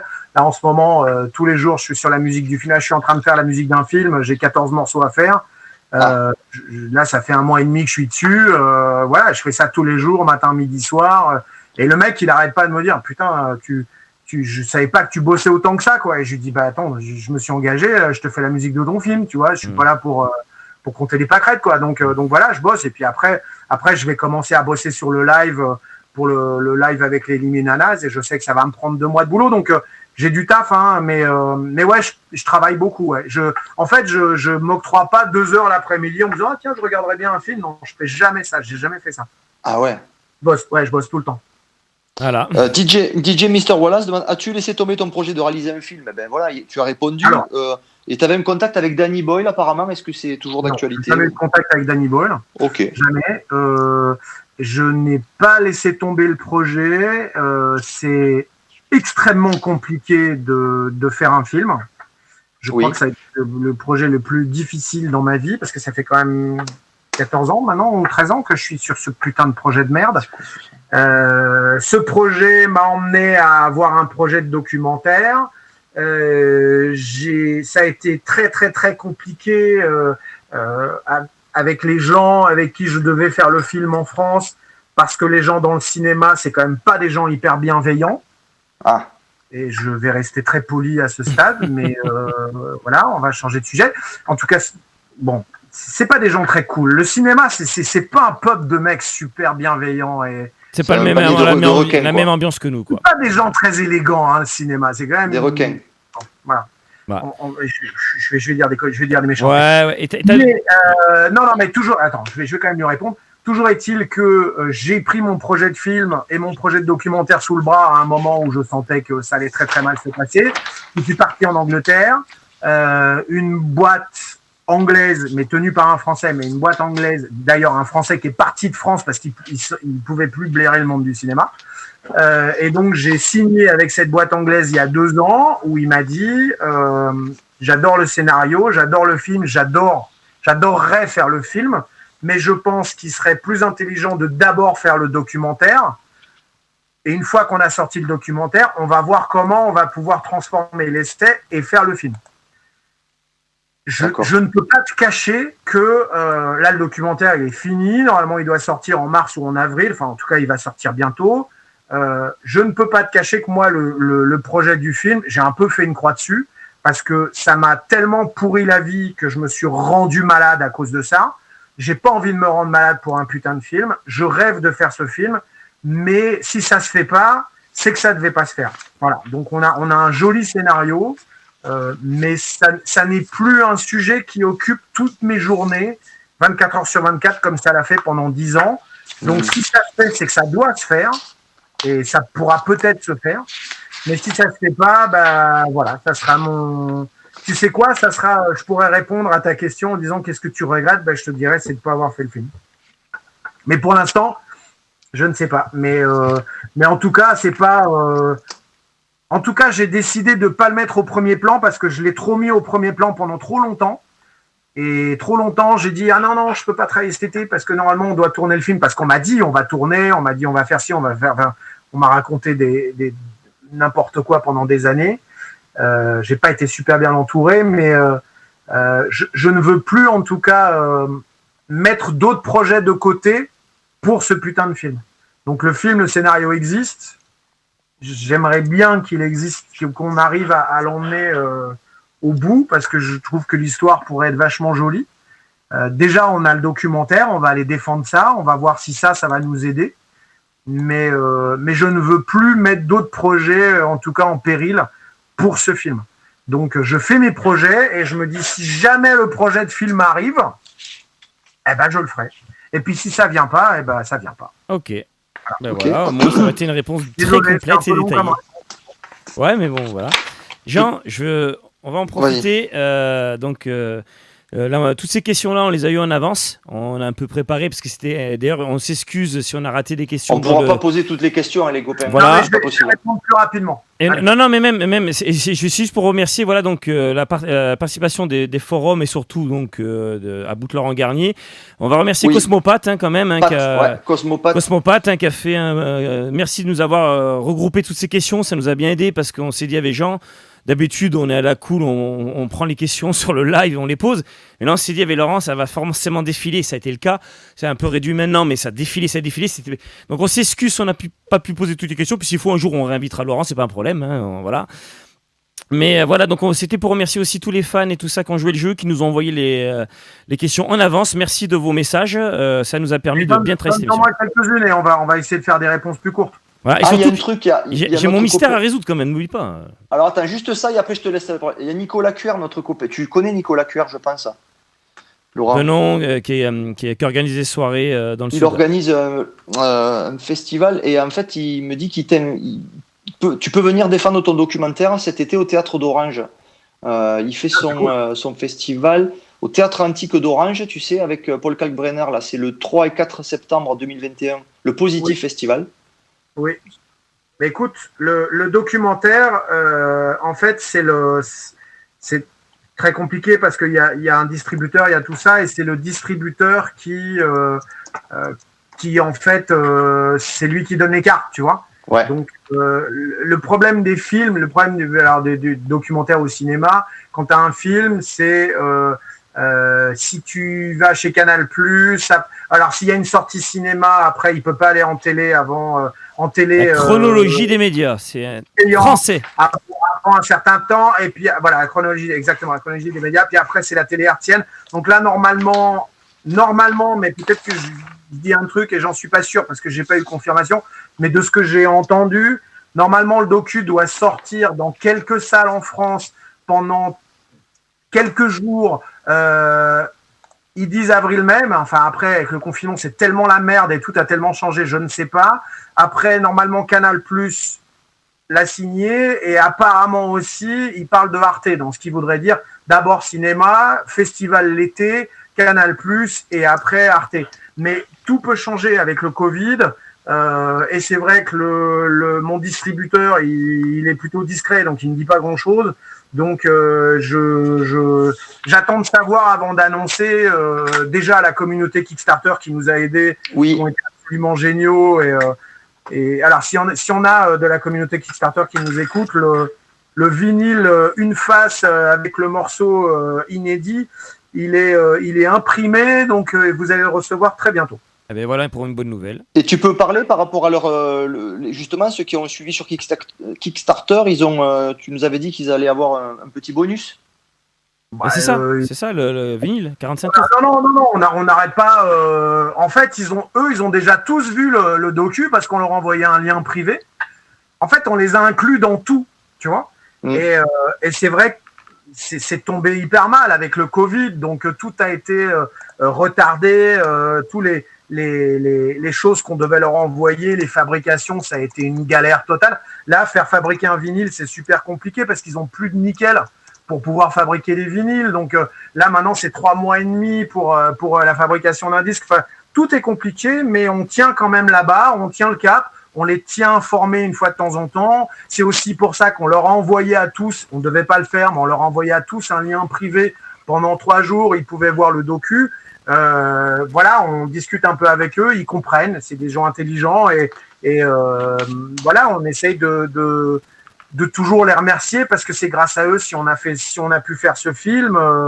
On leur a dit 50 fois, hein, mais là le prochain truc qu'on doit livrer, c'est ceux qu'on payait pour un maxi inédit. En fait, ça va être un morceau de 13 minutes qui sortira jamais. C'est que pour eux, donc il y en a pas beaucoup. On voulait mettre un extrait ce soir, mais on n'a pas eu le temps. Il n'y en a pas beaucoup. Non, parce que je ne te l'ai pas envoyé ce morceau. Oui, et puis parce que finalement, on passera un extrait de... Et en fait, il y a de l'autre face, il y a un très beau dessin de Elzo sur le vinyle, donc ça va être une jolie pièce, quoi. Ça va être beau, ça. Ça va être beau. Voilà. Cool. Bon Ben, tu veux faire ton truc ? Oui. Alors, ce soir, il va falloir qu'on résoudre un mystère que je me pose depuis très très longtemps. Et d'ailleurs, il y a une question d'un auditeur à ce sujet. C'est-à-dire, de ma soirée. Sur ce que tu vas dire là, je vais dire après. Attends, sur la dune, parce que moi je vais parler. Ah, la dune, non, c'était sur le classement de ces. Ah non, ça. Non, il y a un mystère et donc il y a une soirée. Alors c'est un peu mon moment de gloire, hein, c'est-à-dire que pour expliquer l'histoire, j'en ai déjà parlé dans ces interviews. Un jour, tu vois, Laurent, il y a la Fnac Montpellier qui organise un concours de mix.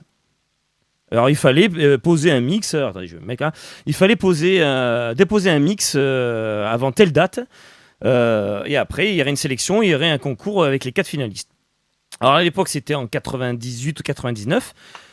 J'étais au lycée Mermoz à Montpellier, pour ceux qui connaissent, hein, en informatique industrielle, voilà, le truc un peu chiant, mais bon, moi, je me régalais. Et je vois ça, bon. Et je dormais, j'habitais Béziers, mais j'étais étudiant à Montpellier. Je dormais à Montpellier dans une chambre d'étudiant. Je lui ai dit, il faut déposer un CD. Donc, j'avais pas de quoi le faire. J'avais un CD mixé de moi. Je le donne à un pote, il fait, copie-moi mon CD. Il fallait envoyer maximum une demi-heure. Et là, je revois le lendemain. À l'époque, les graveurs étaient ce qu'ils étaient.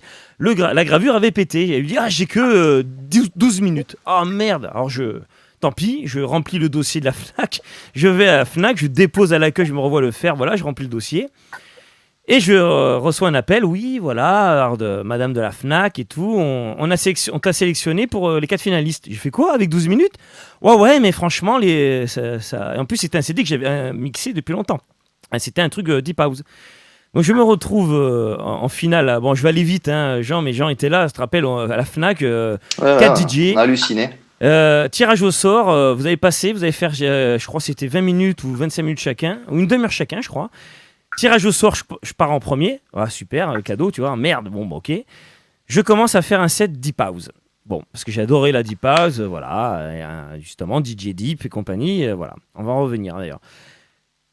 Les autres, après, ils passent derrière moi, techno, technique de malade et tout. Enfin, je faisais du Jeff Mills un peu. Du Jeff Mills, tu vois, voilà. Et moi, j'arrivais, tu sais, mec, bon, ok, ça m'étonnerait. J'ai dit à Jean, ça m'étonnerait que je gagne. Et à la fin, c'était le directeur artistique de la Dune, la discothèque La Dune, que tu connais parce qu'on va en parler après, qui dit, le gagnant est Benjamin le Dauphin. Alors là, je regarde les autres étaient dégoûtés. Je dis, cool, je vais les voir pourquoi. Et là, le gars, mais la Deep House, c'est l'avenir, j'adore la Deep House. Ah, ok, tant mieux. Et je devais jouer avec un certain Derrick Carter. Donc tu as gagné, et donc tu feras le warm-up de Derrick Carter qui devait jouer à la Dune. Les Américains, ou plutôt les agents des Américains sont ce qu'ils sont, il les a plantés. Donc le patron de la Dune m'appelle, il me dit, mais vous inquiétez pas, Benjamin, vous jouerez avec une star. Et je dis, vous aurez qui? Alors, on me dit, il y aura ça, et Laurent Garnier. Ah, tu peux répéter s'il te plaît? Oui, il y aura Laurent Garnier. Ah si ça gêne pas, moi j'aimerais bien jouer avec Laurent Garnier. Ok, bon, pas de nouvelles. Et un jour j'appelle. J'ai aucune nouvelle, hein. J'appelle, ils font ah mais vous êtes pas au courant? C'est bon, vous ferez une partie du warm-up de Laurent Garnier. Alors moi j'étais là, j'appelle Jean, mais c'est génial et tout. Alors je n'étais pas sur le fly, c'était pour la tournée Unreasonable Behavior. Et alors il y a un article de journal que j'ai retrouvé hier avec Jean dans les archives. Alors je vous le mets vite fait, regardez-moi avec mes cheveux, c'est magnifique. J'avais des cheveux à l'époque. Et j'ai réussi quand même à avoir comme j'étais déçu de ne pas être sur les fly, ils ont fait un petit article, Midi Lim m'a fait un petit article, Benjamin, sa soirée avec Garnier. Alors cette soirée, on va en parler un petit peu parce que, bon, voilà, je mets quelques photos. Attends, vous l'avez pas vu. Je remets l'article, regardez mes cheveux, c'est magnifique. Vous voyez? Voilà. J'ai quelques photos, regarde, tu vois, là, donc Félix Nadeau. Voilà, donc c'était une belle soirée. Voilà, alors ça, je vous mets ça, c'est Thierry, qui fait partie de Nocturbulous et qui m'a mis. C'était mon driver à l'époque. Voilà.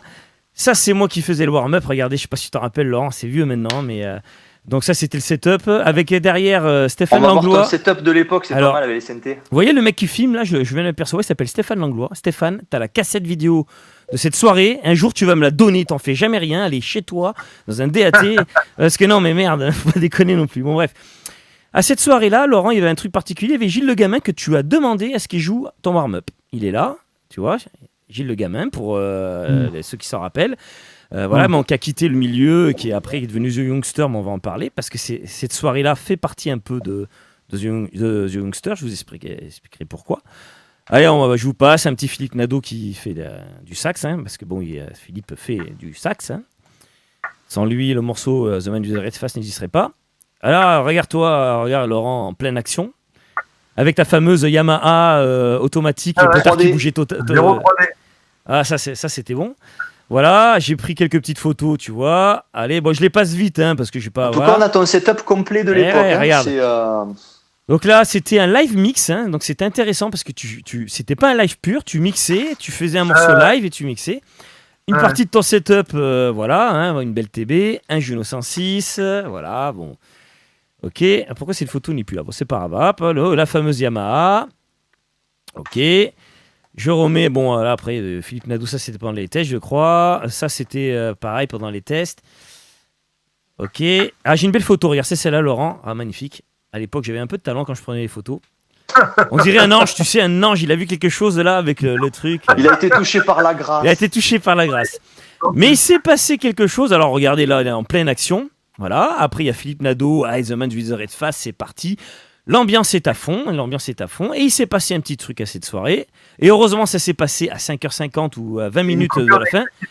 Coupure d'électricité à cause de Régis qui a oublié de brancher la terre sur les frigos. Hein, on en a parlé. Je me rappelle très bien de ça. Ouais. Et ton matos, une partie de ton matos, attends, je vais remettre la photo. Une partie de ton matos là a grillé. Donc déjà, ce souvenir, c'est pour ça que je savais que tu te rappellerais de cette soirée. On en a parlé au téléphone parce que... Je me rappelle des frigos. Et en fait, on lui avait dit au début, parce qu'en fait, on est arrivé, il y avait de l'eau partout dans le bar. Et on lui a dit, mais putain, t'as pas la terre, ça va sauter. Et en fait, ça a sauté. Et voilà. Donc, Jean-Michel à l'électricité, là, il est venu. Il dit, ah, c'est quoi le fil de terre? C'est quoi ça? Ça sert à rien. C'est pour les vieux, ça. Il n'a pas branché. Et heureusement, ça sautait à 5h40 du matin et pas en plein milieu de Philippe Nadeau avec toi qui faisait The Man with the Red Face. Là, ça aurait un peu foutu les boules. Donc, forcément, cette soirée, moi, j'ai kiffé, j'ai fait ton warm-up, c'était un peu mon moment de gloire, tu vois. Même encore deux fois aujourd'hui, j'en parlais encore. Mais si, j'ai joué avec Laurent Garnier, moi. Bon, je suis pas sur le fly, mais j'ai joué avec lui, voilà. Mais ce soir-là, Laurent, et là, ce soir-là, j'ai peut-être... Après, attention, il y a un coming out. J'ai peut-être fait une petite bêtise. Je m'explique. À un moment donné, dans mon warm-up, je sors un vinyle que j'adore, un artiste en commun, un ami à toi. Je sors un disque d'un certain DJ Deep. Je joue un morceau de DJ Deep. Voilà, je fais mon warm-up. Après, voilà, Gilles Le Gamin arrive et tout ça. Et dans la soirée, à un moment donné, je vois mon morceau de DJ Deep là, posé sur l'enceinte. Attends, c'est marrant parce que je l'ai là. Attends, je vous mets la photo où il y a Gilles Le Gamin. Sur l'enceinte, derrière Gilles Le Gamin là, que vous voyez. Enfin, je vois le disque là. Je le prends, je dis tiens, hop, je le range dans mon bac. Bon, la soirée se passe, je surkiffe. Bon, voilà, on discute 2 heures dans la voiture. Et puis 2 jours après, je sors mon bac et qu'est-ce que je vois? Ben, le DJ Deep, il s'est dédoublé. J'en ai eu 2. Tu m'as chouré mon disque. Alors attends, j'ai réfléchi, j'ai fait, mais c'est bizarre. Hein. C'est pourquoi il y a 2 fois. Alors j'ai réfléchi à toutes les causes paranormales possibles, il s'est dédoublé, machin. À force de réfléchir, j'ai évincé toutes les causes paranormales et j'étais obligé de me dire, bon, il n'y a pas 36 solutions. Soit ce disque était à Gilles Le Gamin, mais il n'était pas arrivé encore, ou soit il était au boss, il était à Laurent Garnier. Alors voilà, c'est un grand mystère aujourd'hui. Alors ce disque, eh ben il est là. Je te le montre. Eh ben, ah. Tu vas te le rendre. Voilà, déjà la question, le mystère, est-ce que c'était bien ton disque? Je vois pas. Attends, on voit pas parce que t'as la photo qui gêne. Voilà, attends, je me mets en gros plan. Voilà, est-ce que c'était bien ça? Ça te parle? Il y a de fortes chances. Sur BNO, ouais, il y a de fortes chances. Voilà. Donc je crois que, alors de façon totalement volontaire, je crois que je t'ai chouravé ton disque. Je l'ai de fois. Il a ça sur la conscience depuis 20 ans. Ah voilà, alors j'avais ça depuis la conscience. Je suis pas mort, hein. Tu vois bien. Bon. Je suis pas mort. Mais regarde, s'il faut, je te le rendrai. Ouais, s'il te plaît. Je te le garde parce que, est-ce que si tu l'as pas, je te le rendrai 20 ans après, quand même. Quel morceau c'est alors, quel morceau putain, j'ai pas la platine de brancher, c'est dommage, je te l'aurais mis. C'était quoi? Parce que j'en jouais tellement de DJ Deep, parce que j'adore, hein, je suis très fan de Cyril. Besnautic Record, est-ce que j'ai le morceau derrière? C'était The Fire EP. Tu t'en rappelles? Ah, t'as refait un Q. C'est bon. Ah, j'ai refait un Q. Non, je l'enlève, ouais, c'est bon, excusez-moi. C'était Julien Don't Jump. Tu te rappelles? Fabuleux. Eh ben voilà, écoute, tu vois, on a résolu un mystère ce soir. Ce disque était bien. Voilà. J'ai remis un Q, ouais, parce que désolé, il a vidé sa conscience, parce que ça fait 20 ans qu'il se pose la question. Ça fait 20 ans que j'avais pas la conscience tranquille. J'en suis pas mort, hein. T'inquiète pas. Je m'en doute bien. Faut t'avouer, à moitié pardonné. Voilà. Et moi aussi, j'en ai piqué quelques-uns, donc t'inquiète pas. Ouais, j'imagine. Bon, en tout cas, je l'avais pas fait exprès, mais en tout cas, j'ai dit, putain, c'est quand même la classe, ce disque, Laurent Garnier. Et dans Discog, parce que tous mes disques sont sur Discog, j'avais une petite note, j'avais mis en anglais, peut-être éventuellement piquer à Laurent Garnier, mais sans faire exprès. Et tu vas me le ramener alors? Ouais, je te le ramènerai. Promis, il est de côté. Cool. Voilà. Sauf que ce qui m'inquiète, c'est que j'ai pas retrouvé l'original avec la vraie pochette, parce que là, bon. Ok, voilà pour le mystère. C'était un peu le fun. Alors aussi, Jean, est-ce qu'on fait? Alors attends, je suis en train de réfléchir. Est-ce qu'on fait parce qu'après là, faut il y a le défi. Avant que Laurent soit fatigué, est-ce qu'on fait le défi maintenant? Allez, si tu veux, allez, on le fait, parce que sinon ça. Si Laurent accepte le défi. Est-ce que tu acceptes le défi? Laurent, est-ce que tu aimes les défis? Le défi. Alors, on va voir. Parce que là, je te vois bien confortablement installé. Mais bon, on va voir. Alors, attends, je cherche mon petit truc. Ça, c'est la position dubitative. Voilà, ça. là, je te mets un gros plan. Alors, on a un petit défi pour toi. On s'est dit, c'est bien d'avoir une collection de vinyles. T'en as à combien aujourd'hui? Je crois que t'en as. Alors, peut-être que je vais introduire avec la question, justement. Il y avait. Il y a un auditeur qui nous demandait comment tu organisais. Oui, voilà. Non, mais pas maintenant. Alexis Mayas, peux-tu donner les secrets de classement de ta discothèque numérique et de tes disques en général? Comment tu fais, pas numérique, disques, vinyle, etc. Alors, on en parlera après. C'est quoi le défi? Alors justement, le défi, tu vois, regarde, il y a énormément de disques derrière toi. Donc, combien tu m'as dit dernière fois, dernier comptage, à peu près? 50 hein, voilà. 55 000. Voilà. 55 000. Et normalement, bon, c'est censé être bien classé. Alors, on s'est dit avec Jean, on va voir si c'est bien enregistré. C'est ces disques. Donc si je t'affiche une pochette là, d'un disque, si je te mets un chronomètre, est-ce que tu crois que tu serais capable de te chronométrer pour voir combien de temps tu mettrais pour trouver le disque en question? Bah, montre-moi le disque d'abord. Ouais, justement. On commence par quoi, Jean? On a dit un vieux. On commence par BAM. Alors déjà, allez, un que tu connais. Alors attends, faut que je le mette. Je connais, ça m'arrange. Ouais. Non, mais ils les connaissent. Les autres, tu les avais joués, tu les as, c'est sûr. Alors, attends, faut que je retrouve le truc. Oui, c'est sûr que si Laurent est en premier, on va pas voir le truc. Voilà. Donc, je t'affiche la pochette. Donc, bam, bam. Alors, attends, je mets un petit chrono. Hop, on prépare tout. On a fait ça bien, tu vois. Alors, pareil, attends. C'est du direct, je suis désolé. Le chrono, on le voit pas parce qu'il y a toujours Laurent qui est derrière lui. Voilà, je mets un petit chrono là. Si je lance un chrono, on va voir combien de temps tu mets pour le trouver. Alors, attends, je lance le chrono, triche pas. Allez, t'es prêt? Bam bam, réfléchis. Est-ce que c'est bien rangé chez toi? Bah, je sais dans quelle tranche il est, mais il y en a beaucoup dans la tranche. Mais ouais, bon, allez, on fait l'expérience. Je lance le chrono, c'est parti. Allez, c'est parti. Voyons voir si le temps que met monsieur Laurent Garnier s'est levé pour trouver ce disque. J'ai pas de. Il est hors cadre. Nous ne voyons plus Laurent Garnier qui s'est levé. Il est parti. Mais même si c'est hors cadre. Il a travaillé son ischio gauche pour se lever. Ne te blesse pas, si tu dois prendre l'échelle, ne te blesse pas. Nous ne voyons plus Laurent Garnier. J'ai pas mon échelle. Ouais, c'est. Alors, du coup. Mais après, on te croit. Si tu nous dis qu'il est dans cette zone-là, allez, on te croira. Ouais, bravo 30 secondes, faut que j'arrête le chrono. Ah, bravo. C'était pas alors, c'est pas mal. Alors, franchement, c'est pas mal. Alors, 30 secondes. Franchement. Attends, je vais ouais, vas-y, range-le. C'est pas mal. Franchement, bravo. Ah, franchement. On t'a pris au dépourvu, là. Bon. Bravo. On va monter, on va faire un peu plus dur. J'ai pas mon échelle, alors il y a des trucs que je vais pas pouvoir avoir. Allez, déjà, faut voir si on les a. Allez, on va revenir à l'époque pour faire plaisir au maximum. Si je peux les choper ou pas, en fait. Allez, c'est pour ça que je te montre la pochette. Regarde, on a fait ça bien. Colaboy, Seven Way to World. Est-ce que tu t'en rappelles? Ouais, tu l'avais joué sur Rêve Max en 91. Ouais, mais je vais pas te le trouver parce que je l'ai en white label et je vais pas te le trouver. Ouais, attends, on y pensait à ça. On y pensait. Il y a eu beaucoup d'autres à label. C'est pas la pochette. D'accord. Alors. C'est quel label? Splish? Non, Splish, c'est celui-là. On y va. Bah, attends. Pardon. Alors un autre. On va voir. Moi, je le trouve pas parce que je l'ai en white et les white, j'en ai vraiment beaucoup, donc ça, je saurais pas. Ok. Je vais te le trouver, mais en 20 minutes, quoi. Ouais, non, bon, voilà. Bravo. On sent le alors là, il y a un piège. C'est soit Rêve 2001, Seduce Me. Alors, c'est pas la version que j'ai. Alors toi, Tiziana, toi, tu as celui-là. Tiziana, Seduce Me. Splish. Non. Attends, je te mets la pochette. Regarde, je viens de te l'afficher. Ouais, non, je l'ai pas sur Splish. Ah, mais est-ce que tu arriveras à le trouver quand même? Alors, oui, mais si tu veux, il est tout en haut là. Et j'ai pas l'échelle. Parce que la Belgique, tout ça, c'est là-haut. Alors montre-nous quand même à peu près où c'est. Ah, mais je sais, c'est la Belgique. La Belgique est là, c'est tout en haut là. D'accord, ok. C'est dans ce truc là-haut. Mais moi, il est sur. Je vais te dire tout de suite sur quoi il est.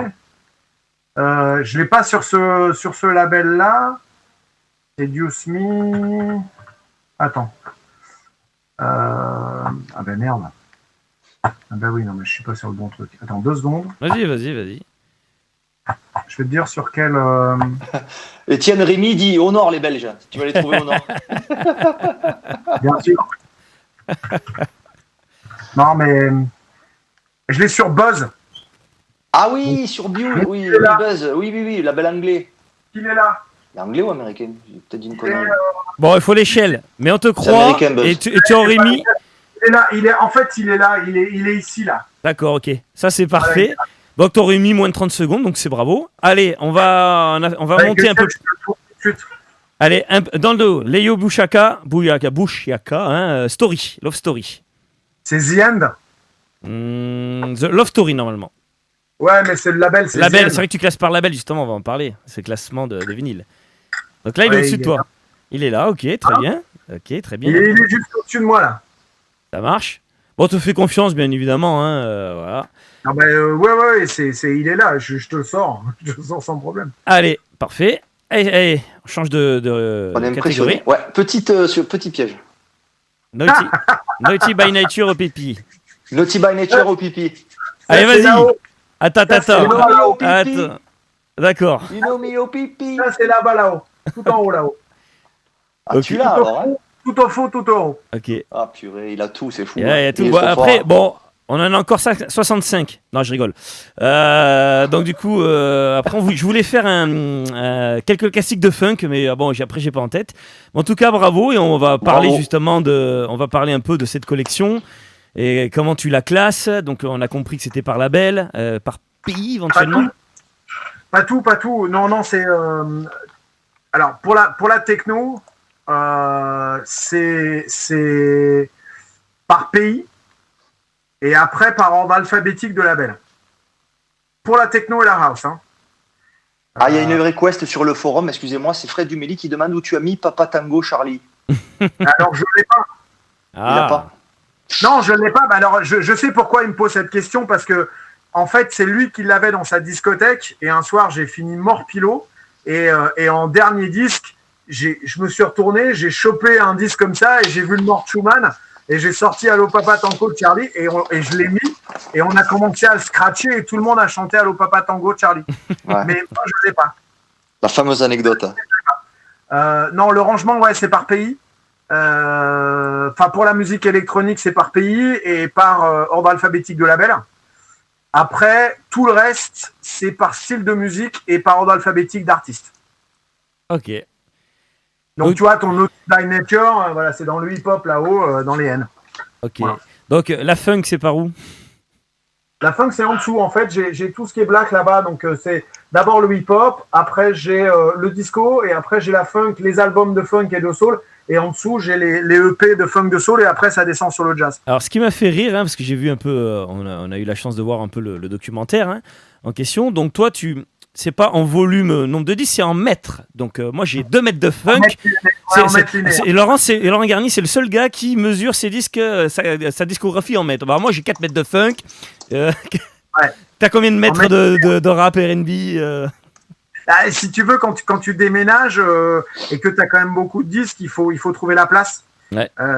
Et donc, voilà, comme ici, c'était une maison qui était en ruine.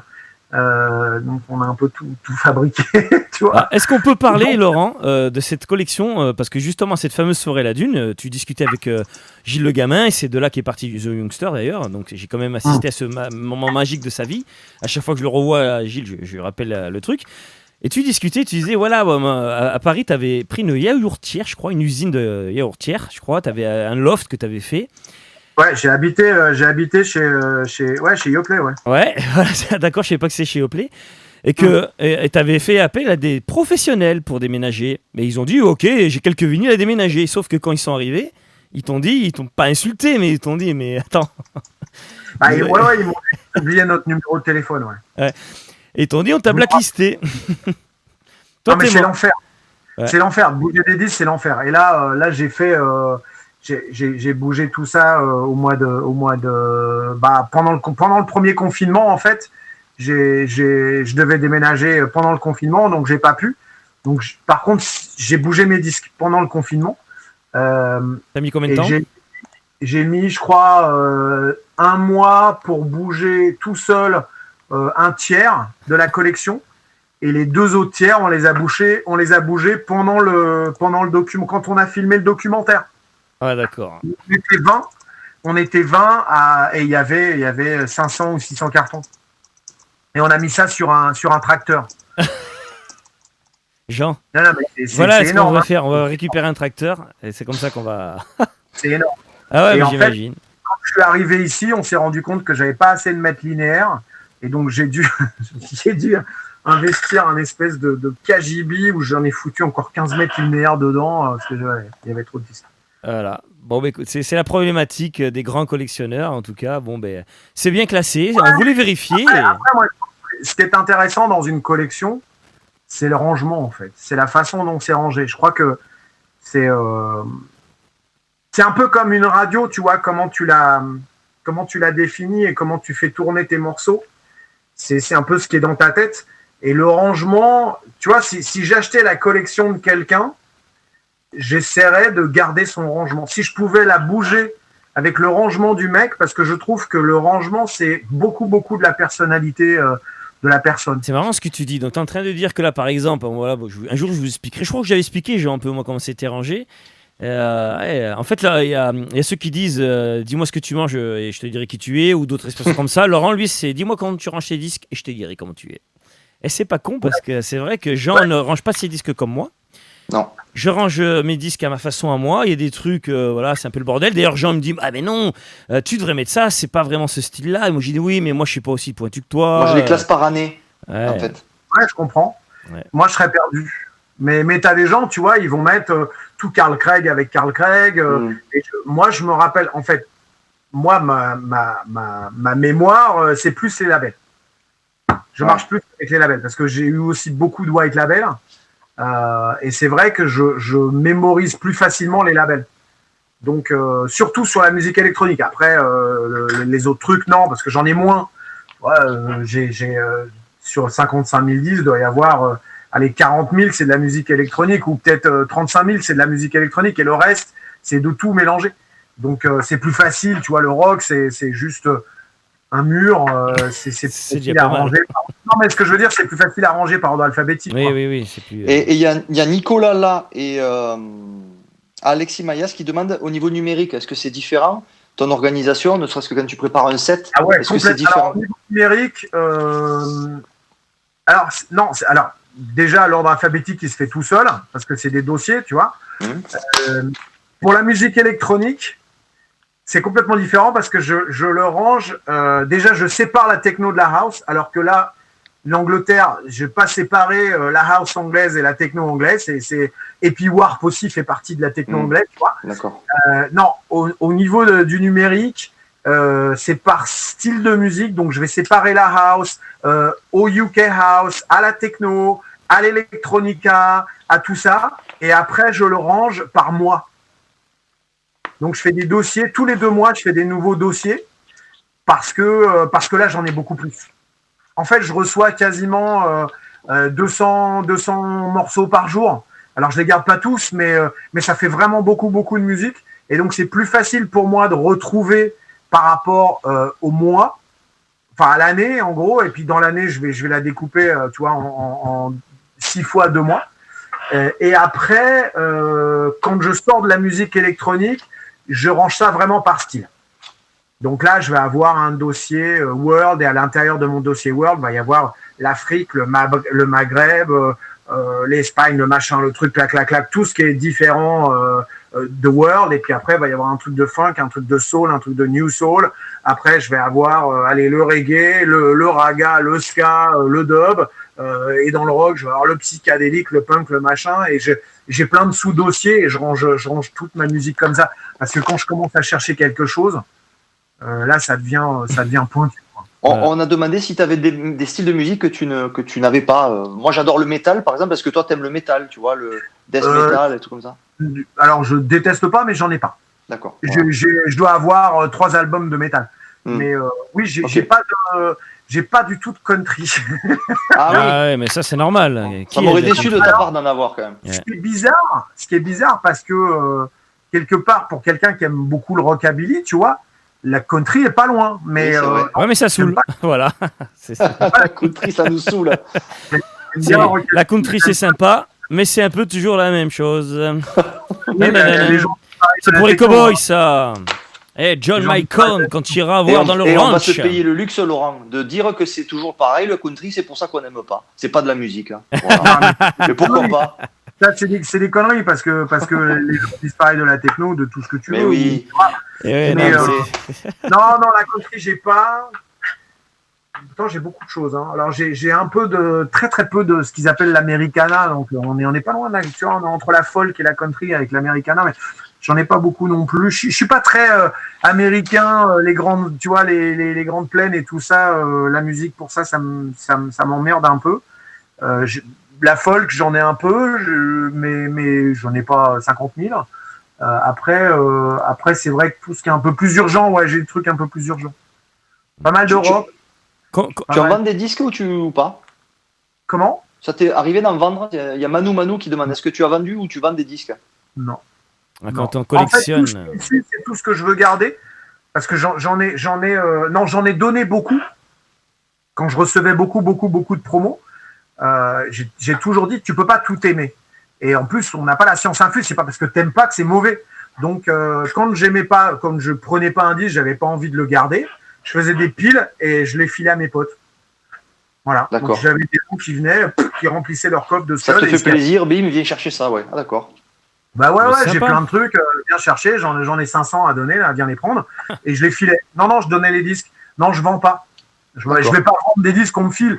Et puis les autres, ceux que j'achète, je les achète pour un but bien précis. Parce que ça te plaît, oui, voilà. Alors, mais tu sais, j'ai mes 45 tours d'enfants.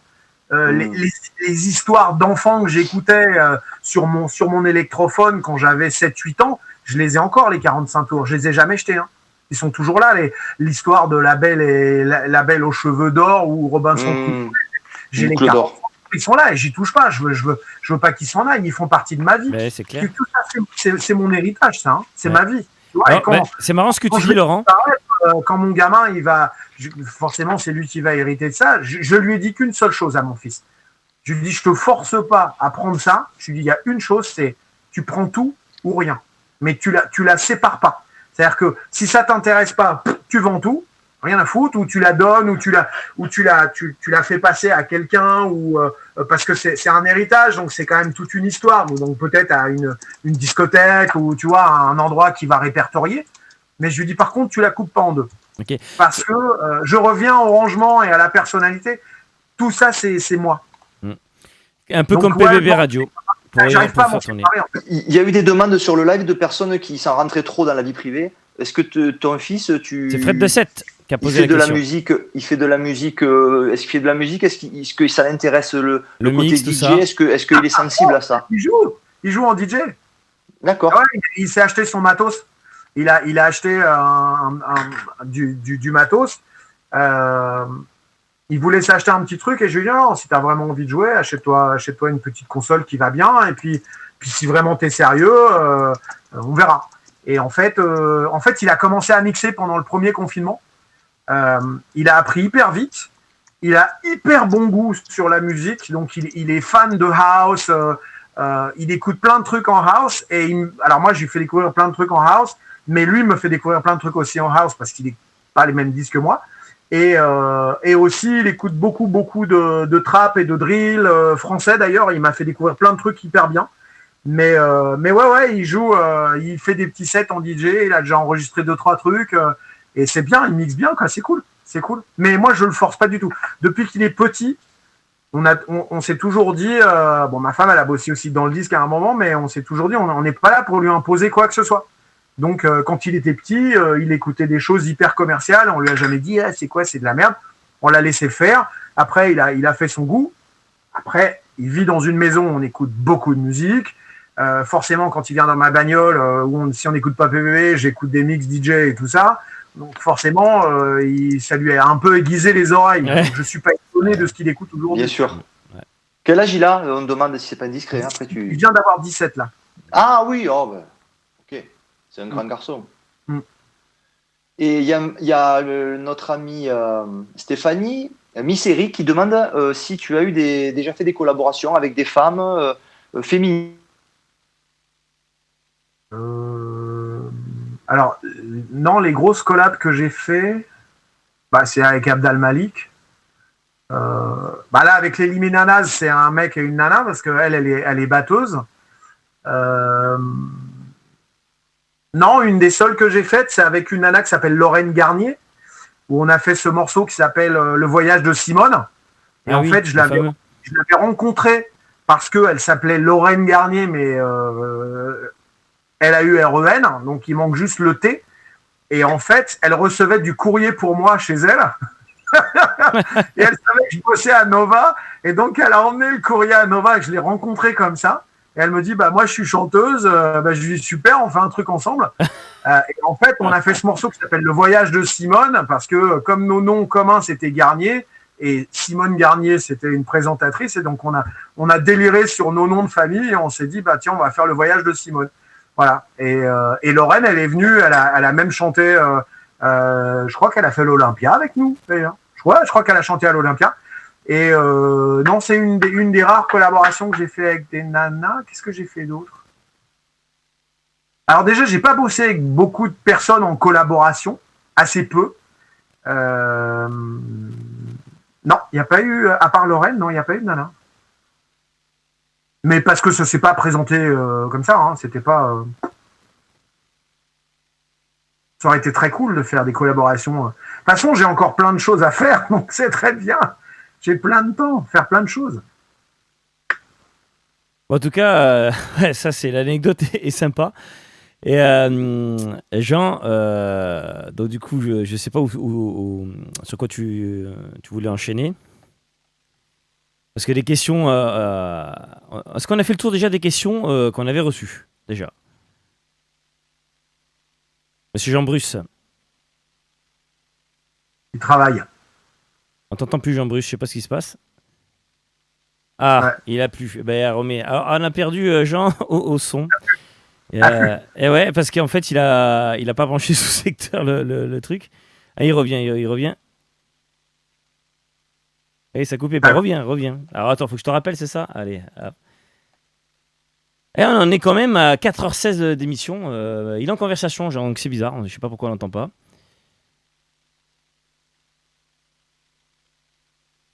Ah, t'entends toujours pas, Jean? Non, t'entends pas. Alors, est-ce que tu connais le langage des signes, Jean? Je sais pas. On va y arriver. We lost Jean Bruce. Non, mais est-ce que tu as de la batterie ou pas? C'est ça la question en fait. Est-ce qu'il nous entend déjà? Oui, mais tu l'as pas branché sous secteur. Ouais. Faut que, Il mouline. Bon, ok, vas-y. Allez, ouais, on va continuer. Hein, donc du coup, sauf c'est juste lui qui a les questions en fait, c'est ça qui est compliqué. Mais bon, je regarde. On va s'écouter. Regarde, ce que je voulais te montrer, c'était rigolo, parce que j'ai quand même. Ouais. On t'entend pas, Jean. On attend que ça démarre, voilà. Allez, regardez, ça c'était Laurent, parce que j'adorais quand tu expliquais les styles de musique. Ça c'est Electro, Techno.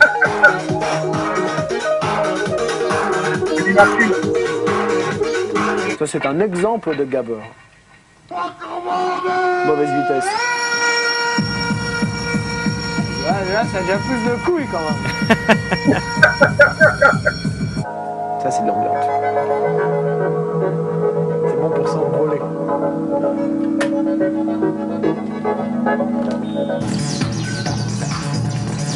Ça, c'est de l'acide pur et simple.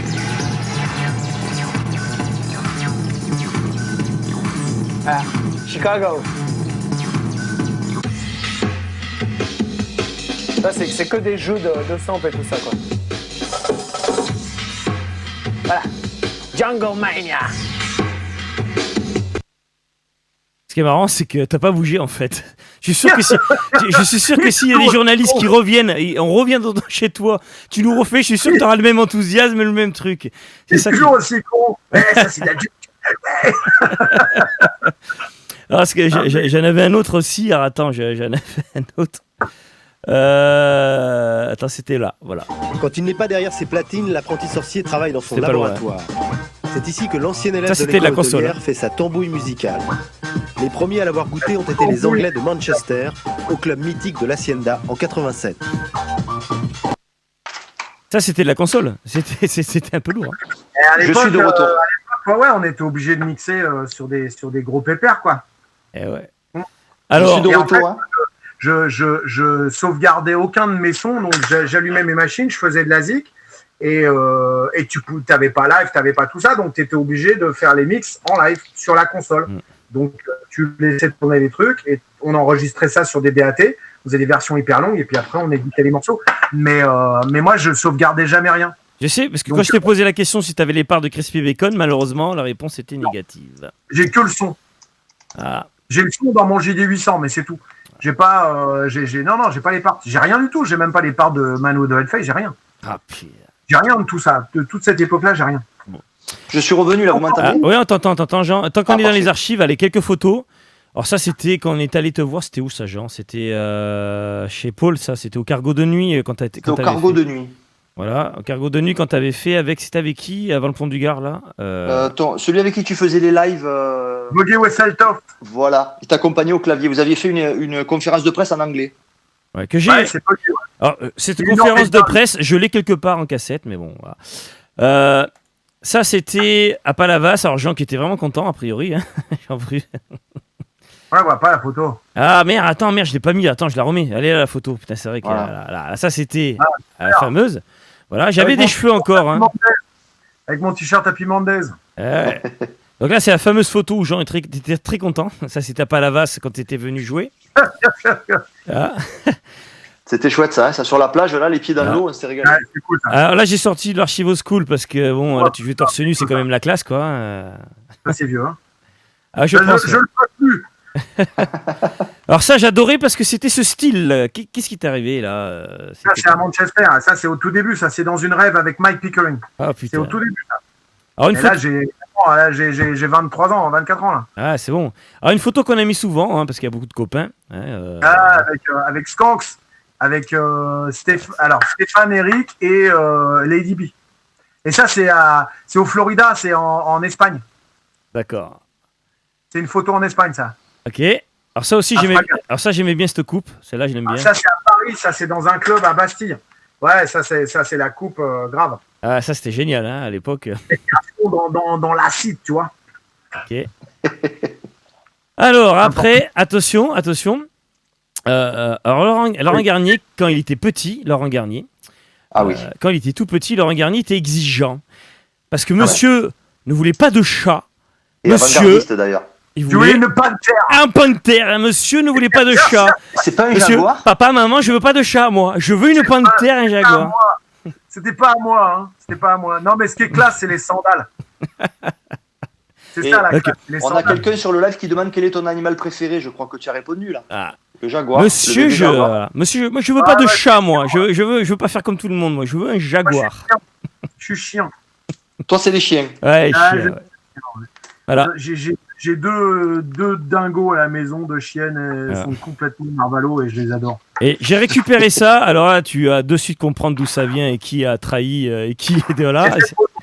Et oui, on voulait en parler. Attends, mais il y a celle-là aussi. Et ça par contre, ça c'est méga la classe. Ça c'est mortel. Ça c'est méga la classe. Alors les copains, c'est pas la classe, le ça. président de la République et Madame Jacques Chirac présentent Monsieur Laurent Garnier. Alors j'arrive plus à lire parce qu'il faudrait que je sais pas si vous voyez. Et attention, ce que j'aime bien, c'est la tenue de. Alors, attends, il faut que je le zoome ça. J'arrive pas à le lire parce que ça présente pas chez les Chirac. Hein. J'aime bien Chirac. Bon, on va inviter les Garnier, mais attention, hein, Jacques, on invite les Garnier. On leur dit tenue de ville sombre, uniforme et robe longue. Hein. Tu y es allé à cette soirée ou pas, Laurent ? Non. T'as mis ta robe longue ou pas ? Non, j'ai pas été. Putain, il a mis à l'amende les Chirac. Oh là là là là, il a mis à l'amende les Chirac, quoi. Le mec, il a peur de rien, quoi. Voilà. Bon, qui c'est quand même méga classe se faire inviter par Chirac quand même. Tout le monde ne peut pas. C'est pas mon truc, moi. Ouais, j'imagine. J'imagine le malaise en plus. J'imagine avec son accent. Il y a on s'est fait quelques dîners un peu protocolaires, on va dire. Notamment quand on avait été au Vietnam, ou je sais plus où d'ailleurs, et on avait été dîner à l'ambassade de France. C'était assez guindé, on va dire. On avait bien rigolé quand même. Mais non, c'est pas mon truc. C'est pas tellement mon truc. Il y a Jack qui dit que l'émission part en vrille. Ouais, c'est un peu le concept de l'émission, parce qu'au bout d'un moment. Mais ça quand même, on peut. Le crocal. Jacou, je rappelle qu'on a fait 6 heures avec toi, Jack. Donc si on veut regarder une émission qui part en couille, on regarde. Moi, je bosse demain, les gars. On arrête les conneries. Mais de toute façon, à moins que Jean. Donc attends, je regarde parce qu'on a fait un conducteur, c'est pour cette émission quand même. On a fait ça. On va quand même remercier Manu Chaman. C'est ton archiviste officiel. On voulait l'appeler ce soir. Et c'était tellement de trucs qu'on n'a pas eu le temps. Mais il te fait un gros bisou et voilà, nous c'est un copain, on l'apprécie beaucoup. Et en tout cas, bravo à Manu Chaman, qui nous on connaît depuis très longtemps Manu sur les forums Discogs. Sur les forums Discogs, il y a plus de. Parce qu'il a fait un travail d'archives qui est extraordinaire. Hein, et je crois qu'il n'y a pas beaucoup d'artistes qui peuvent. Qui n'ont, tout le monde n'a pas la chance d'avoir quelqu'un qui s'est pris à faire ça, et je pense que ça servira plus tard. Hein. Voilà. C'est un travail historique. C'est un gros travail. Voilà. Donc bravo à Manu Chaman. Monsieur Jean-Bruce, est-ce que je regarde ce qu'on avait prévu des choses ou pas? Bon, on avait le petit maxi de notre ami Guillaume là, sur lequel on a un morceau. Alors, on va en parler et après on va mettre un extrait sonore. On va parler de l'actu de Laurent actuel voilà. Avant de se quitter. Oui. On va mettre le oui, et ça a été validé par The Hacker, s'il vous plaît.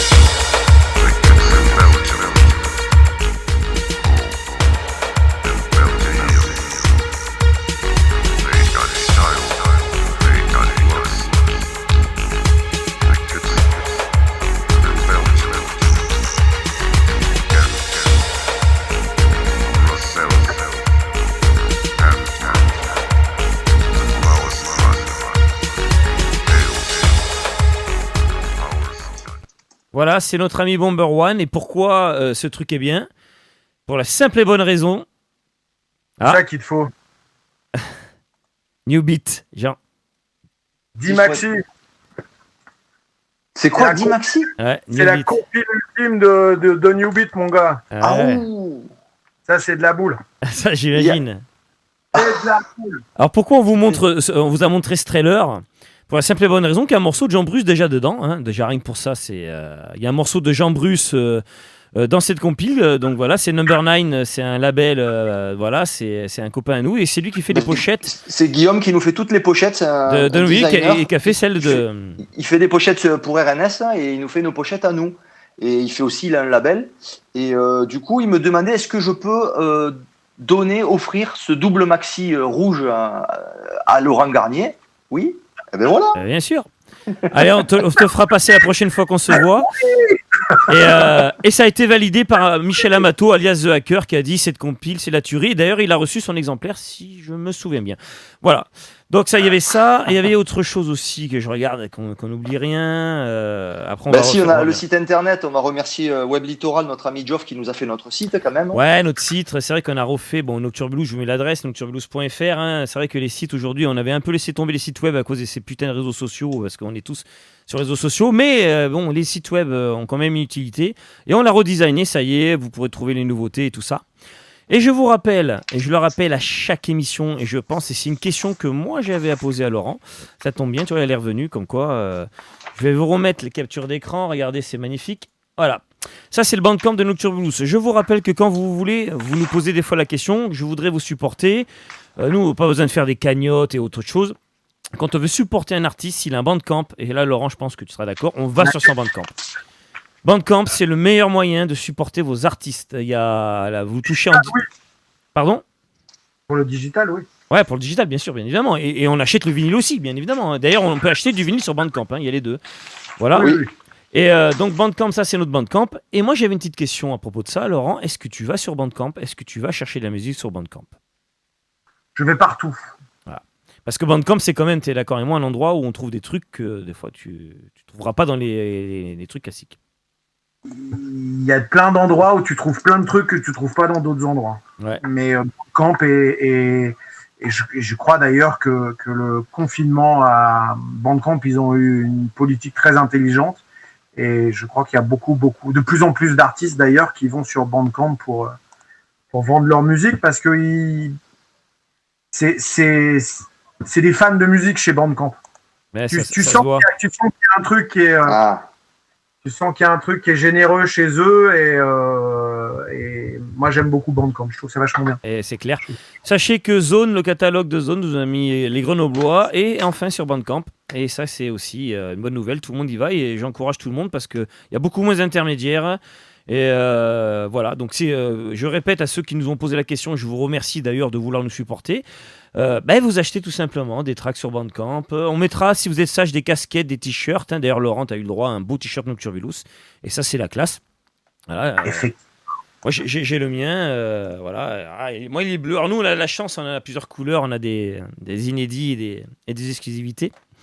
Voilà. Il y a pas mal d'artistes. Sache que ce soir, j'ai mis mon fétiche, j'ai mis le violet. Et normalement, il est pour moi. Mais bon, rien que pour toi. Normalement, je le mets jamais. J'ai mis pour toi.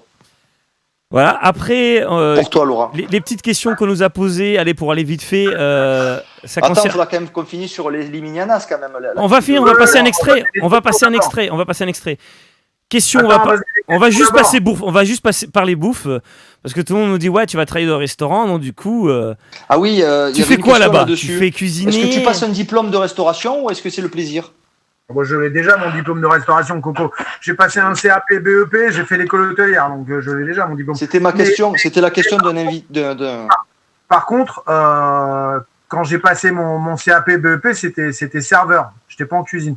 Et là, je seconde une chef. Enfin, en fait, c'est 2 chefs japonaises. En fait, c'est un pote à moi qui a ouvert un petit resto ou wine bar, mais c'est sans prétention, hein, c'est très cool.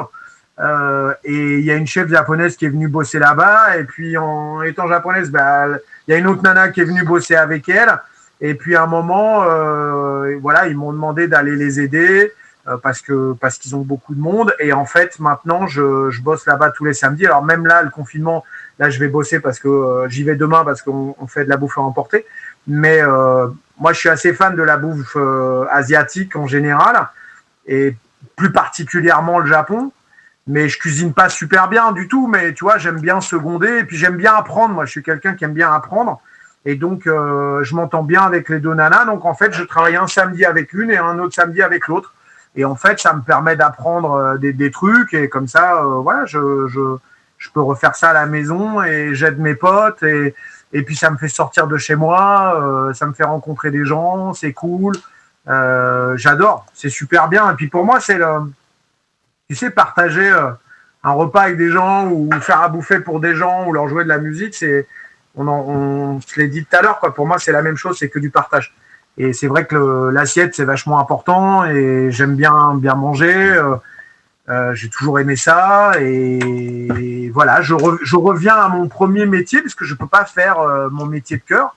Je reviens à mon premier boulot parce que j'ai pas envie d'être inactif. D'accord. Ouais. Eh ben, c'est bien. Très rapide, quelques questions très rapides. Est-ce que tu as des projets avec LBS de tournée? On sait que bon, avec le Covid, on pourrait planifier, mais est-ce que quand même tu avais des projets de tournée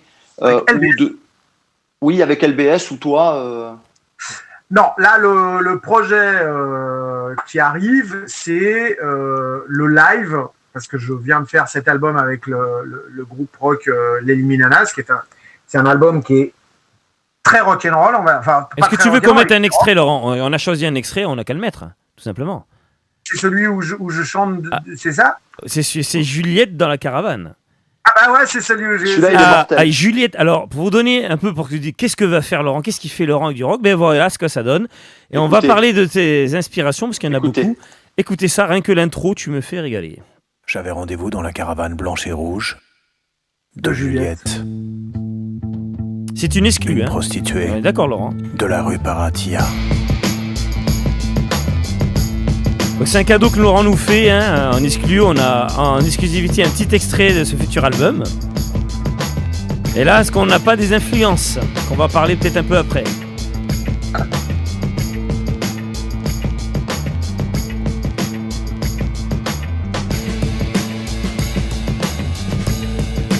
Vous l'avez fait où l'album, Laurent? Confinement oblige, j'ai fait mes parties ici et Lionel a fait ses parties chez lui. Ah cool, hein.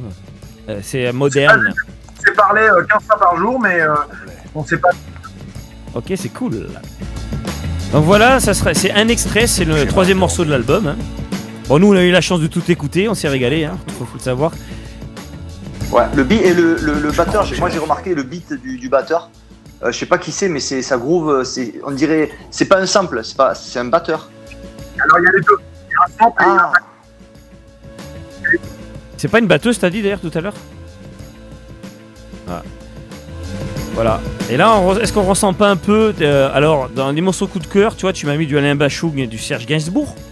Je pense qu'il y a pas mal d'influence. Et je pense que t'as dû kiffer de faire ça parce que ça t'a rappelé ces influences-là et forcément tu t'es dit putain, mais. Parce que là, t'y es quoi, c'est. Ah, je me suis énervé. Ah, c'est clair. Mélodie Garnier, César qui dit, César Dosrice. Allez, je le remets un peu plus fort, profitez-en, c'est une exclusivité ce soir. Alors désolé, il fallait se coucher tard, hein, il est 2h pile poil du matin. Hein. Laurent va falloir qu'il aille se coucher pour faire des... C'est quoi que tu fais comme cuisine demain, tu vas faire? Japonaise. Non mais comme plat par exemple. Je sais pas ce qu'on fait demain. Ah ok, ce sera la surprise. La surprise. Dès que ça repart le truc, on viendra y manger bien évidemment. Hein. Voilà, donc ça ça s'appelle Juliette dans la caravane. Je tapais à la porte de... Et ça sortira quand ça sortira, hein, donc... Septembre, je crois. Septembre. Ça réagit sur le live, sur ce son. Ouais. Là, ça fuse de partout. Hein. Tout le monde sent les influences. Et c'est toi qui chantes en plus. Hein. Ouais, c'est moi là. C'est ma voix là. C'est pas chanter, c'est parler. J'ai jamais vu. Ouvrit la porte et me sourit. Voilà, c'était un petit extrait, donc c'est Juliette dans ma caravane. Enfin, dans la caravane, pardon, pas dans la caravane. Donc tu t'es bien éclaté à faire ça, et voilà, on espère que... Deux, trois mots sur ce projet. En fait, j'ai rencontré les Liminanaz au Yé, qui est un festival que je co-organise, à côté d'où j'habite. Et c'est un groupe français, pour ceux qui ne connaissent pas, voilà, c'est un groupe français... entre le 60s et la musique psyché. Ils ont beaucoup de talent. C'est un couple, en fait. C'est Lionel et Marie. Ils bossent beaucoup, ils font beaucoup de disques, ils font beaucoup de rencontres. C'est des gens hyper curieux. Et en fait, quand je les ai rencontrés, il y a 2-3 ans, ils m'ont demandé de remixer un de leurs titres. Un titre qui s'appelle Dimanche, qui est chanté par un chanteur français qui s'appelle Bertrand Belin. Et en fait... j'ai fait un remix pour eux, ils étaient hyper contents. Et donc depuis, Lionel n'arrête pas de me dire « Laurent, il faut qu'on fasse un disque ensemble, il faut qu'on fasse un disque ensemble. » Et je lui ai dit « Écoute, j'adore l'idée, mais ça prend du temps de faire un album. J'ai pas le temps en fait, tu vois, j'avais pas le temps de le faire. » Et c'est vrai que quand le confinement est tombé, Lionel m'a rappelé en me disant « Bon, c'est maintenant, il faut le faire maintenant. » Et donc, lui, il avait l'idée de faire un album pour raconter une histoire. Il avait envie de faire un truc très narratif où tu suis deux personnages, donc Juliette et puis ce jeune garçon qui s'appelle Saul, qui est pas heureux à l'école, qui aime bien la musique, qui aime bien le cinéma. En fait, il nous ressemble un peu quand même, ce Saul. Et il rencontre cette Juliette qui est prostituée et ils partent ensemble et ils vivent une jolie histoire d'amour, mais comme toutes les histoires d'amour quand t'es jeune et quand c'est un peu fougueux, ça finit pas hyper bien. Donc voilà, le disque est assez cinématographique, on va dire, sur la narration. Ça raconte une histoire. Ouais, ça raconte vraiment une histoire de ce couple-là. Et moi, je voyais pas trop le truc, tu vois, donc j'ai dit à Lionel, écoute, envoie-moi le premier morceau. Et en fait, j'ai tout de suite craqué sur le premier morceau. En fait, j'ai produit tout l'album. J'ai arrangé tout l'album. J'ai arrangé toutes les chansons. Et de fil en aiguille, j'ai commencé, moi, à envoyer des morceaux à Lionel en lui disant, tiens, j'ai bossé là-dessus, j'ai eu cette idée, j'ai eu cette tournure de basse, qu'est-ce que t'en penses? Et on a vraiment fait l'album 50-50. C'est vraiment, au point de vue de la compo, on est 50-50. Il y a notamment des parties qui sont plus rock que j'ai faites et lui qui a fait des trucs un peu plus électroniques. On s'est vraiment, on s'est éclaté à faire ce disque-là. En tout cas, il y a eu aucune restriction. Le seul truc que moi où j'ai dit non, c'est un morceau où Lionel voulait absolument avoir un pied droit. Et je lui dis non. Ça, je veux pas sur ce disque. Parce que c'est pas, ce disque-là, il sent pas ça. Tu vois, c'est un disque qui est, enfin, vous l'avez écouté 2-3 fois, mais je pense qu'il est très français par rapport au rock français qu'on connaît. Donc, ouais, tu sens Bashung, tu sens Gainsbourg, mais il y a aussi beaucoup d'autres références. T'as un morceau qui s'appelle Kekalor, qui est très Doors d'un côté, et puis après, tu sens aussi, tu sens un peu les Stooges, ou tu vois, ce genre de morceaux, ce genre de trucs-là. Il y a un côté un peu Nino Rota sur la musique de film, il y a des trucs, des thèmes un peu à la Morricone, mais on n'a pas du tout la prétention de faire cette musique-là. Hein. C'était juste, en fait, c'est des influences tout à fait logiques pour nous, parce que c'est de la musique qu'on aime. Quand je dis on, c'est moi et les Liminalaz. On a vraiment les mêmes références, en fait, en rock, en chanson française, en plein de trucs. Et on s'est rejoints, mais putain, ça a été un bonheur. Pas une seule fois, on s'est pris le chou, pas une seule fois, on s'est posé des questions. On a avancé, on a fait l'album hyper vite, et on n'arrêtait pas de se nourrir, tu vois, où lui bossait de son côté, moi je bossais sur autre chose. On s'envoyait les morceaux, hop, on bossait comme ça, on renvoyait, et en fait, on s'est pas vu. On a mis 2 mois, et l'album, il était terminé. On avait 12 titres, on a tout fait. Et voilà, on se retrouve avec ce truc qui est un espèce d'ovni, parce que il est riche. Enfin, moi, je pense que c'est un disque qui est très riche, qui demande du temps, qui demande de l'attention, chose qui est difficile à demander aujourd'hui aux gens qui écoutent souvent la musique en faisant plein d'autres choses, et ils s'assiedent pas, tu vois, pour rentrer dans l'univers. C'est vrai que ce disque demande un petit peu d'attention. C'est marrant parce que je l'avais pas réécouté là depuis cet été, et hier je rentrais justement, on a fait une séance de photos avec les Liminalaz hier, et donc j'ai été les voir à Perpignan, et donc j'ai eu 3 heures de route, et j'ai réécouté le disque hier pour la première fois. Et c'est vrai qu'au bout d'une heure, il y a que 12 morceaux, mais au bout d'une heure, tu dis putain, je suis fatigué, quoi. Parce qu'il y a quand même beaucoup d'informations dans ce disque. Il y a beaucoup d'instruments, de mélodies, il y a du texte. C'est un disque assez sombre. Mais je trouve que c'est un disque qui nous ressemble beaucoup. Et ça a été une rencontre géniale avec Marie et Lionel. Et donc là, on a vu qu'il y a le confinement, on sait pas, faut pas se voiler la face, on ne sait pas si on va arriver à jouer des disques dans des clubs, on ne sait pas si les clubs vont réouvrir pendant quand même un bon bout de temps. Et puis moi, il y a un moment, il faut que je fasse quelque chose de créatif, parce que je vais péter les plombs. Et donc là, on est parti sur l'idée de monter un live. Et donc c'est drôle que tu me poses la question sur LBS, parce que moi, j'ai fait pas tant de live que ça, j'en ai fait, mais j'ai fait beaucoup moins que DJ, en fait, tu vois. Mais la scène me manque. Et je sais pas si je vais tout de suite repartir en DJ. Donc on s'est dit avec Lionel, allez, on monte un live. Et donc le live, ça va être 7 personnes sur scène. Et notamment, dans les 7 personnes, va y avoir Ben et Stéphane. D'accord. Donc ouais. Tu vas retrouver les LBS dans la formation Liminalaz. Intéressant. Fred Duméli demandait s'il y avait Scanix qui avait participé un petit peu au projet. En fait, Stéphane, Stéphane après a mixé tout l'album. Moi, j'ai produit, j'ai composé avec Lionel, j'ai produit tout le disque, j'ai fait tous les arrangements chez moi, et après on a prémixé le disque ensemble avec Stéphane, et après lui il a terminé le mix chez lui. Mais c'est la deuxième fois que je fais ça, parce qu'avant j'avais produit le disque de Abdal Malik, et on avait travaillé de la même façon.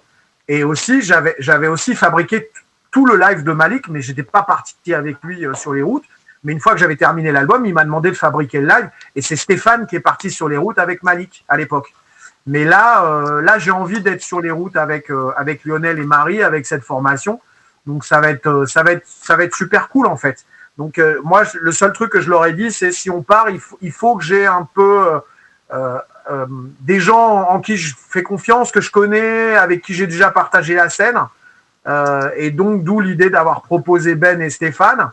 Et donc voilà, on va être 2 aux machines. Ben va être au clavier, il jouera de la gratte. Lionel, il va jouer de la guitare, Marie à la batterie, et on va avoir Edu qui est le chanteur sur le morceau, qui est Calor, qui est le mec du groupe Nova Materia, et Edu qui va faire tous les textes. Parce que nous, on n'a pas envie, par contre, le disque, on a fait quasiment tous les textes entre moi, Lionel et Marie. Après, on n'a que 2 guests, il y a Edu et puis il y a Bertrand Belin qui fait une chanson aussi. Mais sinon, tous les autres textes, c'est nous. Mais on n'a pas envie de les chanter sur scène. Donc, c'est pour ça qu'on prend quelqu'un qui va devenir le personnage central et qui va raconter toute l'histoire, parce que il y a quand même une vraie narration dans ce disque et les textes sont assez importants et l'histoire est importante, et on se dit, tu vois, si on est penché sur nos machines, il faut qu'on soit à ce qu'on fait. Donc on avait envie de prendre quelqu'un qui va incarner les chansons. Tu vas prendre la parole sur scène un peu sur les parties où tu parles en fait? Non, pas du tout. Non. En fait, tout ça va être fait par Edu. D'accord. On a Edu qui va venir et qui va chanter toutes les chansons. Déjà, les Liminanaz, Lionel, il aime pas chanter ses chansons. C'est souvent lui qui fait les textes et qui parle dans ses disques, et c'est quasiment jamais lui qui parle sur scène. Il a toujours un mec. Donc les gens ont l'habitude, et comme c'est un projet musicalement qui se rapproche beaucoup plus de leur univers que du mien, c'est vrai que moi je suis sorti vraiment de ma zone de confort, on va s'adresser à un public beaucoup plus rock qu'un public électronique. Enfin, vous avez entendu l'album, donc on est d'accord, c'est un album de rock. Oui. Alors, rock, après, c'est... Et même, ce serait le réduire que de dire que c'est un album de rock, tu vois, même, c'est plus que ça quand même, je trouve. Ouais, il y a un peu tout, mais en tout cas, c'est pas un album électronique. Non. Il y a de l'électronique dedans. Il y a le côté synthétique. Voilà, il y a un petit côté.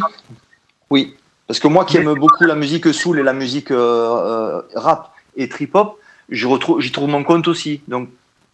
C'est marrant, il y a plein de gens qui disent, ah bah tiens, il y a un côté très Andy Weatherall aussi quand il faisait ses formations un peu plus rock. Il y a plusieurs personnes qui ont écouté le disque et qui m'ont dit, ah tiens, je sens Weatherall là-dedans, je sens Massive Attack. Oui, c'est ça, Portishead, il y en a qui disaient. Ouais. C'est vrai qu'il y a beaucoup d'influences comme ça. Mais nous, on l'a dit, Jean, qu'il y avait un hip-hop. C'est plutôt du beau linge, donc vaut mieux ça que Carlos, quoi. Après, j'ai rien contre Carlos, mais s'il nous entend en haut là-bas dans les étoiles, hein. Big up à Carlos, hein. Un monsieur formidable, mais non, mais voilà, ça m'a permis de faire autre chose. De toute façon, moi, j'aime pas me répéter, et je pense qu'un artiste qui se répète, c'est un artiste qui creuse sa tombe. Je sais qu'il y a certaines personnes qui aimeraient que je fasse de la techno, qui vont être déçues de ce disque, mais ça, c'est la vie. Moi, j'ai besoin de me nourrir. Moi, j'ai besoin de faire des choses différentes. J'ai besoin de sortir aussi de ma zone de confort, de prendre des risques. Après, moi, je trouve que c'est un joli projet. C'était hyper excitant de le faire. Et en plus, avec des gens qui sont absolument délicieux et super bienveillants. Donc, c'est que du bonheur de travailler avec ces gens-là, en fait. En fait, ça a été que du bonheur, cette aventure. Il y a eu PBB et ça, et je pense que ça t'a bien aidé. Carrément. Ça t'a bien aidé. Bien sûr.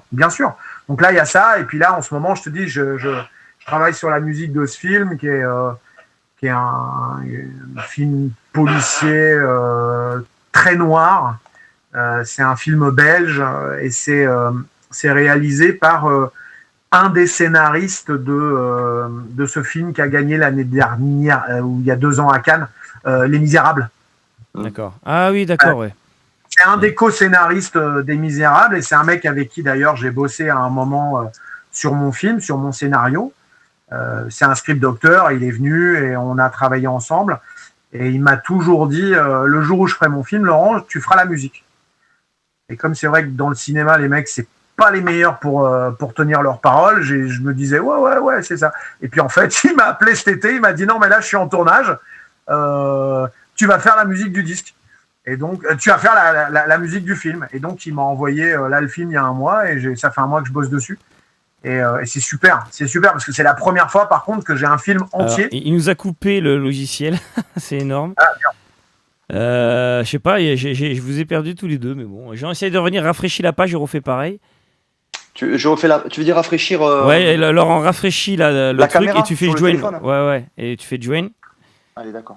À croire que Facebook veut plus de nous. Les gars, ça fait 4h47 d'émission, ça suffit. Bon, moi, je suis toujours là. Hein. Bon, on vous entend par contre, hein, on t'entend, Laurent, encore. À la limite, tu peux continuer. Hein. Ouais, c'est pour ça que je sépare le son. Je vais quitter et je me reconnecte. Et Laurent, pareil, si tu peux rafraîchir ta page, tu sais, là où il y a. De toute façon, on a bientôt fini, mais quand même qu'on se voit. Waiting to join the conversation. Voilà, c'est ça, moi pareil. Bah, attends, je me déconnecte. Alors, c'est moi, je vais me déconnecter et je vais me reconnecter. J'aime bien ton accent anglais, Laurent. Ouais. Oh là là, c'est bon, vous êtes dû faire des jours linguistiques. Voilà. Moi, ce que j'adore, c'est quand Laurent dit le mot, house. Moi, j'adore quand tu m'expliquais les bacs, tu vois, là, je mets house. J'adore. Moi, mon anglais, est ce qu'il est, voilà. Sachez, petite info, on travaille à faire les prochaines des interviews en 2025 qui seront internationales, c'est-à-dire uniquement en anglais. Sachez que c'est en cours, on va réfléchir, on va voir comment on va faire ça. Mais c'est prévu, on cherche aussi des solutions pour des sous-titrages automatiques. Si dans le chat, il y en a qui connaissent ça. I'm not afraid because my English is very good, Laurent, as you can notice, and I'm sure it will be a success. I'm sure it will be very good. Voilà, et vous avez vu que c'est bien parti, ça va cartonner. Non, mais après, si les gens sont chercheurs en histoire pour les sous-titres, ce serait bien quand même. Mais s'il faut, on fera en post-prod plus tard. Voilà. Pour les nouvelles, avant, on va donner les petits mots de la fin, je pense. On va faire un petit remerciement. Désolé, mais il y avait 2-3 questions. Le festival, est-ce qu'il est déplacé? Déplacé? On ne sait pas. Oui, quelles sont les nouvelles? On ne sait pas. Les nouvelles sont pas super. Allume ta télé et tu vas voir que les nouvelles sont pas super. Alors, je te le dis comme ça, on pense pas qu'il va y avoir le Yé cet été, mais on a quand même gardé ce week-end-là de libre. En tout cas, tout le staff a gardé ce week-end-là de libre, parce que de toute façon, aucun festival n'a aucune visibilité de rien. Personne ne se prononce sur rien, donc personne ne sait rien. Et organiser un festival, c'est 6 mois de travail. Enfin, vous connaissez ça, les gars. C'est 6 mois de boulot, avec beaucoup de gens qui bossent dessus. Et là, ça serait inconscient de penser, en tout cas de commencer à bosser sur une prog. Donc on a gardé le week-end de libre, on est tous un peu sur les starting blocks. Si jamais il y a possibilité de faire quoi que ce soit, on fera peut-être 1 ou 2 concerts à l'arrache. Voilà, si on peut, mais... on a un délire, apparemment, il y a quelqu'un qui a laissé un haut-parleur. Mais de toi à moi, j'y crois pas vraiment. Bon, j'y crois pas. J'y crois pas, je pense que ça sera trop tôt. Je pense que ça sera trop tôt. Ils sont en train de... Tu vois, ils sont en train de commencer la vaccination, ça a l'air d'être un peu le bordel. Ils ont l'air de dire qu'avant septembre, ça va être compliqué. Après, on sait pas. Laurent, tu devrais couper, je pense, ton... Non, c'est bon, j'ai trouvé. C'est juste que quand vous êtes revenu, c'est parce que vous êtes revenu, donc je suis en train de l'enlever là. Voilà, ça y est. Voilà. Donc pour l'instant, je te dis, nous, on est prêts. Si on peut faire un truc, ça risque d'être à l'arrache, mais je pense que tout le monde sera très content s'ils peuvent venir voir un concert. Et puis on le fera suivant les conditions sanitaires comme on peut le faire, quoi. On peut pas planifier là pour l'instant. Ouais, cette question est venue souvent même pour nos festivals, parce que nous, pour l'instant on fait pas de festival, mais on a fait pas mal de trucs. Nous, on a eu la chance de pouvoir en faire un cet été, de maintenir un truc cet été-là. Mais honnêtement, nous c'est pareil, on prévoit rien avant, on a tout annulé. Bon, il y a cette émission qui fait qu'on est là et qui nous fait, voilà. Et on est content d'avoir créé cette émission. Le confinement a eu ça de bon pour nous, hein. Moi, comme je dis, malheureusement 2020 pour beaucoup de personnes ça a été l'enfer, hein. Et j'espère que ça ira mieux. Nous, on a été un peu chanceux, on a eu l'idée de faire cette émission. Et qui maintenant, on finit par toi. On est très content parce qu'il y a un peu une consécration pour nous. On s'est dit, voilà, on avait envisagé, tiens, un jour, ce serait bien qu'on ait Laurent Garnier, tout le monde nous en parle. Voilà, bon, la force et le destin fait que ça s'est fait. Et c'est lui qui t'appelait, là. D'accord. Pour monter la radio. Et ouais, c'est ça. Et donc, et là, jusqu'à cet SMS là que je reçois. Alors pour te dire, j'étais dans mon lit. Hein. On s'est envoyé un mail vendredi après-midi. J'étais dans mon lit, je reçois un texto, puis quand Laurent Garnier vous envoie un texto, attention, ça plaisante pas, il est long comme ça le texto. Hein. C'est pas genre avec des gamins qui écrivent avec, tu vois, t'inquiète, TKE, machin. Non, c'est bien écrit, c'est long comme ça. J'ai fait, ah ouais, alors ben écoute, on s'appelle à 14h, et puis c'est de là qu'il est parti. Et c'est une longue aventure, je pense qu'il va continuer, Laurent. Hein, je pense que ça va pas s'arrêter là, bien évidemment. Je sais que je suis Joe la tartine quand j'écris des mails. Ça fait. Mais c'est toi, c'est bien. C'était. Ça structure. Mais ça montre que tu es structuré dans ta façon de travailler. Et voilà, donc c'est cool. En tout cas, bon, ben on va continuer à bosser ensemble. Une autre question. Ouais, vas-y. Est-ce que tu as un nouvel album, un projet nouvel album électro et techno? Non. Pas tout de suite. Non, j'ai ce disque-là. Le disque avec les Liminanas. Après, il y aura peut-être un morceau qui sortira, je sais pas, peut-être quelque part un jour. Et puis, je me pose la question. Si j'ai envie de refaire un album électronique, je sais pas. J'aime bien l'idée de repartir, faire des genres de trucs un peu LBS. Tu vois, je sais pas. En fait, comme je vais bosser sur le live de Liminanas, je vais peut-être... rebosser quelques morceaux à moi et je vais voir si c'est simple d'emmener des machines quand je vais jouer en DJ, si j'emmènerai pas 2-3 conneries pour faire des morceaux, quelques morceaux à moi en live, histoire de les déstructurer, de les faire un peu différents, tu vois. Mais pour l'instant, non, j'ai pas de projet d'album, pas trop. Non. D'accord. C'est pas l'idée. Mais parce que j'ai pas le temps, parce que j'ai plein d'autres trucs à faire en ce moment. Et si j'ai 2 mois à rien foutre, bah oui, je ferai de la musique, ça c'est sûr. D'accord. Et parmi les jeunes talents ou des gens pas connus, est-ce qu'il y a des gens que tu aimes dans la nouvelle scène? Des nouveaux artistes? Ah bah faut écouter PPV, il y en a 50 000. Ah oui. Le bac nouveauté, le bac 9, okay. Le dossier 9, le bac numéro 9. Et en plus, maintenant il y a les titres. Arrête. Lequel? C'est lequel déjà? C'est le bac 2, c'est ça? Ouais, 02. Non, mais juste pour finir le truc du studio, je suis pas une bête de studio et je n'ai pas cette rigueur à allumer mes machines tous les jours et à faire beaucoup de musique. Je fais pas beaucoup de musique déjà et c'est pour ça d'ailleurs que j'ai tout sorti, tu vois, parce que les gens qui sont très très productifs ne sortent pas tout. Je préfère en fait avoir des vraies carences de studio et faire 1 ou 2 projets, les faire à fond et puis après arrêter. Là, tu vois, j'ai fait l'album de avant les Liminanas, j'ai fait la BO du docu là, sur les lions qui est passé sur Canal+. L'album de Liminanas, avec les Liminanas. Là, cette BO où j'ai quand même 14 morceaux à faire sur le film. Après, je vais être content d'arrêter un petit peu le studio. Voilà. Une autre question. Le Family Picnic, tu n'y as jamais été? C'est une raison? Où ça? À la Family Picnic. C'est où? C'est un festival organisé par Tom Poux sur Montpellier.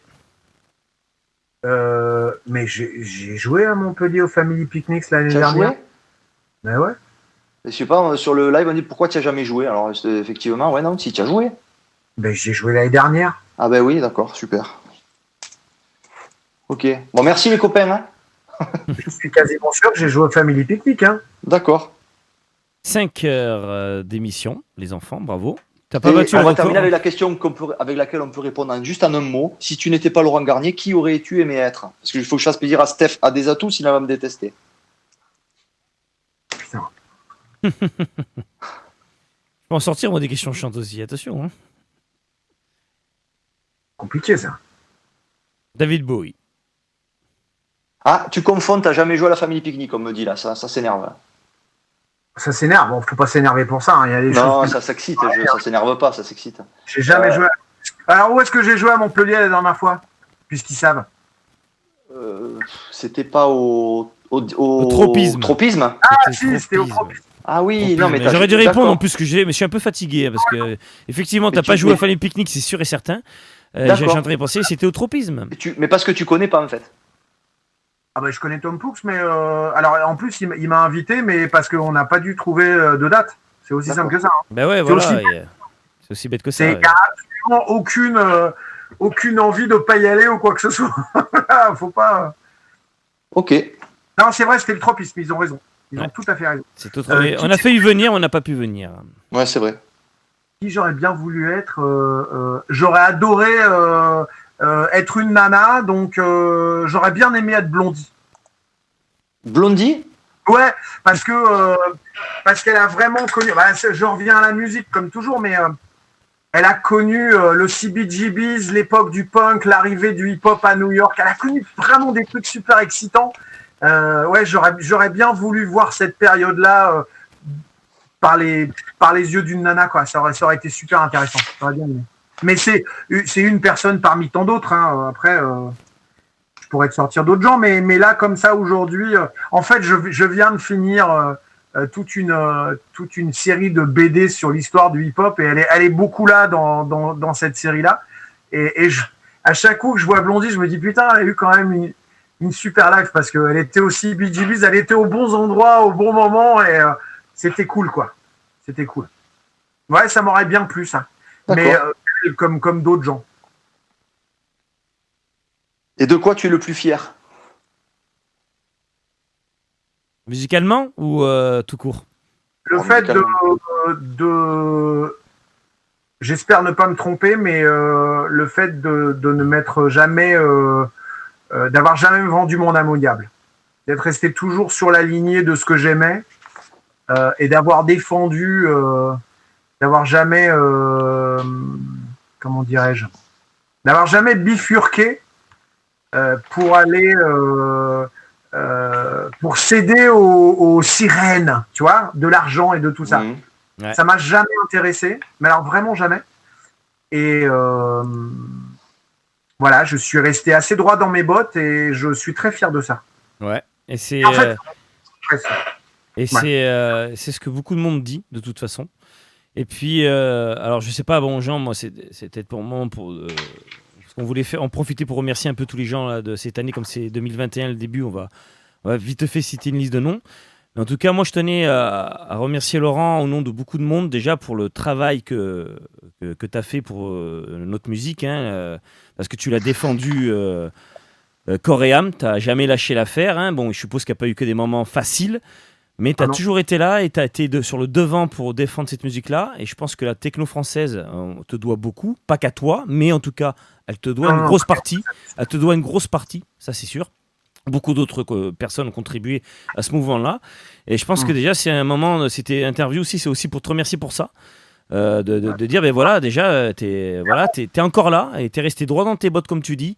Et déjà, et merci pour ça, parce que la techno te doit, même internationalement d'ailleurs, mais en France en tout cas, voilà, t'as fait partie, comme on a eu l'interview de Matt Le Salgos, qui, je rappelle, a fait de la prison, lui, hein, pour avoir fait des rêves et autres. Allez voir son interview à Matt Le Salgos, c'est intéressant hein, de voir un peu comme les gens se sont battus aujourd'hui. Quelqu'un qui est né aujourd'hui, je suis pas sûr qu'il a conscience de ce que c'était et ce qu'on a vécu à l'époque, de se battre. Mais en tout cas, ces interviews sont là pour ça, pour archiver un peu. Voilà, donc déjà merci pour ça. Après Jean, nous on voulait remercier. On va faire un big up à Simon, qui est notre ami, quand on organise les soirées. Ouais, de l'équipe Nocturbulus. Dans l'équipe Nocturbulus, Simon, Terry Rouen bien sûr, Cosmopath, on l'a dit. Ouais, mais on va le remercier encore, Cosmopath. Loloman, parce que Lolo c'est un ami de toujours et puis voilà. Merci et petite anecdote, je le rappelle, Loloman nous a appris à conduire, c'était notre prof de moto. Oui, c'était notre prof d'auto-école. Voilà, Loloman, hein, donc voilà. Donc si j'ai un accident, vous lui envoyez un mail. Si j'ai causé, voilà. Et on peut parler aussi d'Anthony Adam qui a sa radio Basic Groove. On est un petit peu tous les deux, on est des cousins. Hein, Nocturbulus et Basic Groove, on est cousins. Et on vous invite, régulièrement on croise on se fait de la promo, même mentalité. Donc n'hésitez pas à aller voir notre ami Anthony. Comme ses auditeurs viennent nous voir, on en est ravis. Voilà, Sébastien pour les mastering, André Dalcamp pour les mastering. Et puis après tous les gens avec qui on a collaboré. Allez, balance des noms quand même. David Carreta, Marc Archer, Slipmat, Woody McBride, Jackie Meurice, Dafresh, Minimum Syndicat, Umwelt Millimétrique, Olivia Belous, D-Check, G-Prod. Voilà. Merci à tous ceux qui nous ont aidés. Merci à ceux qui vont venir nous aider.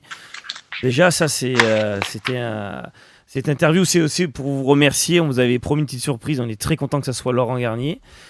On est désolé de ne pas avoir pu. Il y a eu 1 million de questions ce soir. Je ne sais pas combien on est de commentaires. Il a fallu que je bannisse. il y a eu un truc, je vous ai pas dit, il y a des marabouts qui viennent toutes les 2 minutes. Ouais, mais ça me saoule, ça. On parle pas, et je les ai tous virés, j'y ai passé 1 heure. C'est insupportable. Ouais, mais ça, c'est les spams, on s'en fout.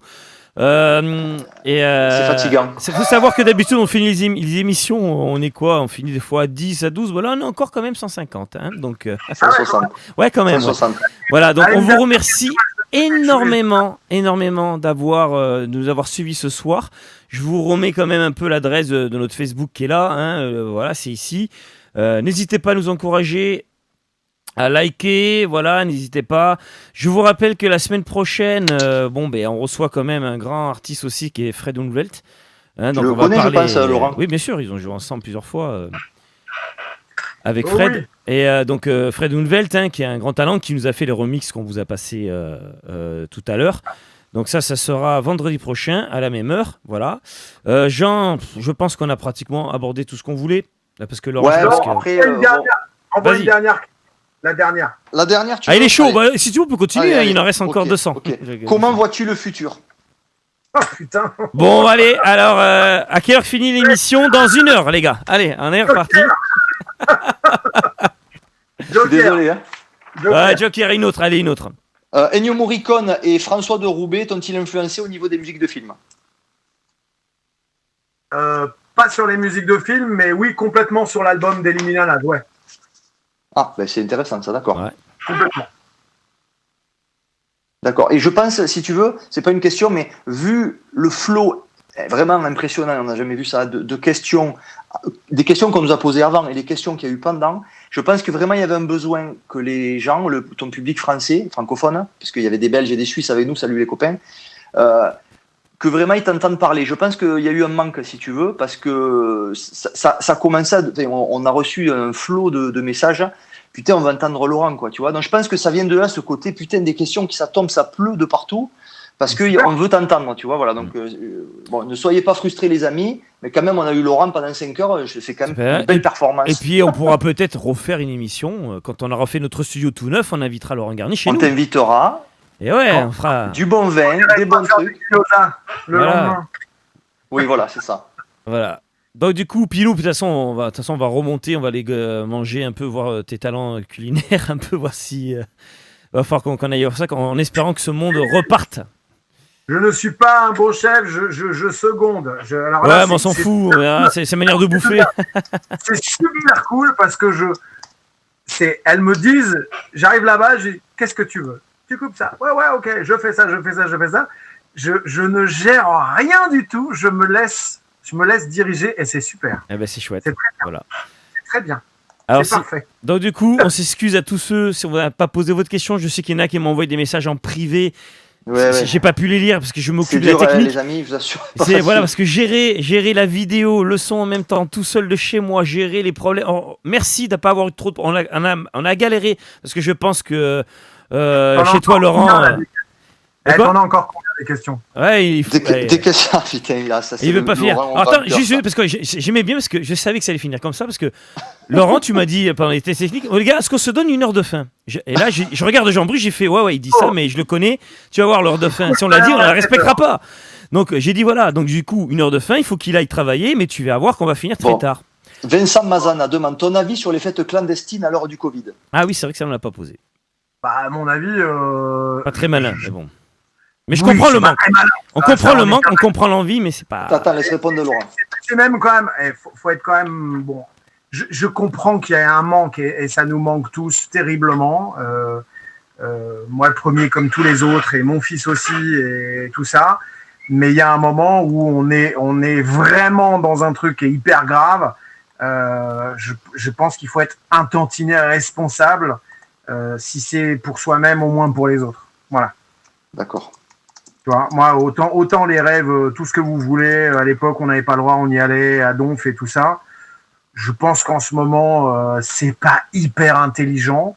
C'est-à-dire que si on regarde ce qui s'est passé à Nouvel An, c'était quand même une grosse connerie. Et en plus de ça, qu'est-ce qui va prendre au bout? C'est, comme d'habitude, le monde techno. Tu vois ce que je veux dire? Oui, on parle de la rave encore en mal, quoi, ça revient. Sans branle total, mais au bout du compte, ça va être encore comme toujours à l'époque, l'amalgame, regarde, c'est encore la merde et c'est encore des mecs dans la techno.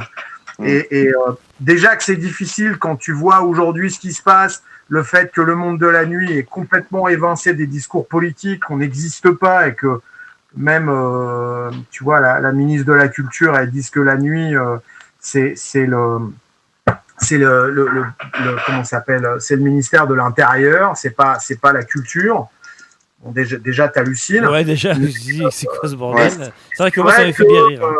Voilà, faire des trucs clandestins quand vraiment ça va pas, parce que là, c'est pas le super bon moment pour le faire. Non, c'est pas super intelligent. Je comprends qu'on a tous envie de faire des teufs et franchement, j'ai super envie. Hein. J'ai tellement envie de promiscuité, de sueur, de son, de tout ça, mais je le fais pas. Je le fais pas. Tu vois, même moi, à Nouvel An, on était 4, quoi. Parce que c'est pas le moment. C'est pas le moment. Et c'est pas le moment, c'est pas le moment. Voilà. Ça sera le moment bientôt. Il faut être patient. Exactement. Il faut attendre le bon moment. Allez, vas-y, Jean, du coup, enchaîne. Allez, une question très précise. Pour les 30 ans du Rex, quand tu as joué Wake Up, tu as susurré quelque chose à l'oreille de Scanix, limite en te prosternant. C'était quoi? C'est Erwan qui est curieux. Oula. Ça peut être rapide. Franchement, je me rappelle plus ce que je lui ai dit. Je me rappelle pas. Je suis désolé. Tant pis. Désolé. J'ai dû lui dire que je l'aimais. Ouais. Stéphane. Petit coucou, Steph. J'ai dû lui susurrer des mots doux. Non, je me rappelle pas. Ah oui, y a-t-il un nouveau chapitre Electrochoc, ton livre? Une partie 2013-2022, un truc dans le genre? Non. Non, en tout cas, c'est pas dans les tuyaux. Non, pas du tout. D'accord. Est-ce que Roselyne Bachelot a répondu à ta lettre? Alors, elle, non. Mais son bras droit ou un de ses bras, je sais pas si c'est le gauche ou le droit, est revenu vers nous, mais pas vers moi directement, est revenu vers nous en disant essayons de se parler. C'était juste avant Noël, et donc nous on est revenu vers eux en disant je crois qu'on a dû proposer un truc, et ils nous ont dit ah ben non, on fera ça après Nouvel An, donc non. Ils sont venus en disant parlons, et en fait c'est Vincent Carry des Nuits Sonores qui défend vraiment le truc aussi en ce moment, c'est-à-dire que lui il est beaucoup plus engagé, qui aura, parce que je sais qu'il voulait qu'on parle de la situation, j'ai l'impression qu'elle essaye de parler quand même avec des gens pour essayer elle essaye de faire des choses, tu vois. Je ne sais pas comment et ce qu'elle va arriver à faire et quel est son champ des possibles, mais en tout cas moi je suis pas politicien, je connais pas assez toutes ces ficelles là, et donc on en a parlé longuement avec Vincent, parce qu'en fait quand moi j'ai fait ma lettre, le même jour lui il avait fait une lettre ouverte dans Le Monde ou dans Libé, je sais plus dans quel journal. Et en fait, c'est lui qui va leur parler, parce que je pense qu'il aura beaucoup plus de réponses à leur apporter que moi, je vais pouvoir le faire. Eh oui. Voilà. Mais ils ont mis 2 mois et demi, presque 3 mois à revenir, et c'était pas du tout elle directement. Ouais, forcément. Voilà. En fait, j'avais préparé un deuxième courrier qui était foncièrement plus méchant, mais je l'ai pas balancé. Ouais. C'était peut-être moins constructif du coup. Il est occupé, il devait s'occuper de PBB entre temps. Ah, j'étais énervé. Ah oui, en tant que sudiste, il y a beaucoup de gens qui disaient alors Montpellier, Boréalis, les souvenirs, tout ça. Boréalis. Ah oui, là, alors pourquoi ça? Moi aussi je pose la question. Boréalis, bien sûr. Attends, et le souvenir qui est revenu le plus souvent dans notre émission, c'était la fameuse Boréalis où tu as joué avec le lever du soleil. Ça a marqué. Ça, c'est revenu très souvent. C'est revenu, mais en fait, ils avaient fermé toutes les scènes. Ouais. Ça avait fini sur toi. Et tout le monde disait, mais putain, mais ce moment. Et alors, comment tu l'as vécu ce moment? Quand j'avais joué Technasia, je revenais de Chine et j'avais chopé le disque de Technasia. Et tu sais, quand tu as des disques comme ça, tu sais que tu as une putain de perle et qu'il faut le jouer au bon moment pour déchirer tout le monde. Et je me rappelle, putain, quand j'ai joué Technasia, mais là, les gens sont devenus hystériques. Et j'ai plein de photos de cette Boréalis-là, et j'étais venu avec mon frère. Et à l'époque, il avait acheté un vieux camion de pompiers Et en fait, on n'était même pas passé par la sécurité, rien du tout. Quand ils ont vu le camion de pompiers arriver, même s'il était tout pourri et tout, ils ont ouvert les portes et on est rentré. C'est énorme ça. J'ai dit à mon frère, maintenant, tu peux aller dans toutes les Putain, règles. le mec, il recule devant rien, quoi. Il loue un camion, il prend un camion de pompier, quoi. Ouais, j'avais un camion de pompiers à Boralis. Le mec, il veut absolument rentrer. Mais t'as pas besoin, t'as un pass, t'es un DJ, tu joues. Non. Mais j'ai un super souvenir de cette soirée. Ah, on y était d'ailleurs. Non, moi j'étais pas. Toi, tu y étais, oui, mais moi j'étais avec Thierry. J'y étais pas, toi. Moi, j'étais à l'autre. Moi. Je le regrette d'ailleurs. J'ai les boules de pas être venu maintenant. Ah ouais. Allez, vas-y. Bon, vous arrêtez. Laurent, c'est ici. Laurent qui est ici qu'on arrête. Moi, perso, on se travaille pas demain. Qu'est-ce que tu détestes dans la scène électronique, mais que tu n'oses pas dire? Le truc un peu le coming out, le truc secret qu'on n'ose jamais dire. Tu vois. Ce que tu détestes. Ouais, le truc que vraiment te gonfle, mais que tu gardes en off, bon, mais que tu pourrais peut-être dire en on. Qu'est-ce que je déteste? Dans la scène électronique, pas dans le... Mais tu sais, je ne suis pas tellement un hater, en fait. Mais quelque chose qui te gonfle, un phénomène qui te gonfle. En fait, je m'emmerde pas avec les trucs qui m'emmerdent. C'est alors déjà les morceaux qui me plaisent pas ou les styles de musique qui me plaisent pas, mais je les écoute pas. Donc comme ça, je me fais pas chier avec. C'est vrai que je lis assez peu la presse musicale, électronique ou autre. En fait, je sais pas. Franchement, je ne sais pas quoi te répondre par rapport à ça. Ce qui m'emmerde dans la nuit, mais ça c'est pas le monde de la musique électronique, je pense que c'est pareil partout. Ce qui m'emmerde, c'est l'invasion des putains de téléphones partout. Ah oui. Ça, c'est insupportable. Ah ben voilà, il y a un truc. Ça, aller quelque part, mais c'est pas le monde électronique, c'est la nouvelle façon de faire les choses. C'est-à-dire qu'aujourd'hui, tu commences ton set, il y a 1000 téléphones comme ça. Ça c'est relou, ça c'est hyper relou. Et en fait, j'aimais bien quand il n'y avait pas toutes ces caméras et tous ces trucs-là, parce que des fois, il se passait des choses. Ouais. Et ce qui se passait dans l'endroit restait dans l'endroit. C'est ça. Et ça créait des moments uniques. C'est-à-dire qu'aujourd'hui, on filme tout, on partage tout. Et en fait, on ne le vit pas. En fait, il y a plein de choses qu'on ne vit pas à fond, tu vois. Et je trouve un peu triste que on n'ait plus cette notion de l'abandon, en fait. Moi, ce que j'aimais dans le monde de la nuit, c'était et moi, en tant que personne qui sort, c'est pas que en tant que DJ, mais j'ai eu aussi beaucoup d'expériences comme ça en tant que DJ avec des publics, où j'ai vécu des soirées où tout le monde s'est abandonné, au point où on a fermé les portes, plus personne ne sortait, on a ouvert les bars et on a fait n'importe quoi pendant 2-3 heures. Mais ce qui s'est passé ce soir-là est resté là. Tu vois, c'est resté dans le club. Il n'y a pas eu de photos, il n'y a pas eu d'images, il n'y a eu rien du tout. Chacun a fait ce qu'il voulait et c'était dingue. C'était complètement fou. Et en fait, ça, aujourd'hui, ça n'arriverait plus parce que tu auras toujours un mec qui va venir et qui va filmer un truc comme ça et ça va être pris hors du contexte et ça va devenir une polémique sans fin alors qu'il n'y a pas à polémiquer là-dessus. C'est vrai que ça m'ennuie d'être aujourd'hui dans un truc où moi et tout le monde, je suis obligé constamment de faire attention. Et ça m'emmerde. Ça m'emmerde parce que je ne peux plus me lâcher autant que ce qu'on a pu se lâcher à une période. Alors là, je suis nostalgique de ça. Je suis nostalgique des moments où on pouvait vivre des moments et s'abandonner complètement sans avoir cette espèce d'épée de Damoclès au-dessus de la tête du mec qui est là avec sa caméra en disant demain ça sera sur YouTube. Et ça me casse les couilles. Ça, c'est insupportable. Et j'aime les clubs où aujourd'hui tu n'as pas le droit de sortir ton téléphone. J'aime ça. Bientôt tu vas le mettre dans ton contrat. Ton manager.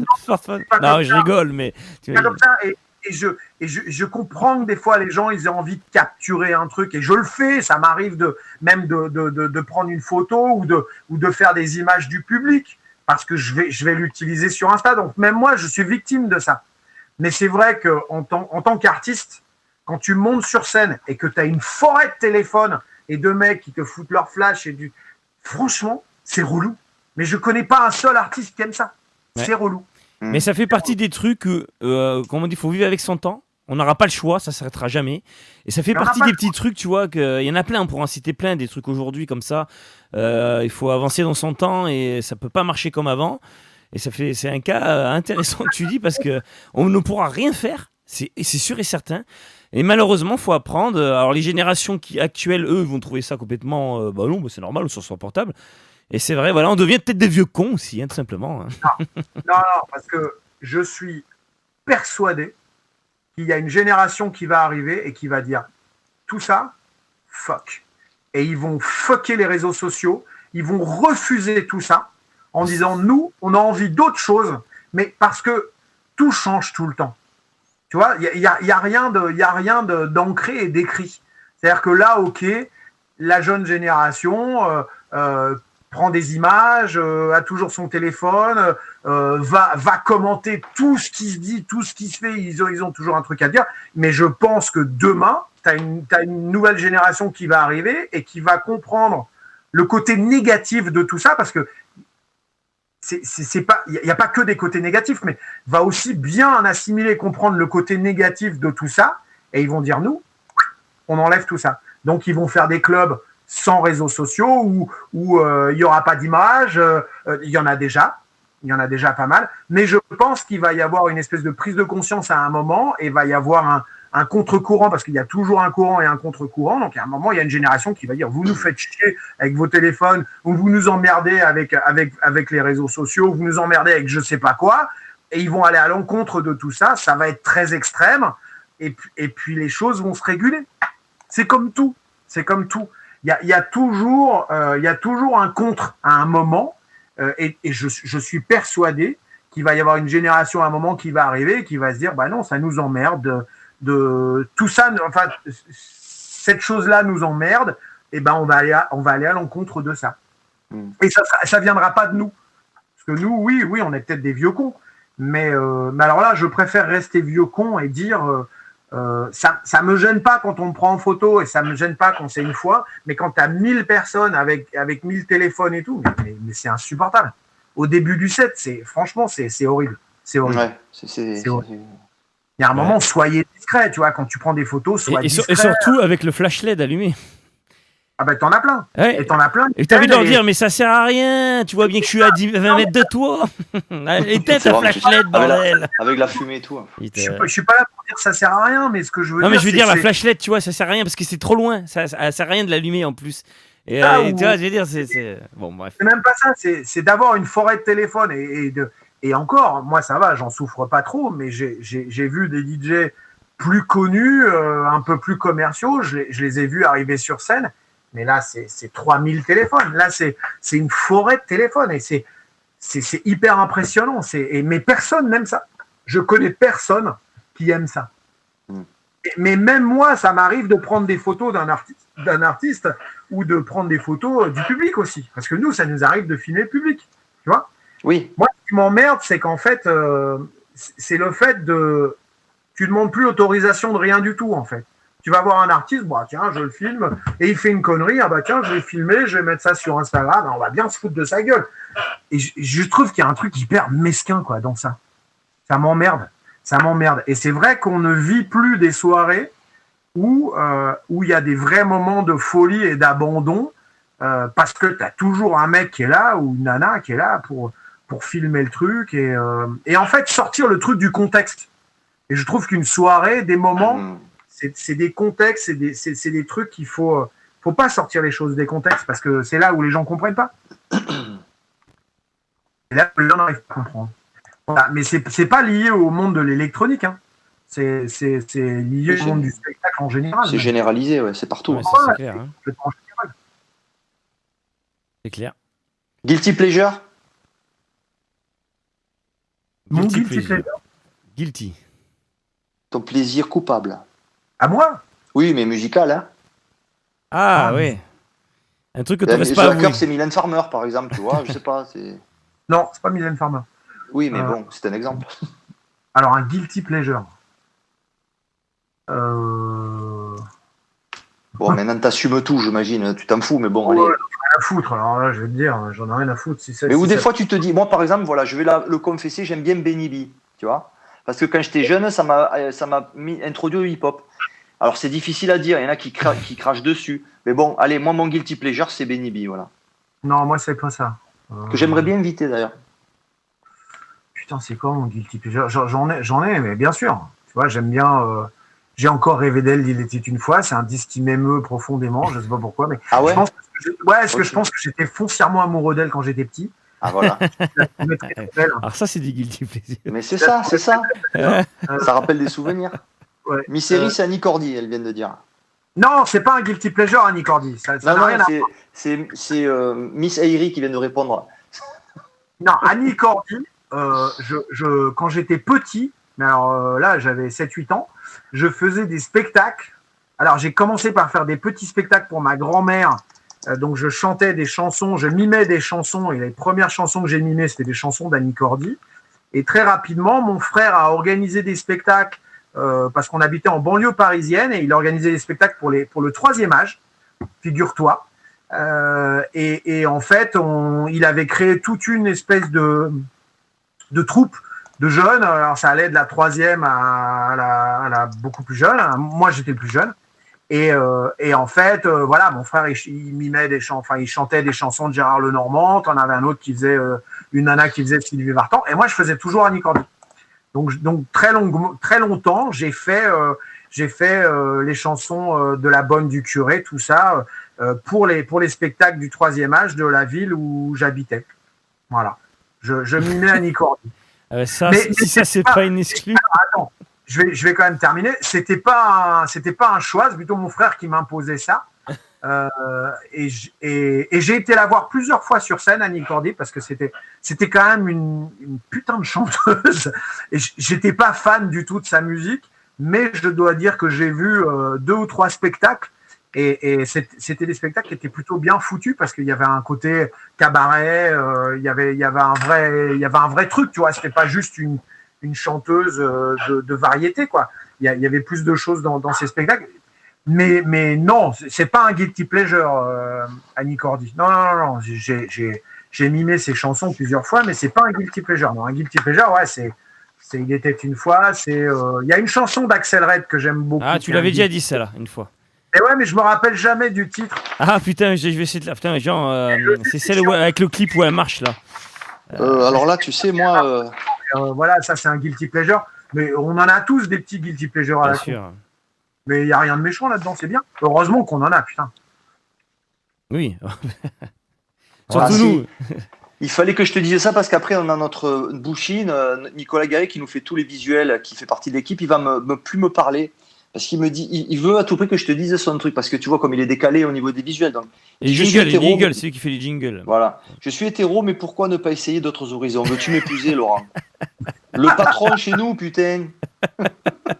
Écoute, non, j'ai essayé les mecs et ça m'a pas plu. Donc, ben, au moins tu as essayé. Ouais. Voilà, c'est ça ton ouverture d'esprit. Oui.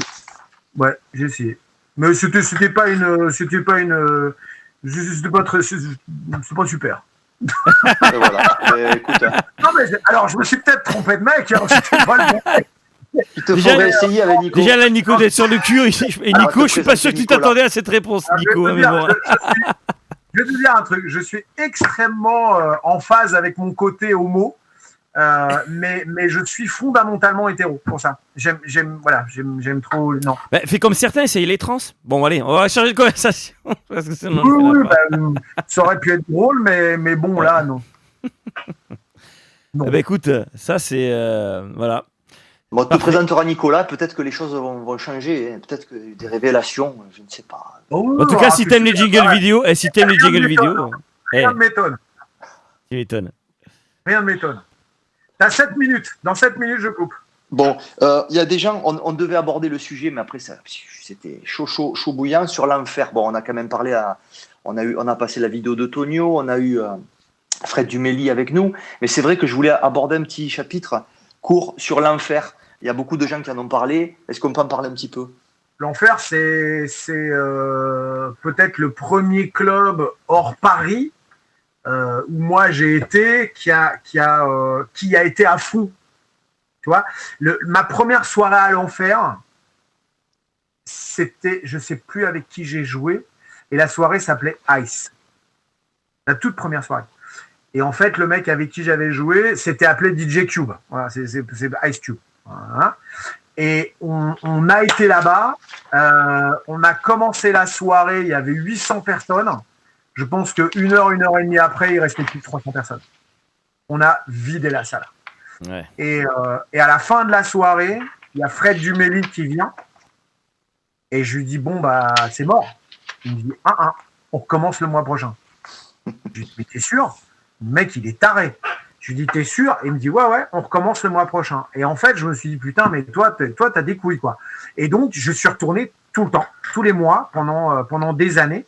Et je trouvais ça hyper osé. En plus, à Dijon, qui n'était pas forcément, à l'époque, la ville où tu pensais que ça allait décoller.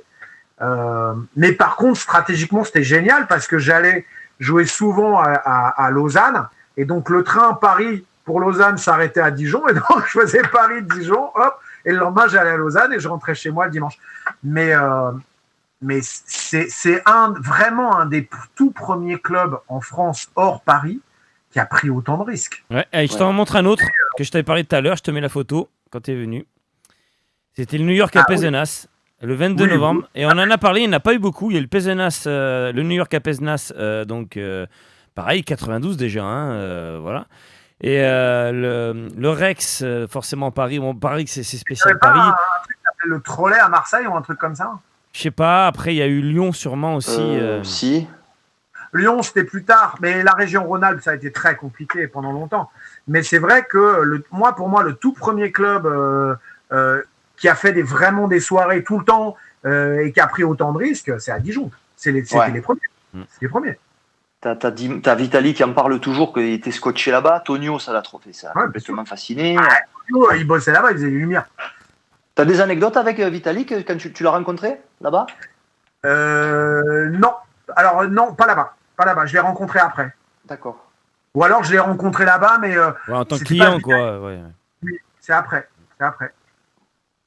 Et c'était avant Vitalik, d'ailleurs. Il s'appelait. Dima, exactement. Moi, j'ai découvert Dima d'abord. C'est ça. Sûr. Oui, nous aussi, oui, tout à fait. Le trolleybus à Marseille, Stéphane, il nous dit. C'était à Marseille. Le trolleybus, c'est ça. Ouais, et l'enfer, c'était de 90 à 94.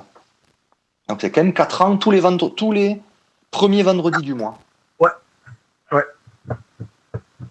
Et on dit, ça fait 2 qui le disent d'affilée, alors c'est peut-être un signe. Le DJ qui t'a mis la plus grosse claque en termes de DJ, tu vois, vraiment DJ. Le pur travail de DJ. Ouais, j'étais sûr que tu allais dire ça. Derrick May. Alors, c'est pas le plus le meilleur dans le mix, mais j'ai vu la lumière parce que ce mec-là, c'était toute l'énergie de la musique qu'il jouait. Tu vois, il transpirait la musique qu'il jouait. La première fois où je l'ai vu, c'était à Manchester. C'est dans un tout petit club. C'est pas du tout à l'Hacienda. Et j'étais voir ce mec qui sautait partout derrière ses platines, qui jouait la musique du futur. Enfin, c'était lunaire ce qu'il jouait. Et le mec faisait des spin-backs et ça partait dans tous les sens. Et j'ai fait, mais qu'est-ce que c'est que ce gars-là? Et ouais, Derek. Mais lui, il m'a giflé 3-4 fois. Derek, il m'a fait pleurer au Rex. Ah ouais? Un soir, il m'a invité. Ah ouais. Ça, c'est une question aussi qu'on voulait poser. Qu'est-ce qui t'a fait pleurer? Ouais, ben vas-y. Derek, il m'a fait pleurer. Qu'est-ce qui m'a fait pleurer? Alors, beaucoup de choses, mais Derek m'a fait pleurer. Gil Scott-Heron, un soir que j'ai vu en live, m'a fait pleurer. Dafer Youssef, qui est un joueur de oud, m'a fait pleurer. Mais le live qui m'a fait le plus pleurer, mais ça, c'était aussi la fatigue, c'est l'année au IE où il y a eu une formation avec le trio à cordes Vacarme. C'était Benoît. Attends, il y avait Villeneuve et Morando. Et en fait, donc il y a Vacarme, Villeneuve et Morando qui font une formation pour le IE. Et ils bossent pendant quelques semaines, ils font ce truc-là et ils vont jouer Ils vont jouer au Temple à Lourmarin le dimanche. Et nous, on arrive, on ne sait pas du tout ce qu'on va voir, mais ils ont fait ce truc pour nous. Et là, il y a une putain de fatigue parce que c'était une année hyper compliquée. Et là, on s'est assis et le concert était magique. Mais alors, d'une beauté, mais à tomber par terre. Et là, on s'est mis tous les trois, donc moi, Nico et Arthur, donc les trois organisateurs, à pleurer, mais comme des madeleines. Parce que, je sais pas, il y avait un truc qui était hyper émouvant. C'était le bon moment, le bon endroit, la bonne acoustique, la bonne musique. Et c'était très électronique et classique. Et ça m'a fait craquer. J'ai pleuré, mais vraiment, c'était hyper bizarre. Parce que la violoniste de Vacarme m'a regardé à la fin, elle m'a dit mais putain, mais qu'est-ce qui s'est passé quoi? Et je pleurais chaud de larmes. Et je lui ai dit c'était tellement beau, j'avais plus de mots. Et je lui ai dit c'était tellement beau. Je sais pas quoi lui dire. J'ai une variante. Est-ce que tu as pleuré en écoutant un morceau pour la première fois? Moi oui, j'ai un exemple. Et Jean aussi en a un d'ailleurs. Tu poses le vinyle, et là tu dis, et t'es tellement surpris de tout ça et tu te mets à pleurer selon l'ambiance dans laquelle t'étais, tout ça. Moi, ça m'est arrivé. Il y a des morceaux qui tirent des larmes, ouais, carrément, ouais, bien sûr. Il y a des morceaux qui tirent les larmes. Ouais. Moi, par exemple, c'est la première fois que j'ai écouté, c'était les rythmes digital Sometime avec, comment il s'appelle, Nick Kershaw. Nick Kershaw. Je sais pas si tu te rappelles de ce morceau, ça, avec le. Ouais, je vois très bien. Ce morceau, la première fois que je l'ai écouté, en fait, je l'avais sur une phase B, c'était la phase B d'un vinyle que j'avais acheté, et en plus, c'est un beau vinyle. Et un jour, je sais pas pourquoi. Je tourne la phase, je me dis tiens, je vais quand même écouter ce morceau. Et là, gifle dans la gueule. Ça m'a tellement fait remonter de choses. Boum, allez, j'ai chialé. C'est fou, hein. Et Jean, c'était Amphétamine, je crois, toi. Drax, ah oui, Amphétamine, la première fois que je l'ai entendu, c'était vraiment genre sur une radio indépendante. C'était pas du tout le truc à la mode, le truc. Et puis moi, j'étais pas du tout trance. D'ailleurs, je dis même pas trance, tu vois. J'ai jamais aimé la trance, en fait. Et un des rares morceaux qui m'a vraiment cueilli, parce que c'est pas vraiment de la trance, en fait. C'est Amphétamine, la première fois où je l'ai pris dans la gueule, en fait. Espèce d'évolution de filtre comme ça m'avait cueilli complètement. Ouais, c'est mortel comme morceau. Bon. Du coup, Laurent, tu décides. Le club, c'était pas le Sankey's Club à Manchester où jouait Derrick May? Non. D'accord. C'est un truc underground. Non, c'était un club qui était juste à côté de l'Hacienda et c'était. Non, c'est pas le Sankey's Club et c'est pas le Ritz parce que le Ritz c'était à côté de l'Hacienda. Non, c'est un tout petit club. C'était peut-être Manolive ou un truc comme ça, mais je m'en rappelle plus. D'accord. Parce qu'il y a un mancunien avec nous là, il parle anglais là et apparemment il est crâne anglais d'ailleurs. C'était en 87 ou 86, mais je crois que c'était 87. Ouais. C'était très tôt. Non, c'est peut-être au Manolive ou je sais plus. Ça remonte à longtemps. Bon. Du coup, Laurent, c'est toi qui décides. Hein. Écoute, je pense qu'on a fait voilà. Là, t'as vraiment assuré parce que là, vraiment, on les a presque séchés sur le live. Alors, tu vois, là, on est juste à 5h35 d'émission. Bah, super. Voilà. Donc, t'as fait un beau cadeau, Laurent. Mais vraiment, merci. En tout cas. Je vous appelle. Hein. Ouais, si tu veux. Hein. Écoute, tu tomberas sur le répondeur. Hein, mais tu peux toujours essayer. En tout cas, Laurent. Un grand merci déjà de m'avoir laissé t'aider avec PBB parce que bon, c'est quand même chouette. Hein. Merci à toi de m'avoir aidé sur PBB. Ouais, puis ça va continuer. Hein. Merci d'avoir accepté cette interview. Merci pour tout ce que tu as fait pour la musique. Je l'ai déjà dit tout à l'heure. Hein. Je me répète, je suis fatigué. Voilà. Donc peut-être qu'on refera un jour une émission ou autre, hein, on en parlera. Un autre concept. En tout cas, on te souhaite le meilleur pour ton avenir. Hein. On remercie tous ceux qui nous ont, c'est-à-dire quand même encore 158 personnes qui sont restées là et qui nous écoutent encore aujourd'hui. Les gars, on va aller au lit maintenant. Il est 3h03. Oh, 303. 303, c'est la TB. Attention, c'est l'heure de la TB 303. Donc, allez, on se casse. Allez, on te garde juste 2 minutes en antenne. Voilà, juste 2 minutes en antenne. Allez, on finit par le jingle de Patrick Sébastien. Merci à tous.